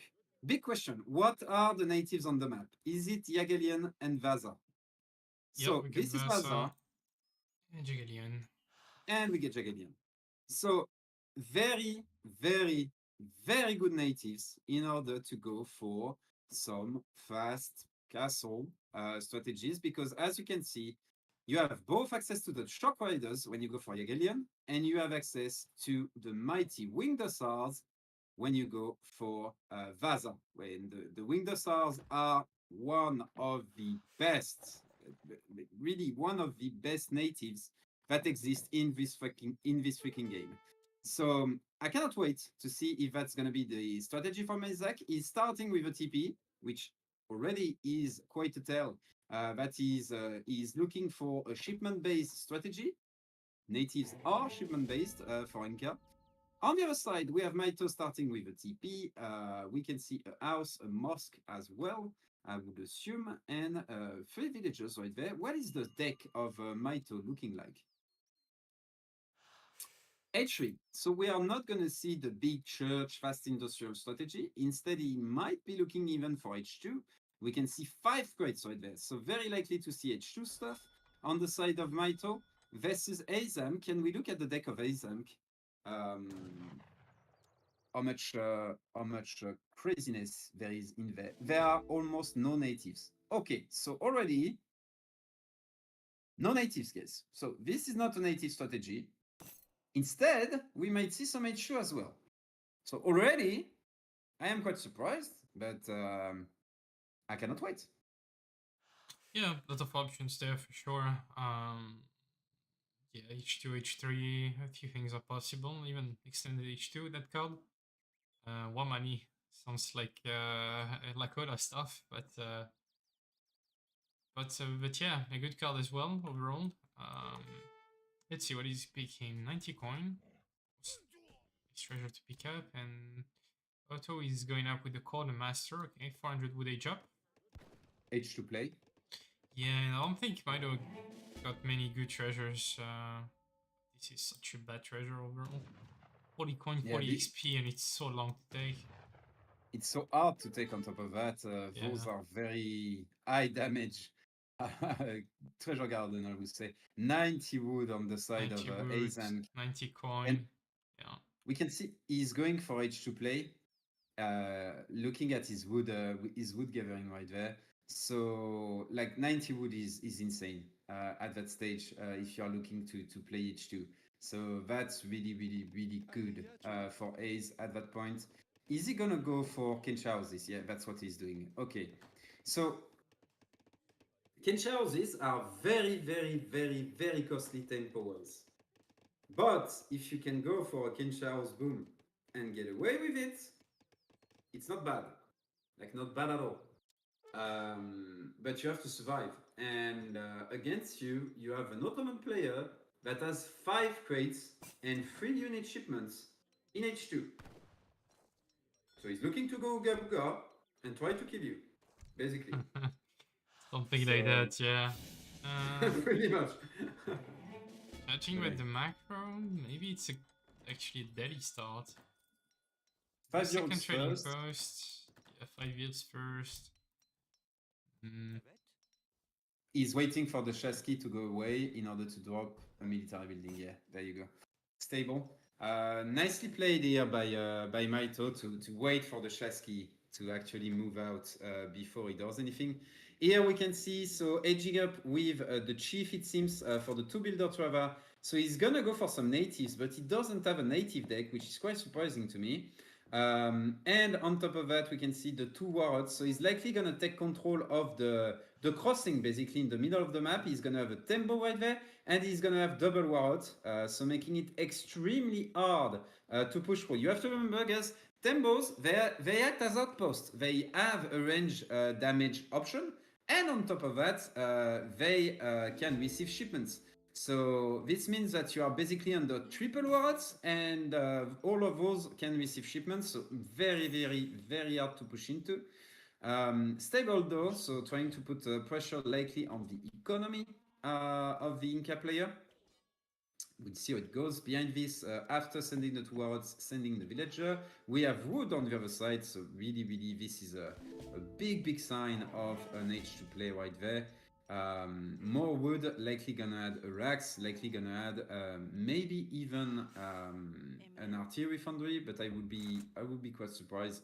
Likely gonna see a barracks right there at the front. Yeah, would be quite logical, I guess. Sending 2 gears forward. Yeah, there you go. What do you think doing? Double warhead. The terrain just flattened.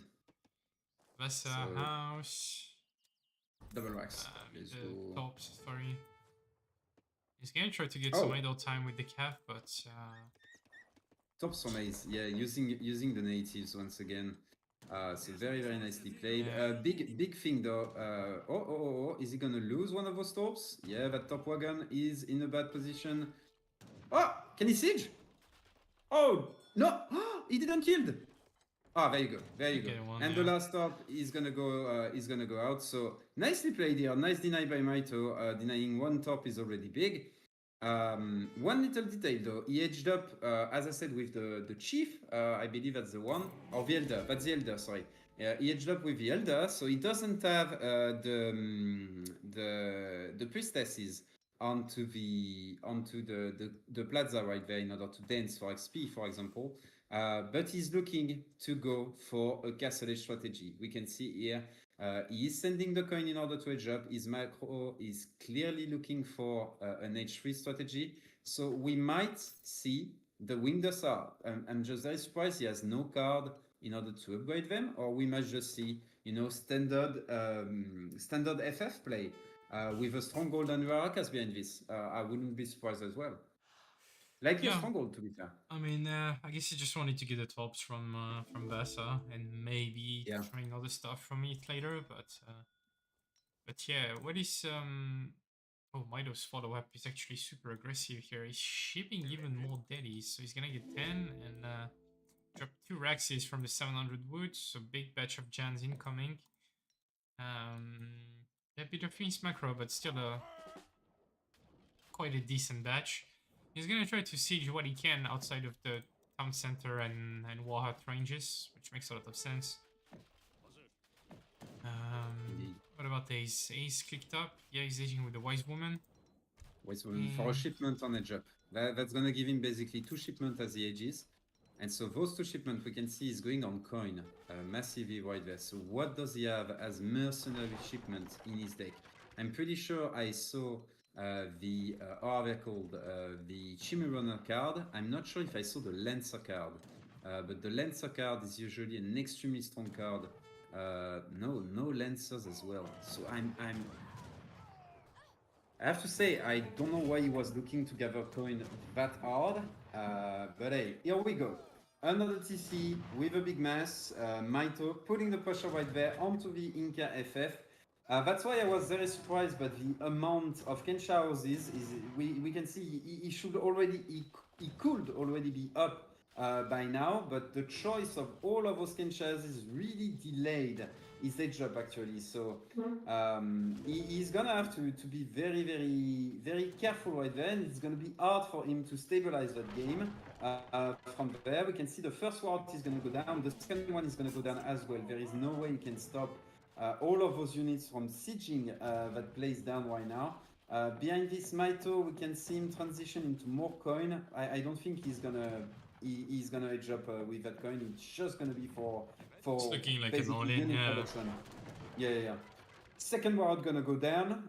Here we go. Aizamk is gonna edge up, but that's a slow edge up. He's forced to spend one of his 2 precious shipments into some unupgraded jungle bowman. And guys, this is not looking good at all on the side of Aizamk. He's shipping, as we can see, Bolas warriors, but Bolas are very bad against heavy infantry right now. They have been nerfed quite a lot against them. So I don't think they will have that much impact against those giants. And now that's a lot of villagers that are going down. I think we will not have a 5-0, guys. Yeah, I mean, sometimes you don't need to do anything fancy, just Muscos and right click and might work, you know? We'll see if the Bolas can hold that. I don't think so on their own, but they're pretty good versus Cav, so... Yeah, but they have negative multi, if I'm correct. Yeah, they have negative multi against the infantry. So Snare, as we can see here, and the Giants should be able to clean them up. At least in theory. Yeah, there you go. You can see they get absolutely melted by Janissaries. They were fantastic back in the day against heavy infantry because they had no like negative multiplayer against them. But nowadays it's really not the same. Look at the damage they do. They tickle them. So that's why usually you see Macemen in decks in order to deal with H2 pressure instead of those guys. And guys, I am pretty sure by now that Aizamk has no way to come back into this game. Yeah, there you go. G into the G.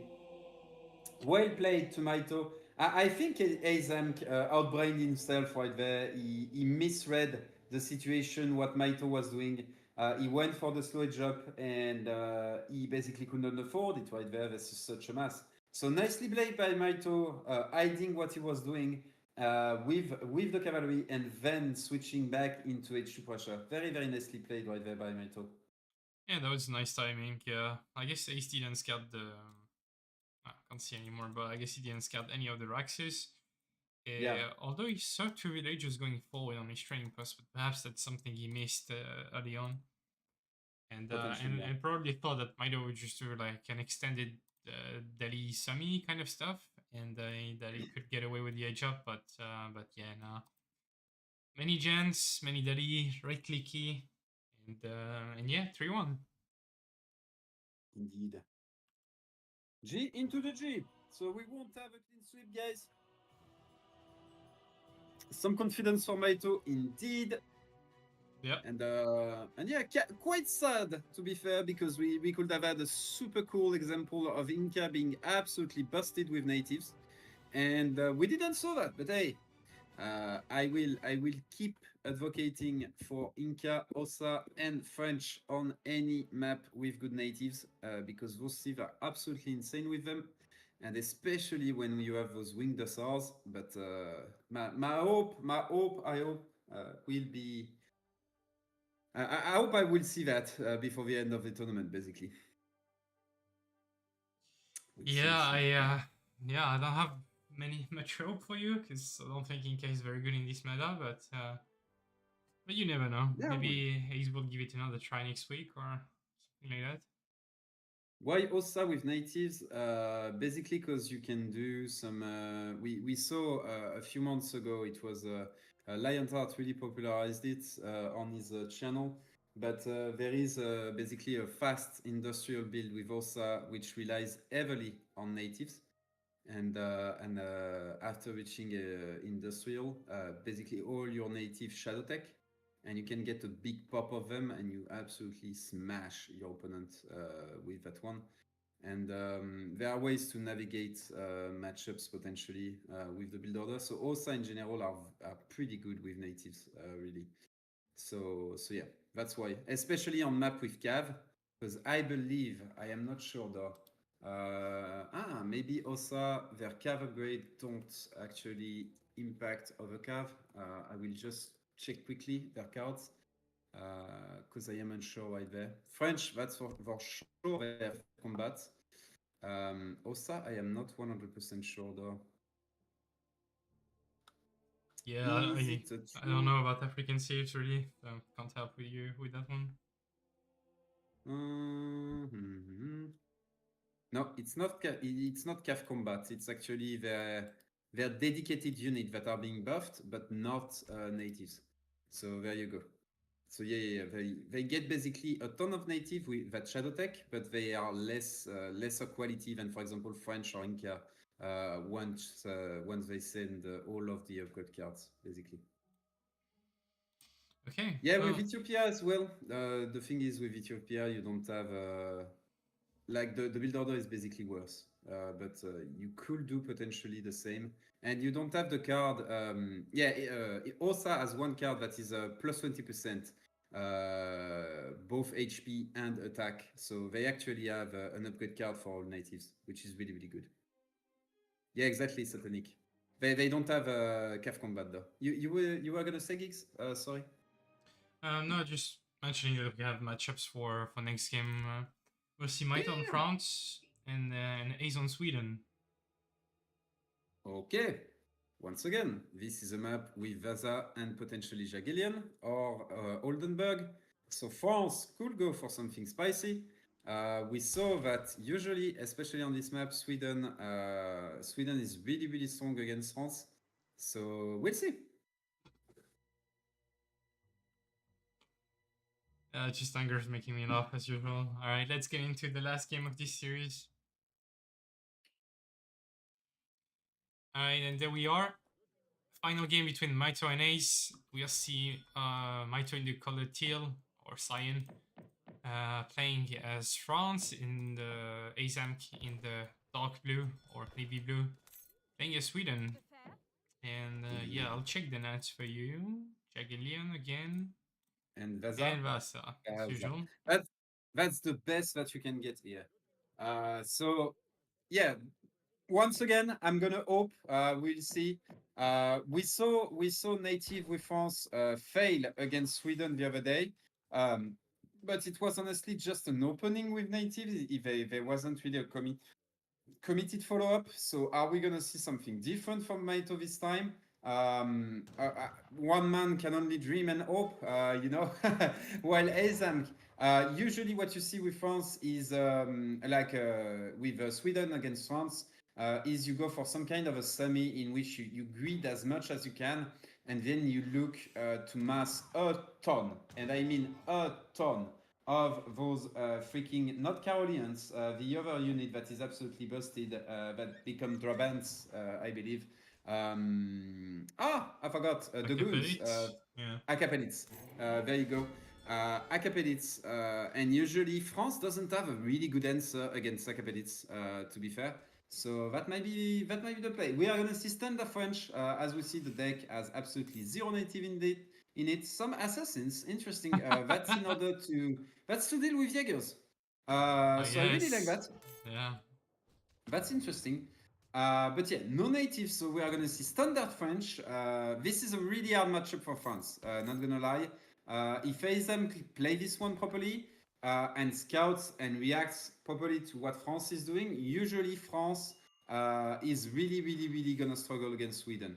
On the other side, on the side of Sweden, do we have anything crazy going on in the deck? We have a church card, that's already something crazy. We have Lens Connect, that's already something crazy. So this is gonna be spicy, boys. Like, that's all I'm gonna say. This is gonna be spicy. And we don't have a lot of cards in order to upgrade Acapelites. It seems. Oh wait. No, he got good cards to upgrade Acapelites. He just doesn't have the trample card. Instead, he's going for a few cards in order to upgrade his Carolians as well.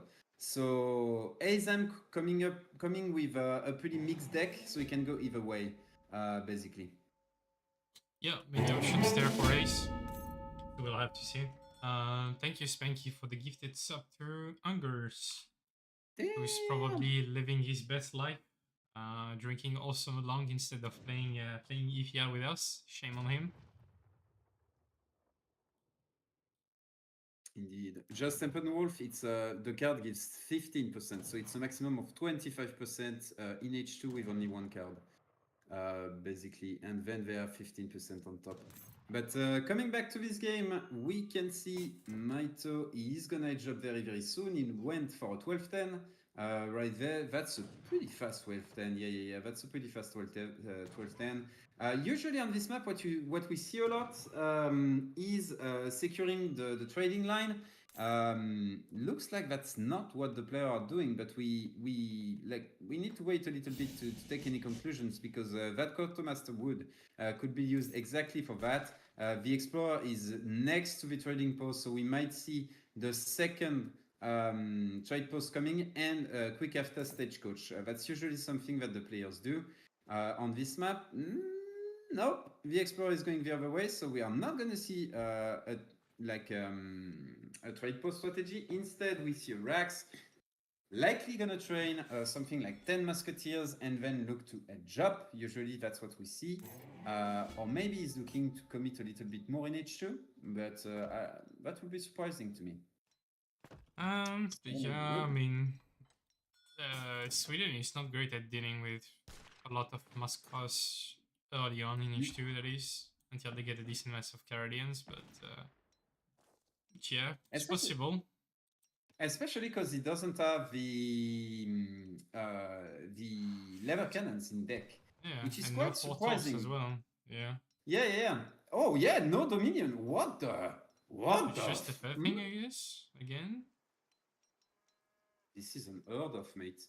Yeah, probably just a fair thing. But that's very weird. Okay, he has basically nothing to defend himself in H2 right there. Like almost nothing. I guess the Lens Connector is trap card, basically, in case you try to push under the TC. So with the wood, we can see he's gonna throw down a few torps. He's gonna throw down the barracks. So you can see that basically what Sweden is trying to do, you do exactly as France, but you do it like 20 seconds later. So by the time France crosses, you basically match their aggression, and during 20 seconds you were able to greed, which France wasn't able to do. So usually that's how you play the matchup as Sweden. You do everything France is doing, but with 20 to 30 seconds delay, so that you can greed in between. a church. I mean, this is a form of greed, I guess. Church looking really nice actually for Sweden. He is going for he's going for a naked FF right there. Yeah. Basically naked FF with a few torps. With 5 torps right now, likely gonna see a 6. We can see here the cows are being slaughtered under the torps, very, very nice. And already clicking up. This is a fast stage up, I'm pretty sure. And he already has 1 card in the queue, so very, very interesting. Meanwhile, on the side of French, we have kind of an all-in with double racks right there, with 15 musketeer, but I don't think that's enough to put some pressure and to really put a dent, I would say, into Sweden edge up. Like 1 or 2 shipments is gonna easily be able to deal with that pressure right there. Oh, that top is gonna go down. Sadly, it's outside of the range of the TC.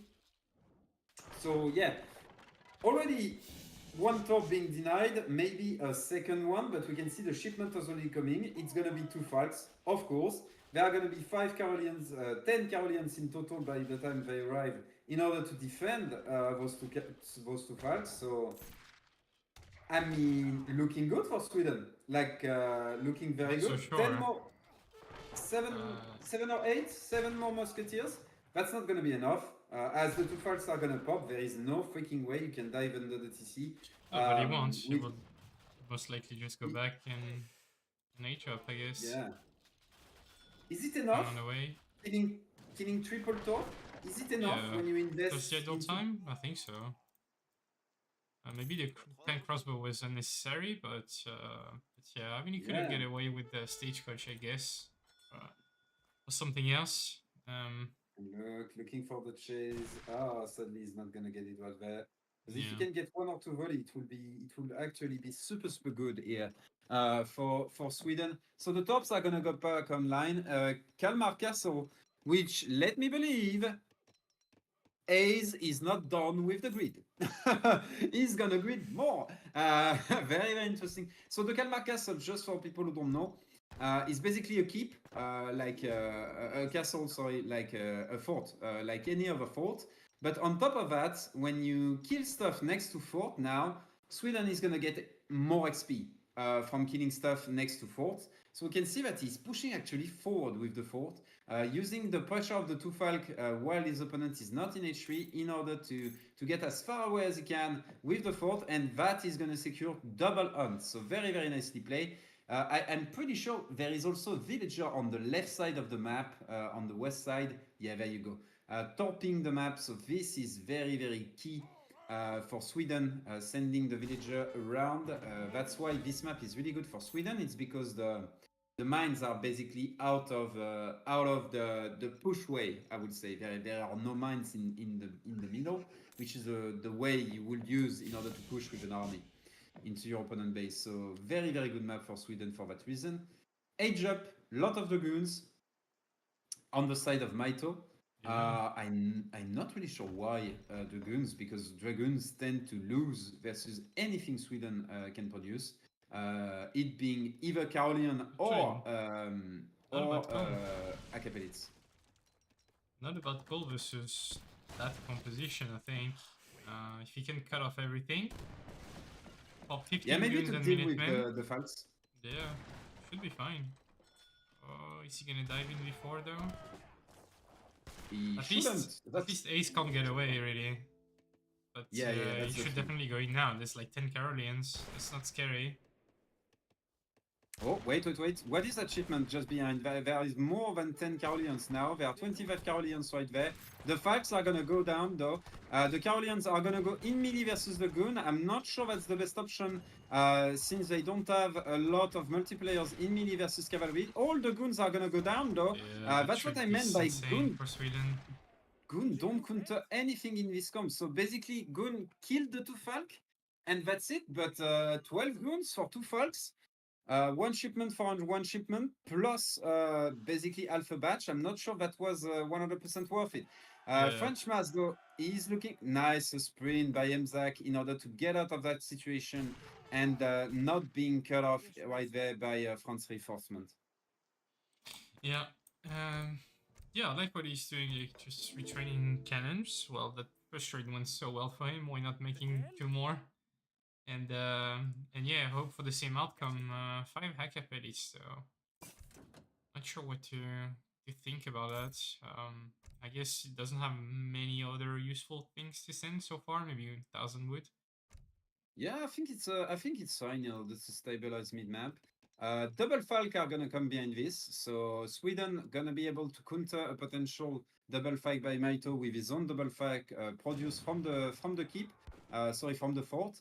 So I really like this. Overall, I really like the play by Aizamk in general. You know, that fort in the middle of the map is really gonna be a problem for France. And on top of that, if we look at Aizamk's perspective, a lot of villagers are on wood, and I wouldn't be surprised if he's actually topping up the map like absolutely crazy. Aizamk, that is. We can see he's topping the left side. He hasn't topped the right side yet, so that's the only thing. And for now, we can see he's already on 9 top, but that's quote unquote only 9 tops.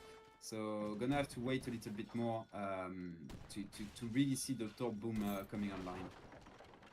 Yeah, that's for sure. And meanwhile, France doesn't have a shipment yet because he just sent 8 scams, so it's gonna take a while for him to get cannons on the field, which is the best way you can deal with Azamk's own cannons, I guess. Is he gonna die with the goon again? Oh, come on. There you go. But the first time it should have gone better for sure. Second time, yeah, probably not. 27 Carolians now. The Toon Fire is gonna get extra multiplier versus ranged cav, so they're gonna demolish goons now. Yeah, those guns are completely obsolete.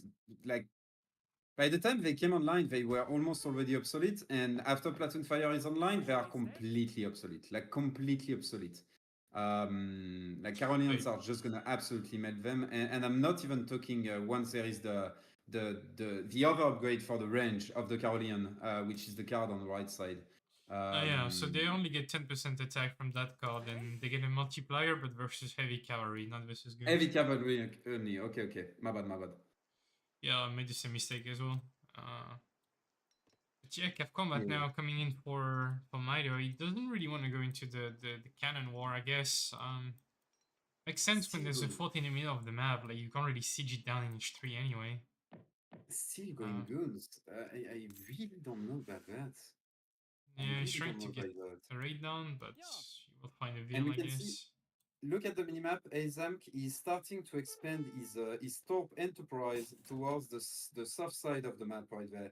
So he's now on 13 tops, and we can see with 9 villagers on wood, you can be sure he's gonna keep going for those tops. I really like what Aizamk is doing overall, sieging the houses of the French player. France doesn't want to cut wood. Usually they get their... Oh, wait. This is a collapse on the side of French right there. The 2 fights are likely gonna go down. Can he deal with the Carolian with a worthy trade, though? That's the big question right there. Can he save enough goon? We can see already a lot of goons are gonna go down. The Acapelids are gonna commit in melee. They are gonna go straight for the skirmishers. That's the strength of the Acapelids. They have extremely high damage in melee. And we can see, meanwhile, the Carolians keep shredding the entire army of the opponent. This is a very balanced trade, but to be fair, that was a full surround on the side of Mitoe with Cav Combat on top of that. He lost a ton of goons for that. I'm not even sure that's really worth it right there. And we can see the Jaegers are coming online behind this. So the trade was even, as you mentioned, perhaps even slightly better for France overall. But yeah, the rematch potential is, I think, better for Swedes here. He's got Jaegers, which is exactly what you want versus .com for sure.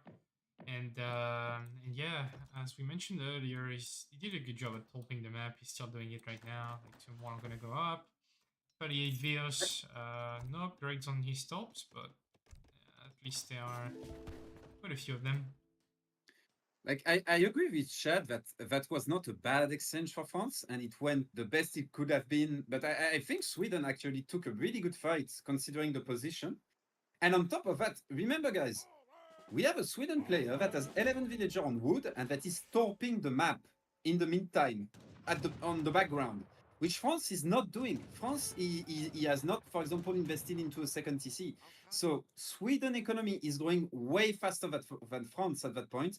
Plus, he's sending upgrade cards behind this. So, like, I really think Sweden is in a terrific position right there, and very nicely placed to put the pressure on France from that point onward because of the Jaegers in particular.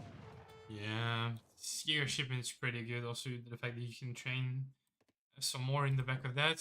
Can you train them from the fort? No, you can't. Okay. You should be able to train them from the racks, right? Yeah, you can train them from the Yeah. from the Yeah, there barracks. you go. But yeah, if like Case is able to mix some Jaegers, now it's gonna be harder and harder for Mitoe. Although not sure if Henry is up, he's adding Queers, which I really dislike here. Just because Twin Fire and Heavy Carolians are gonna just demolish them. The big thing is, if you can have a big enough mass of cœur so they don't melt before closing in melee, they can actually be very effective against Carolian potentially, if the Carolians are not in a big enough of a mass. Like what I mean by that is that the melee multiplier of Carolians is not that good against Cav. I believe Platoon Fire doesn't change that. So if you can actually have your Cav on top of the Carolian, it's actually super fun. You can see no multiplier against Cavalry in melee. And for now, there are not enough Carolians like to actually keep some Carolians in range against the Cœur mass. You really need like 30, maybe 40 Carolians to really have that effect of having always like 20 Carolians shooting, you know, and killing the Cœur. So yeah, it's really a question of mass, basically. But that mass is going quite fast. So we'll see. He needs to not underinvest into Carolians though, because yeah, 10 cures pop and suddenly you are in a very, very bad position. I think he spotted them though, so now he's gonna be aware of that. He's floating a lot of resources as well. Oh my god, look at this remass. 40 Carolians now. What do you even ship next? Blackberries maybe? I think his stops are running out of food slowly. Should get CIR. I fully agree that Mines. counter infantry rifling could be an excellent upgrade right now at that point. For France, both yeah, sides, sure. to be fair. Yeah, Yeah, especially for Mitoe's France. POV. Does he have an arsenal anywhere? It doesn't look like it. No. Still ×2 so far. Look at the mass of cures. That's a lot of cuirassiers right there. 12 cuirassiers. I believe there are like 30 Carolians. Can the 30 Carolians actually deal with all those cures? We can see here the Carolians keep backing off right there. First cure.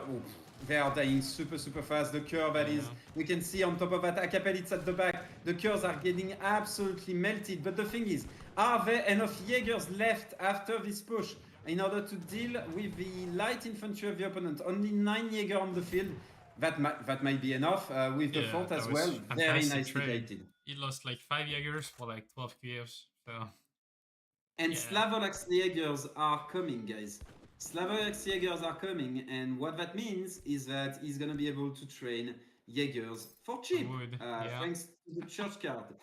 So this is quite amazing. A little raid at the south. Between the raid at the south and the top going down a little bit left and right, to be fair, France actually doing kind of a comeback economically, but now all of his army is at the back. Positioning, now he's cut off. This doesn't look good. This doesn't look good at all right there for France. On top of that, we can see the militiamen have been called the halberdiers. Look at that! 17 veteran halberdiers, Gustavian guard, sorry, they are guard halberdiers, rushing into the mass of skirmishers right there. This is gonna be a cleanup. There is no freaking way France can get out of this.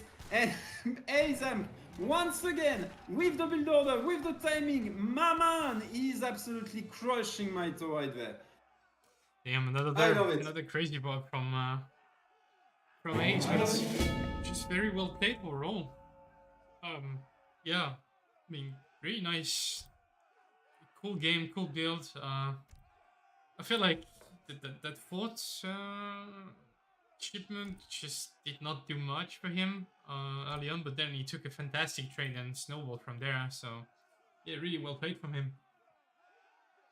Indeed. To answer the chat, he did get 16 helps from the church god that he just shipped, and yeah, gather a lot of food, I think, right? Like 1700 food.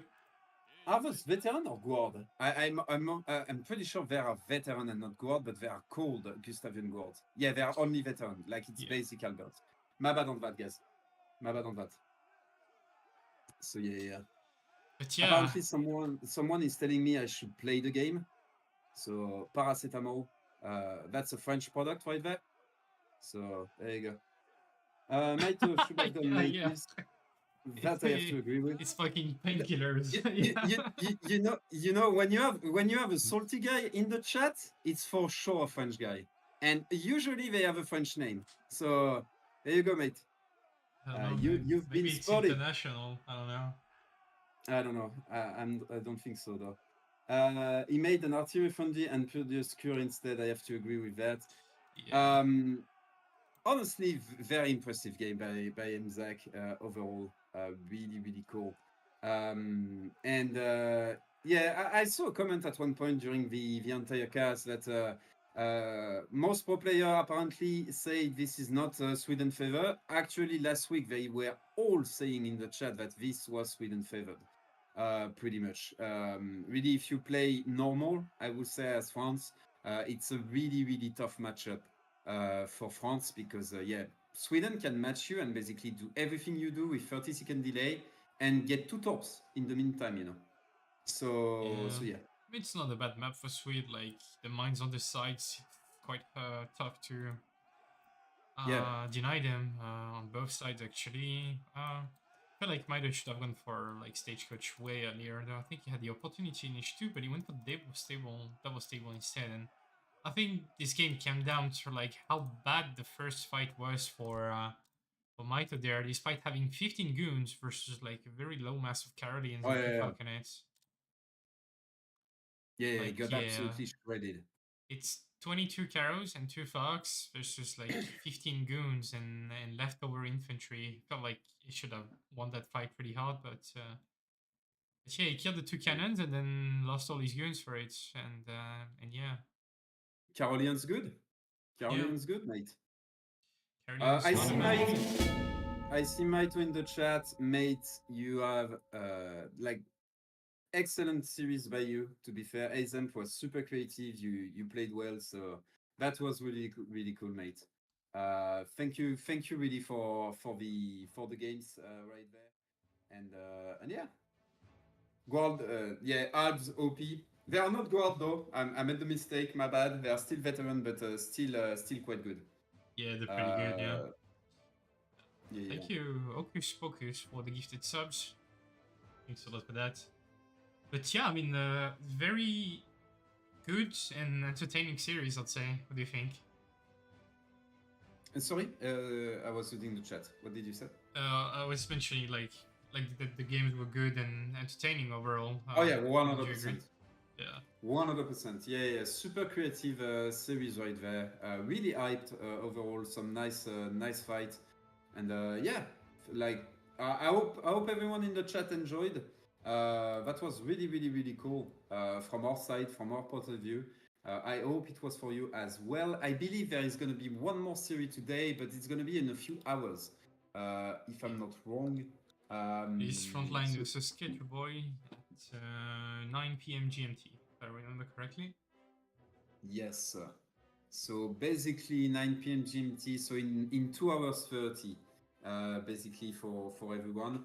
Aza is gonna go into the stream. Aza, are you gonna go into a stream? That was a question from Steppenwolf. I saw. Do we have someone that we can raid, guys? That's the big question. Maybe Mitoe going into a stream or Ace himself, the man himself. So yeah, so we can raid somebody from the community. Ace, I think Mitoe played a bit too passive all games. That's usually what happens when you haven't played in a long time. Big Ace in the chat, the guy who just won the series. Once again, Ace, love your build orders. If you want to have my children, you can. That's all there you go. That was really good. Cool. Thanks a lot, Ace, for your creativity. Don't change a damn thing. But yeah. Yeah, sure. Yeah, I was about to say it should be really late for Ace. That's why they couldn't schedule any later probably, and that was the best compromise because it's early for Mitoe and late for Ace. So yeah, I don't think. Maybe he can. Okay, up to you then.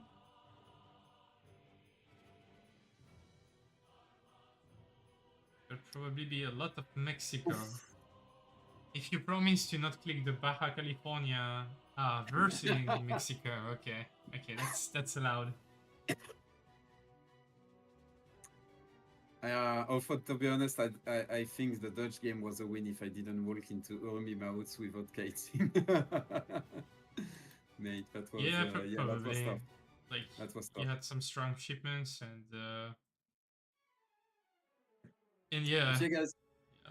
Everyone, thanks a lot once again for watching the stream, for supporting the community, multiple sub during the entire stream. So thanks a lot, ladies and gentlemen. Once again, another game in basically 2 hours and 20 minutes.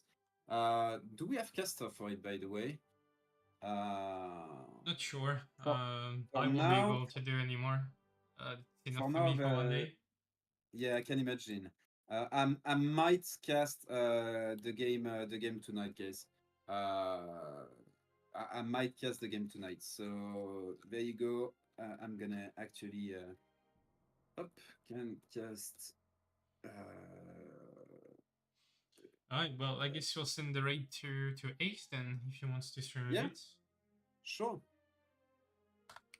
See you later, ladies and gents. Have some fun. Go watch Ace, one of the most creative guy in the community. And see you next time. Yeah, thanks a lot for watching, guys, and see you later for Kitcher Boy versus Frontline at 9 p.m.